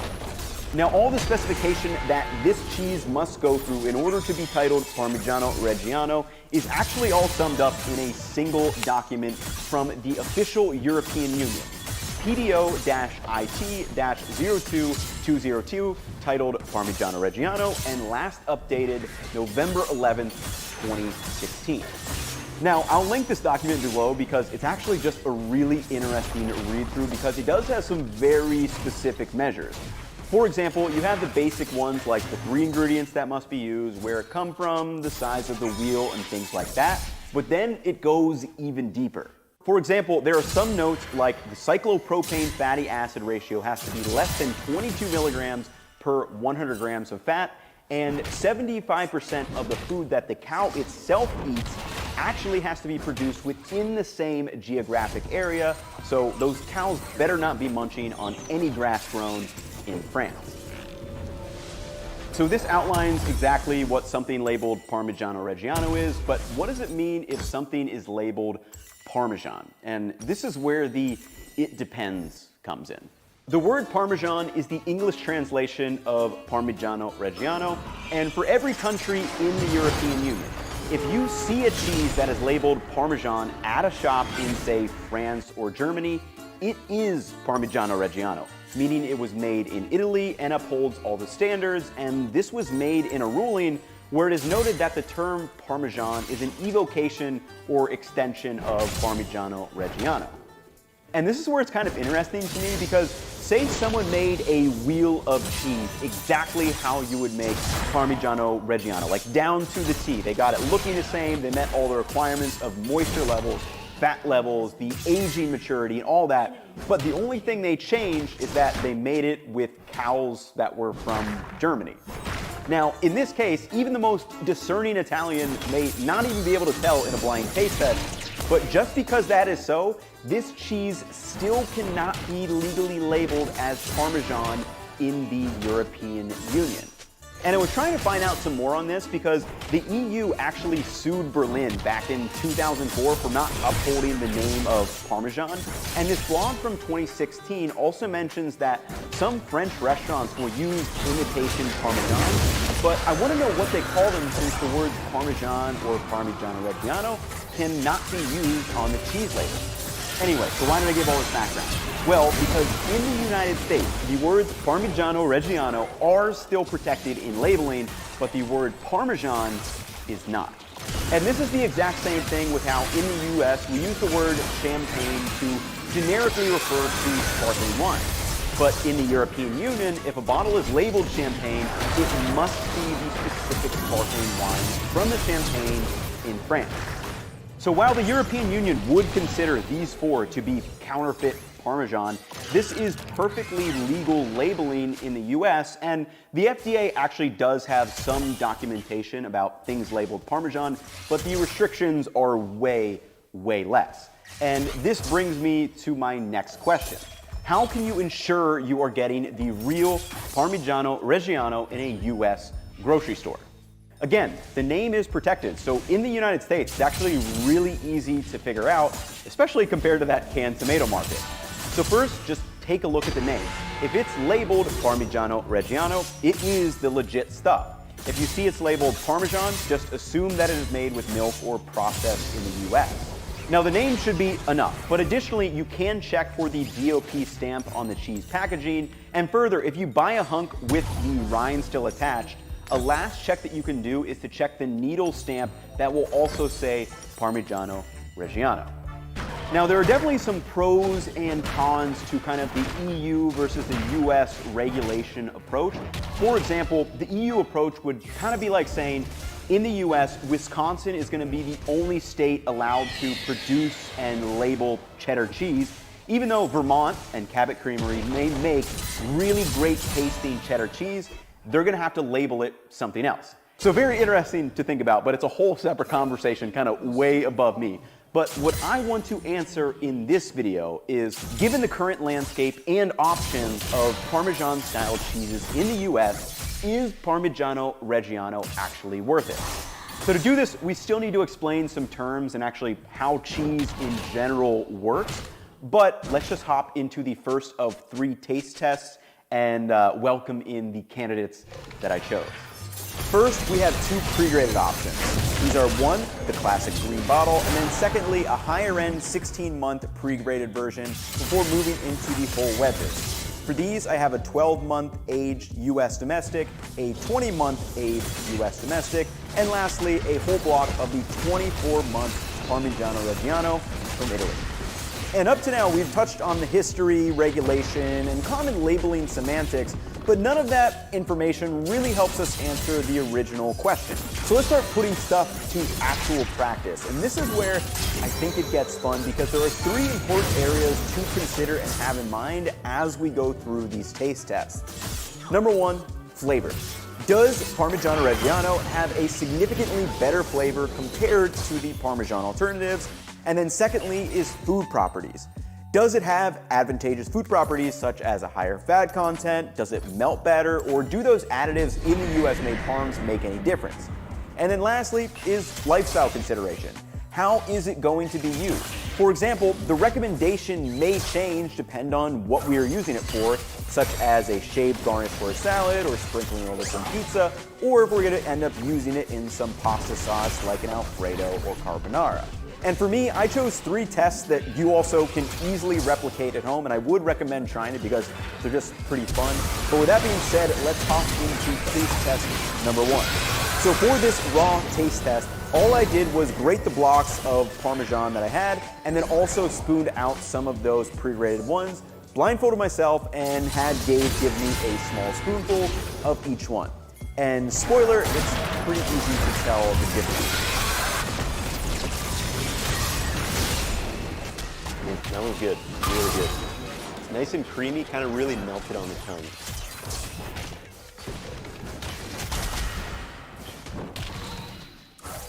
Also very good, but also melted on the tongue. That one a little bit drier and a little bit more intense. Wow, that one is super powdery, which I'm guessing that's got to be one of the pre-graded ones. Like there's no way. It's definitely one of the pre-graded ones. It didn't melt like on my tongue like easily. It definitely like kind of coated everywhere. It was like super powdery. Feels like they forced you like Parmesan flavor in it almost. That one's definitely, like, again, melts on the tongue, very, very close to the second one that I tasted. Like, so the first one I tasted, that one was much more mellow. The second, and now this is the fourth one, those are very similar in flavor. This one, I'm gonna assume it's the higher end graded one. So pebbled up in my mouth, and it didn't melt like the number 1, 2, and 4. Those ones like melted like in my mouth, whereas 3 and now 5, like I definitely noticed kind of like little pebbly bits. Yeah. So this was a super interesting test, and it was really obvious, like picking up on the differences just blindfolded and using your senses. These 3 absolutely just melted in my mouth. I could 100% tell that these were not the pre-graded ones, because these this one was super powdery. This one was like not as powdery, but like it definitely kind of lingered, like the little pieces lingered in my mouth. And then I could definitely taste the flavor differences too, where the 12-month was much more mellow as opposed to, you know, the 20-month US and the 24-month DOP. And then this one was kind of more flavor again, like in between these 2, like as you would expect, it's aged in between them. And then this one has its like signature kind of flavor that you know, but really what I'm interested in now is why did these not disintegrate in my mouth like these ones did? So after this test, you may be wondering, why does the aged Parmesans taste so much better than the younger ones? And secondly, why did the pre-graded versions kind of linger on my tongue and give a weird texture? And to begin to understand and evaluate these things, we need to go through the 4 main variables that differentiate in how the US and Italy makes their Parmesan cheese. These 4 variables are 1, the aging time, 2, pasteurized milk versus raw milk, 3, additives versus 0 additives, and then 4, the geography, cow's diet, and cheese making process. And when broken down into a US versus EU parm table, it begins to show the differences in the actual makeup of these cheeses. And I want to start with aging first, because I think this is the most important decision you'll have to make as a home cook navigating the grocery store, because when it comes to cheese in general, aging has a massive effect on both the taste and texture of the final product. So the official Italian Parmigiano Reggiano must be aged for at least 12 months. And keep in mind that that's after almost the month-long brining process that gives the parm wheels that beautiful hard rind, which you actually don't find on most domestic versions. Now, while the minimum aging time is just 12 months, it can go all the way up to 24, 36, 40, or even up to 100 months if you wanted. There's actually no maximum maturation time as listed on that official website. And if you are in Italy, you'll be able to find a full range of aged parms really easily, but in a US grocery store, that's not the case. Now, I'm not sure of the exact numbers here, but the most common imported Parmigiano Reggiano is going to be the 24-month aged one. There's likely some cost-benefit analysis done by the stores, unless a particular store happened to order something special. Now, it's a completely different story when it comes to aging times in the United States. Based on this Title 21 from the FDA, last updated in 1993, the minimum aging time for something labeled Parmesan is 10 months. And most of the US-made Parmesans I found at the store were 10 or 12 months, but you can find some US-made brands that will age their cheeses for 20 or 24 months, but anecdotally, they're a little bit hard to find. It took me like 4 or 5 grocery stores before I actually got my hands on them. And in general, if you have tried any aged cheeses, you know that they're drastically different than the minimum age counterpart. For example, a young cheddar versus an aged one, a 10-month parm versus a 24-month parm is going to be very, very different. And at a high level, 2 things happen when cheese is aging. 1, cheese cultures continue to transform lactose into lactic acid, and then secondly, the cheese will begin to lose more moisture. And both of these processes intensify the flavor of the cheese and also change the texture, which you can easily see with your eyes. And in general, the younger aged cheese is going to be the mildest in flavor, but it's also going to have a higher moisture percentage and a lower melting temperature when compared to the longer aged Parmesan cheeses. And I'm staying pretty surface level here. There's a lot more science that goes into cheese making and the aging of cheese in general. But let's move on to variable number 2, and that is the milk. Because I bet a cheesemaker would tell me right now that it doesn't matter how long you are aging your cheese in the first place if you are starting with bad milk. And when it comes to the milk used in the Italian Parmesan cheese, that is always going to be raw milk. So in general, the United States is very conservative when it comes to food safety. So for any mass-produced dairy products, U.S. dairy farms are typically going to pasteurize their milk by heating it to a specific temperature for a set amount of time. And this process kills off harmful bacteria that could potentially cause disease, which is a good thing. But the only bad thing about this is that all bacteria is not bad for you or will cause disease. And this process also kills off the bacteria that is partly responsible for developing flavor in the aging and lactic acid fermentation process. Now, in Italy, on the other hand, it is mandated that Parmigiano Reggiano is a hard cheese made from raw cow's milk, meaning the milk cannot be pasteurized beforehand. And the small, highly regulated Italian operations can keep a close eye on the cheese to make sure that any harmful bacteria are not ending up in the final product. Now, if you've ever tasted raw milk, you know that it tastes way different from the stuff that you get at the store. But that being said, it is kind of hard to quantify exactly how much of a difference this makes, because if you try the 24 versus the 20-month aged one, like, yeah, they taste different, but both are still pretty good. So it's kind of hard to say exactly which thing makes the most difference. And with that being said, let's move on to variable number 3, that is the additive. By definition, Parmigiano Reggiano can only contain the 3 ingredients we talked about earlier. U.S. cheese companies, on the other hand, might mix in preservatives or enzymes to ensure that their product is safe for mass production, make sure it passes FDA regulation, or has a long enough shelf life to be profitable at the grocery store. And on a US-made Parmesan, there are about 4 potential ingredients that you could see added to the ingredient list. This is 1, cellulose, 2, potassium sorbate, 3, natamycin, and 4thly is enzymes. Now, these are all food-grade additives, passed by the USDA, and they're in a variety of products, but really the question is, do these additives significantly affect the taste and texture? And short one, yeah, they do. When I added 30 grams of each of the grated Parmesans to a 275-degree pan, every single one of them melted, with the exception of the green bottle. It kind of just browned and got brittle. It never really melted at all, and this is just kind of weird.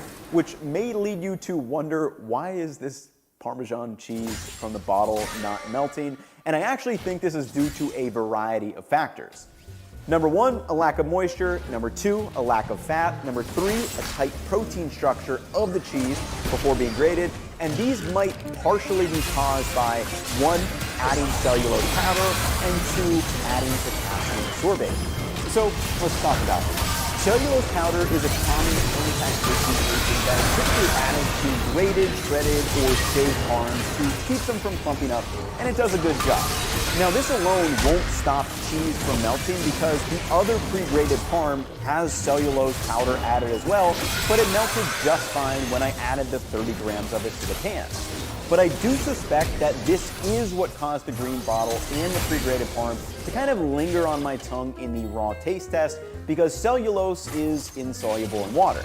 Next, we have potassium sorbate and natamycin, which are both common food additives that prevent the growth of molds and yeast and generally are going to extend the shelf life and protect the flavor of the cheese. And then lastly, we have the general enzymes, and I'm not actually entirely sure what this is. I tried to look in a little bit deeper, so I could use some help here. But in general, most US made parms will list both cheese cultures and enzymes on the ingredient list. And I assume that cheese cultures is referring to the rennet that is used to make the cheese, but enzyme also seems to be a generic term used when describing rennet as well. So maybe there are some additional enzymes that are added to the Parmesan cheese process, maybe to make up for the fact that it used pasteurized milk that potentially has lost some of those good flavor-making bacteria. But if anyone knows for sure, just let us know down in the comments. And in general, after reading into these, a lot of articles or videos may tell you to steer clear of the cellulose powder or anti-caking agents if you want to get a smooth and creamy sauce. But as I discovered in the Alfredo test, while not perfectly smooth, it can definitely still be done, and it comes down to the technique used to actually make the sauce in the first place. And we're gonna get to that Alfredo test in just 1 second, but lastly, let's go through the 4th main variable, which is kind of a catch-all for a variety of things. So the geography, cow's diet, and cheese processing likely make a difference, but it is hard to objectively quantify exactly how much of a difference. For example, the geography and land of Reggio Emilia plays a role in the cow's diet, since 75% of the dry matter they eat must be from the region. And additionally, silage, which is a fermented preserved grass that is commonly used in the US for cows, is completely banned in Italy. Then lastly, they've been making Parmigiano in Italy for over 1,000 years at this point. So if there's anyone who has the process dialed down and regulated to ensure the best possible Parmesan cheese is coming out every single time, it's gonna be them. And it's fair to point out that the US market is probably worse for the consumer, since there is less regulation around processing and labeling, which can lead to a lot more confusion. For example, they can boast flavor characteristics on the front, you can add marketing terms, it can be sold in a variety of form factors, or they can use any of those additives we just talked about, so it's much harder to compare brand to brand in the US made version. Now, if I was in the European Union making this video, it'd probably be much simpler. We'd go over a quick summary of that 1-page document I served earlier, and then we'd just go into the differences between the aged Parmesan Reggiano. Like 12, 24, 36, and all the way up to see if there's kind of a point of diminishing returns. But anyway, this is the current landscape that we're working in and kind of why I decided to make this video. So with that being said, I still want to know, what are these actual differences? We could see what they tasted like raw, but what about used in a sauce? Am I still able to pick up on this up? What about used for a garnish in pizza or pasta? So with that being said, let's start with taste test number 2, and that is the traditional Alfredo test. For this test, I did the traditional 3-ingredient fettuccine al burro. So I made the cheese sauce with 25 grams of butter, 60 grams of each Parmesan product, and starchy pasta water. To make each, I added the butter over medium heat along with the pasta water and emulsified those together. Once mixed, I turned the heat down to low, and very important, you need to keep the temperature below 160 degrees Fahrenheit, or else that cheese will seize up and get stringy as you add it. And like I mentioned earlier, the younger aged Parmesan cheeses are going to have a slightly lower melting point due to having more moisture and a looser protein structure. So for these, I actually had to turn it down to 150 degrees Fahrenheit just to be on the safe side. And I've outlined the food science behind all this stuff in a cacio e pepe video I did a few months back, and that was really the only way I was successfully able to make each of these 3 ingredient sauces with the 5 Parmesan products. Now once the sauces were made, I mixed them with fresh cooked hot fettuccine to sauce them together. Then I blindfolded myself and had them mix up, so I did not know which is which, and I'll tell you right now, I had a tough time with this taste test comparison. Put the Alfredo behind the container, yeah. All right, so we'll start left, and this one's right, okay. All right, that one was solid. I would say not too strong tasting to Parm, but I mean, solid. I feel like the texture on that one was really nice. Oh, they're both good. I would say that one was a little bit stronger tasting, but it also's got a little bit of a weird aftertaste. Man, I'm getting these like all confused up. And that one's pretty good too.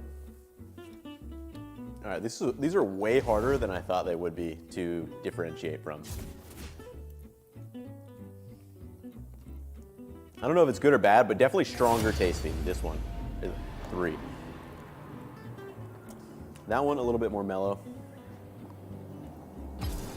I don't know if there's one where I would say clearly it's terrible, and I don't know if there's one where I'd be like, this is the best thing ever, though 3 and 5 were definitely stronger tasting in my opinion. I don't know, I'm just gonna see. I'm really curious. I honestly have no idea. Wow, that was super interesting, dude. So like, that's what I said, like these were very strong tasting, but like I didn't know if they were better, but like I'm lost. Like I'm absolutely lost on all these. I don't even know what to think.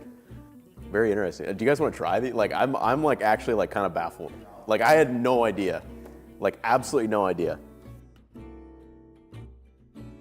So after seeing these clips, you might have some questions, so we're gonna go through them. First, can I make a sauce with all 5 Parmesan products? The answer to that is yes. But are there differences in how they distribute throughout the sauce? And this is also a yes. So the green bottle is noticeably grainy since, like we showed earlier, it doesn't really melt. And additionally, the younger age Parmesans have a slightly lower melting point, so they are more prone to melt together, resulting in that stringy sauce, but only if your liquid is too hot. And again, that goes back to the technique, because I can make a stringy cheese sauce with real Italian Parmesan or Reggiano if I want to. But anyway, the third question is where we run into issues. So is there a noticeable flavor difference in the sauces? And surprisingly, not really. It was honestly super hard to tell the differences between them once the cheese was dispersed among the butter, pasta water, and pasta itself. And the only clear marker that I said was the 2 pre-graded options tasted stronger.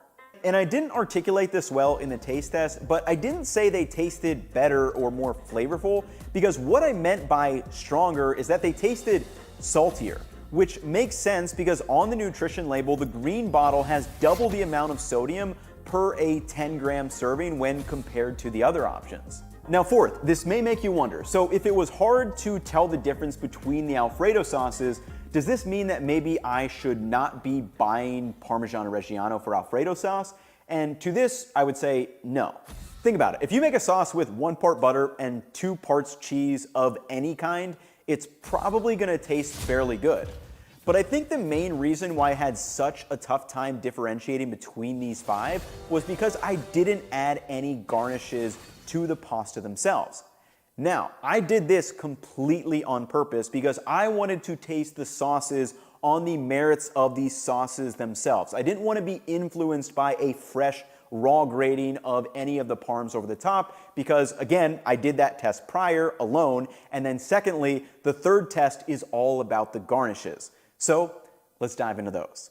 So for my last taste test, I did 2 garnish tests for both pasta and pizza. And for the pasta, I tried to balance out the sodium levels. So I made 1 mother batch of red pasta by adding some sauce to a pan, tossing in a little bit of cream, and then adding cooked penne so those could get to know each other before portioning them out into 5 dishes.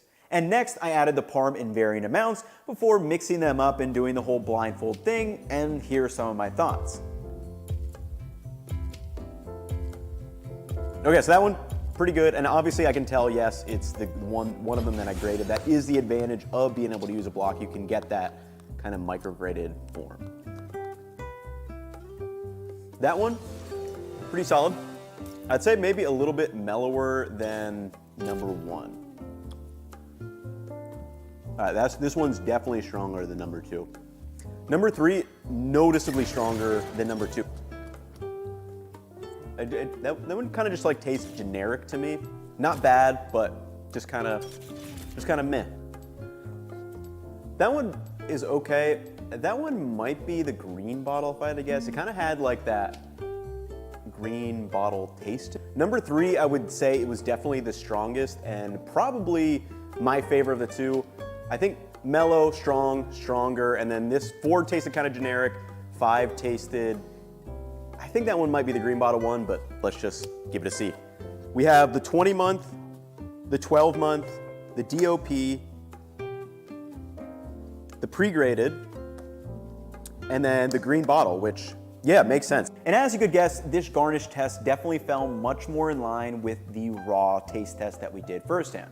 Now, secondly, I did want to do one more garnish, mainly because I was just in the mood for some pizza.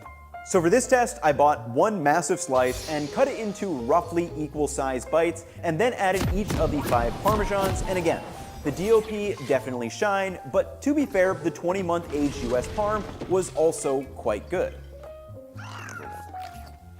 That was pretty good. No, that was fine. That was pretty good. That one was pretty strong tasting too, I feel like. Definitely a sharper flavor. A little bit sharper than number 1, I would say.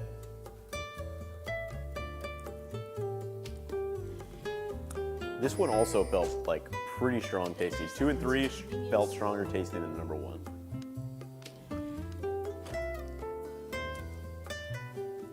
I feel like these middle 3 honestly like all just tasted really good to me. Maybe number 1 was like a little bit milder.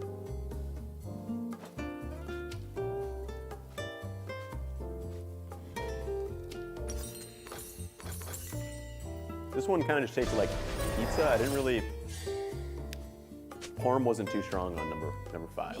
So I think 1 and 5 for me were a little bit milder in taste. I think 2 and 3 were my favorite, and then 4 was probably like a step below 2 and 3.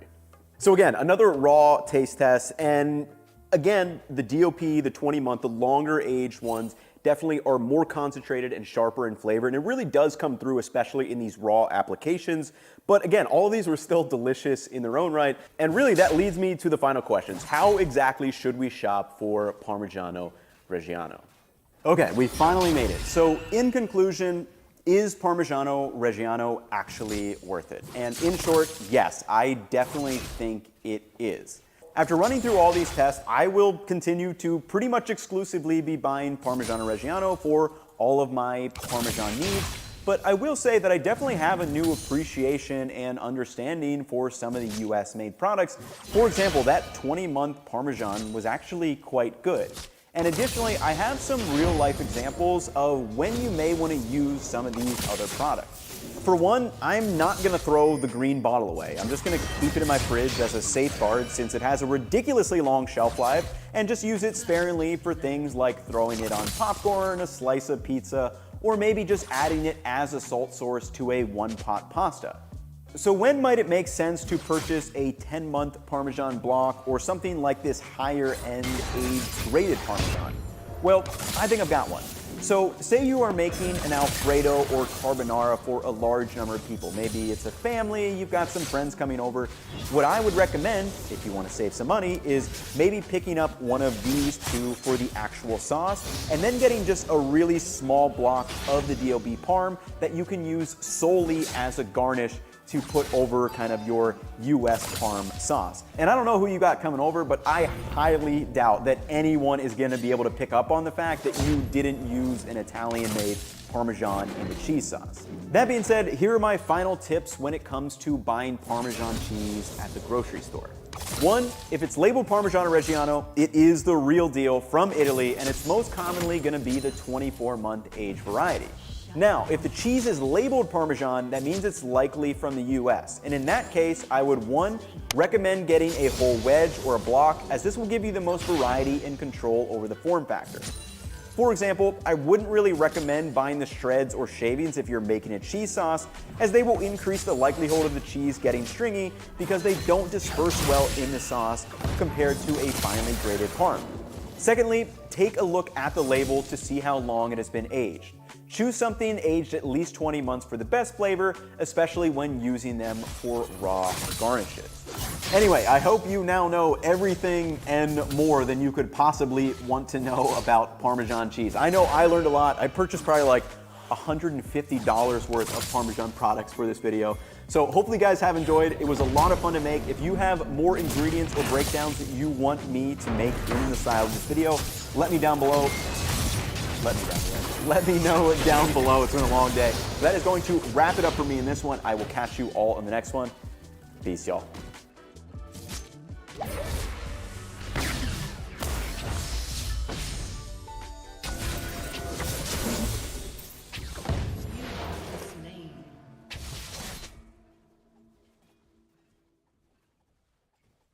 An ally has been slain.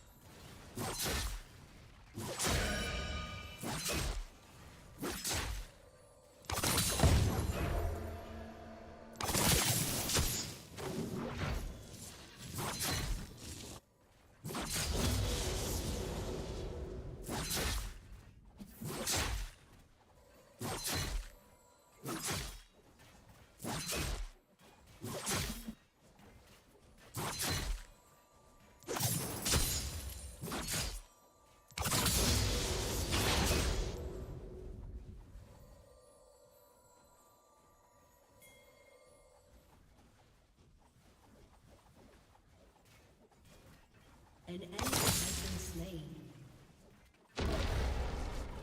An enemy has been slain.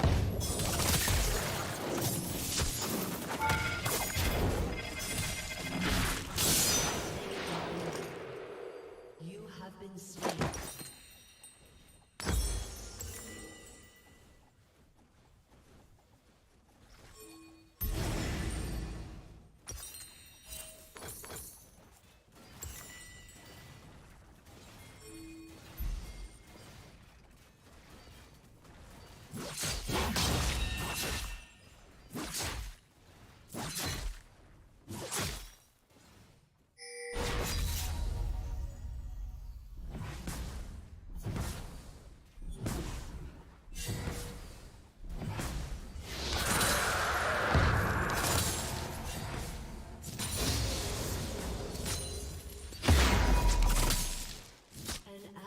Has been slain.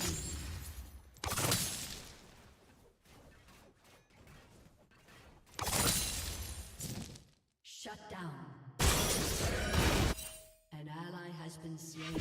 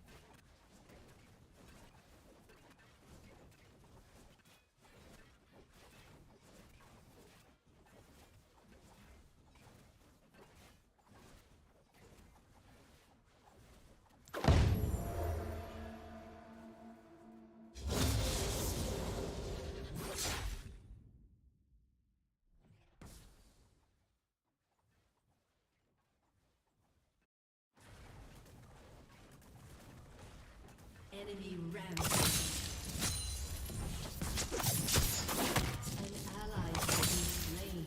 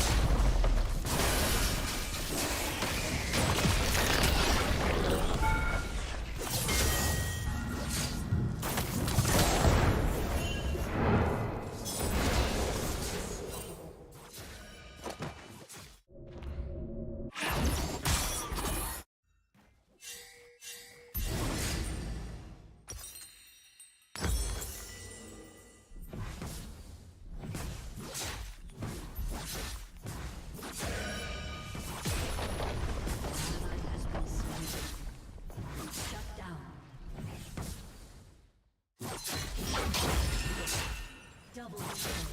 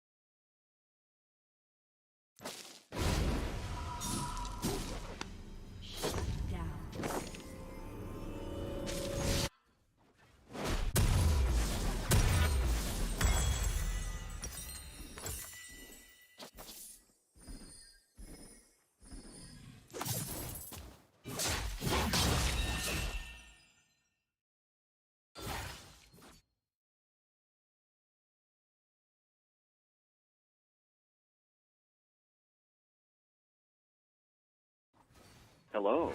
Please leave a message after the tone. This first one comes from Jade from Seattle. After college, Jade and her boyfriend Steve wanted to live together. They had talked about this since they were freshmen in college together often, and eventually they started their lives together. But unfortunately, all has not been happily ever after so far.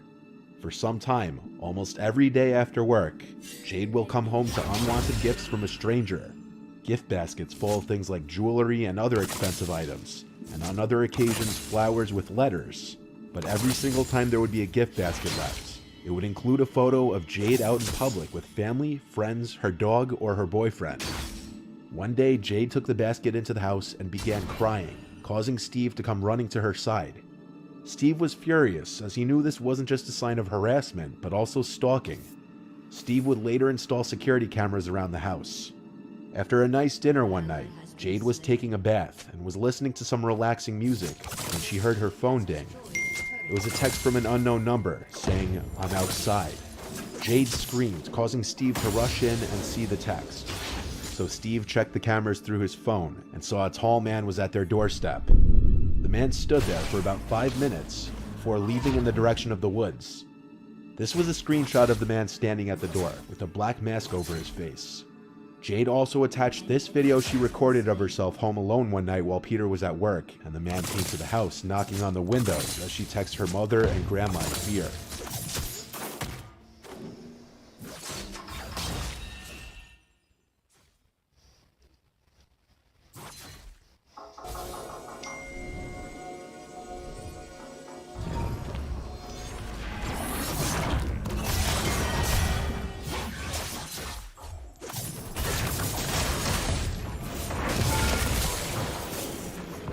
calling the police. He didn't provide much assistance to Jade, only suggesting she change her phone number.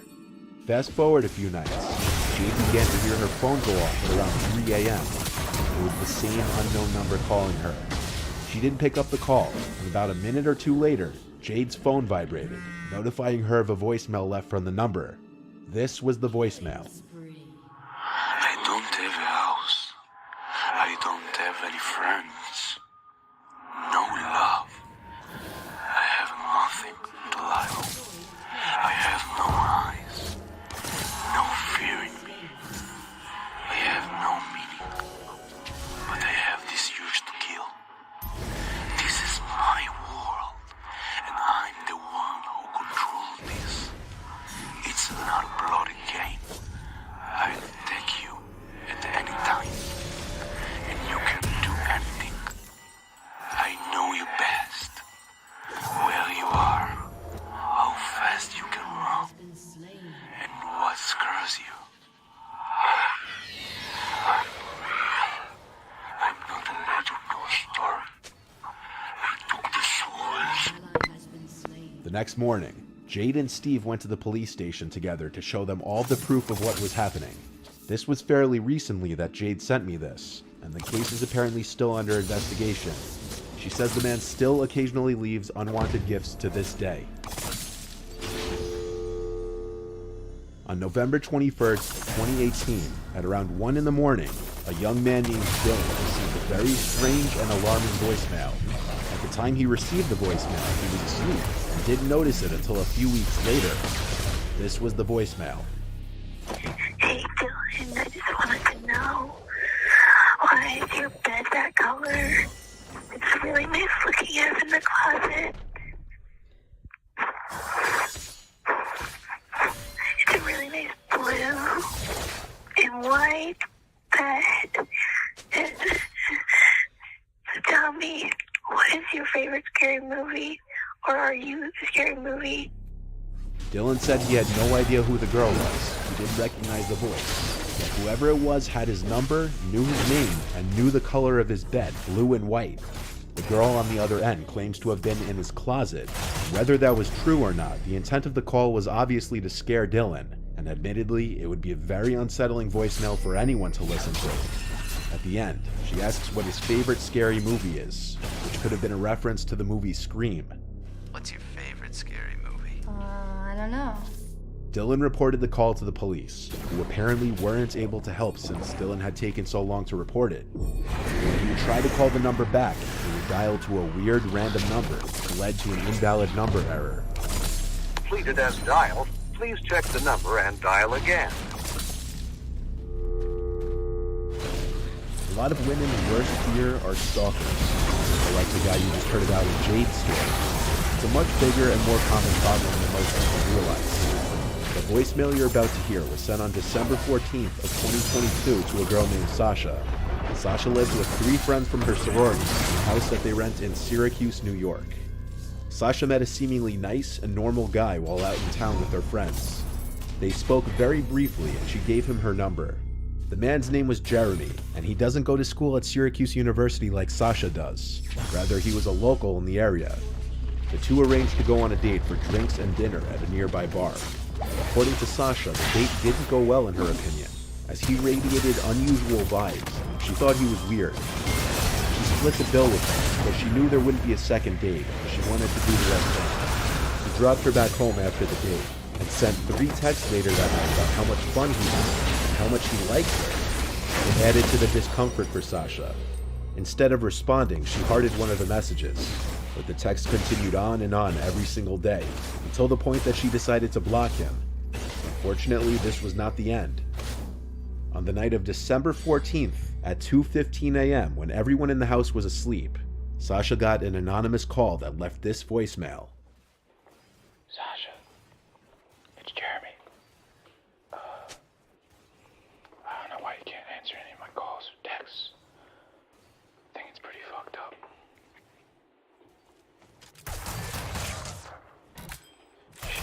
Window's open, by the way.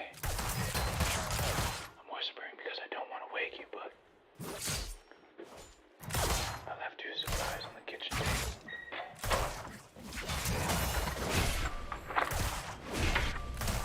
the end of the call, you could hear a door shutting. This was the front door of Sasha's rental house, and the sound of the door closing alerted one of her housemates, who woke up everyone in the house to ask who just shut the front door. All 4 girls were in the house though, and it was none of them. This was when Sasha noticed the voicemail and listened to it with her housemates. What Jeremy left on the kitchen table was a stuffed animal turtle, Sasha's favorite animal she mentioned on her date with Jeremy. Alongside it was a Christmas card that simply said "Merry Christmas" from Jeremy. This prompted the girls to call the police. Sasha showed the police officer the text of the voicemail. The voicemail was self-incriminating enough. The non-stop text from Jeremy backed up the story. It was enough for the police to find Jeremy and charge him for breaking and entering and stalking. He only did a week in jail and was sentenced to community service and multiple fines. It's been a month and a half now, and Sasha has not heard from Jeremy. In the year 2015, an elderly woman from Greeley, Colorado with failing vision received this voicemail you're about to hear on her landline phone. In a panic from hearing the voicemail, the woman called her son from the neighbor's phone in a state of hysteria, stating someone had taken over her home phone. Her neighbor checked out the phone for her, and after telling her it was okay, she calmed down, but a few days later, it happened again. The woman was truly petrified this time and once again went to her neighbor for consolation, but this time refused to go back to her house. Her neighbor called the woman's son to tell him about the situation, so the son took time off of work and traveled to Colorado the next day to help her. After testing the phone to see if anything was wrong, it seemed completely fine, but he planned to stay with her the following week to make sure she was okay. The son was horrified when he discovered what was really going on. When she had lifted the receiver, rather than the dial tone, she heard this message. Connecting you. Please hold the line. NORAD, AWS, Station Zulu Foxtrot 77. Zulu Foxtrot 77. Status alert Con 4. Status alert Con 4. Security tracing in progress. The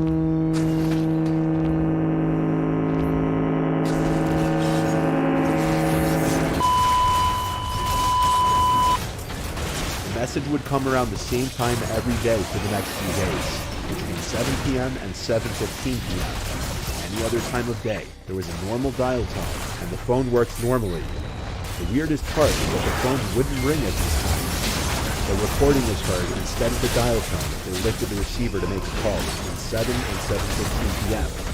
The son reported the message. The next day, the phone was dead for most of the day, unusable. Upon calling the phone company, they said they couldn't do anything as nothing seemed to be out of the ordinary from their end. That evening, the son tried to take another recording to see whether the message had changed. But it was just a dial tone now. The message was never heard through the phone again. The mother was still afraid to pick up the phone for a long time after this, causing the son to post the recordings online to see if anyone on the internet would have a clue to the meaning behind the recording. And while some people suggest that it may be some kind of secret government message or code, no one seems to know for sure.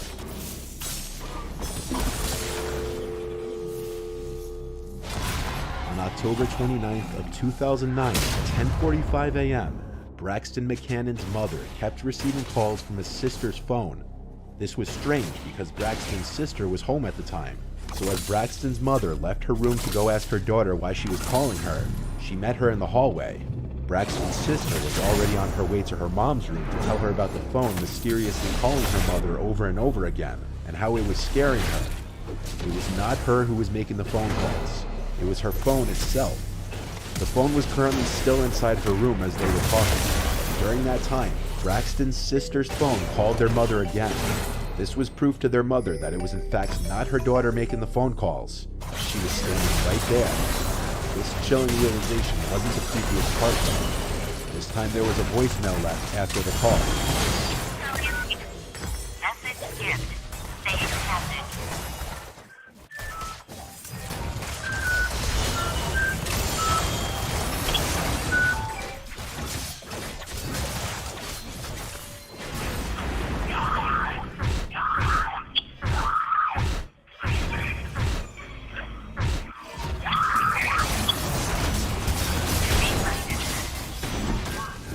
voicemail, you could hear Braxton's sister's radio playing in her room.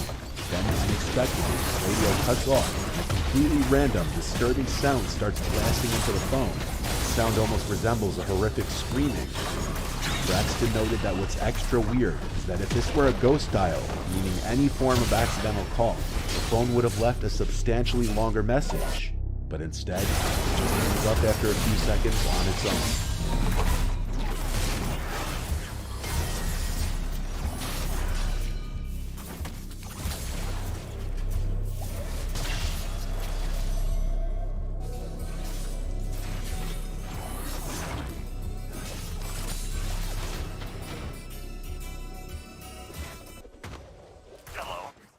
Hello. Hello. No one is available to take your call. Please leave a message after the tone. Having moved to his West Texas home not even half a year ago, a 28-year-old viewer, who I'll refer to as John, sent me this voicemail that he received in August of 2021 from an unknown number. John was going about his night when his cell phone began to ring, and on the screen it said no caller ID. This is rather unusual, as for anybody to come up on someone's phone as no caller ID means they went out of their way to intentionally hide their number. Often doctors will do this to keep their privacy from their patients, but other than this and a few other professional circumstances, this is usually at least a slight red flag. John let the call go to voicemail, not wanting to potentially get stuck on the phone with somebody he didn't want to be talking to. This was the voicemail he received. Hey, I'm outside your house. Found your info online and I could really use a job. Could you open the door? The message was short but direct. John immediately thought it was a joke or that they had the wrong number, but naturally he was curious. Either way, he knew he didn't want to open the front door, especially if someone was actually out there. But the man saying that John found his info online made him open up Google and search his own name. The second result on Google led to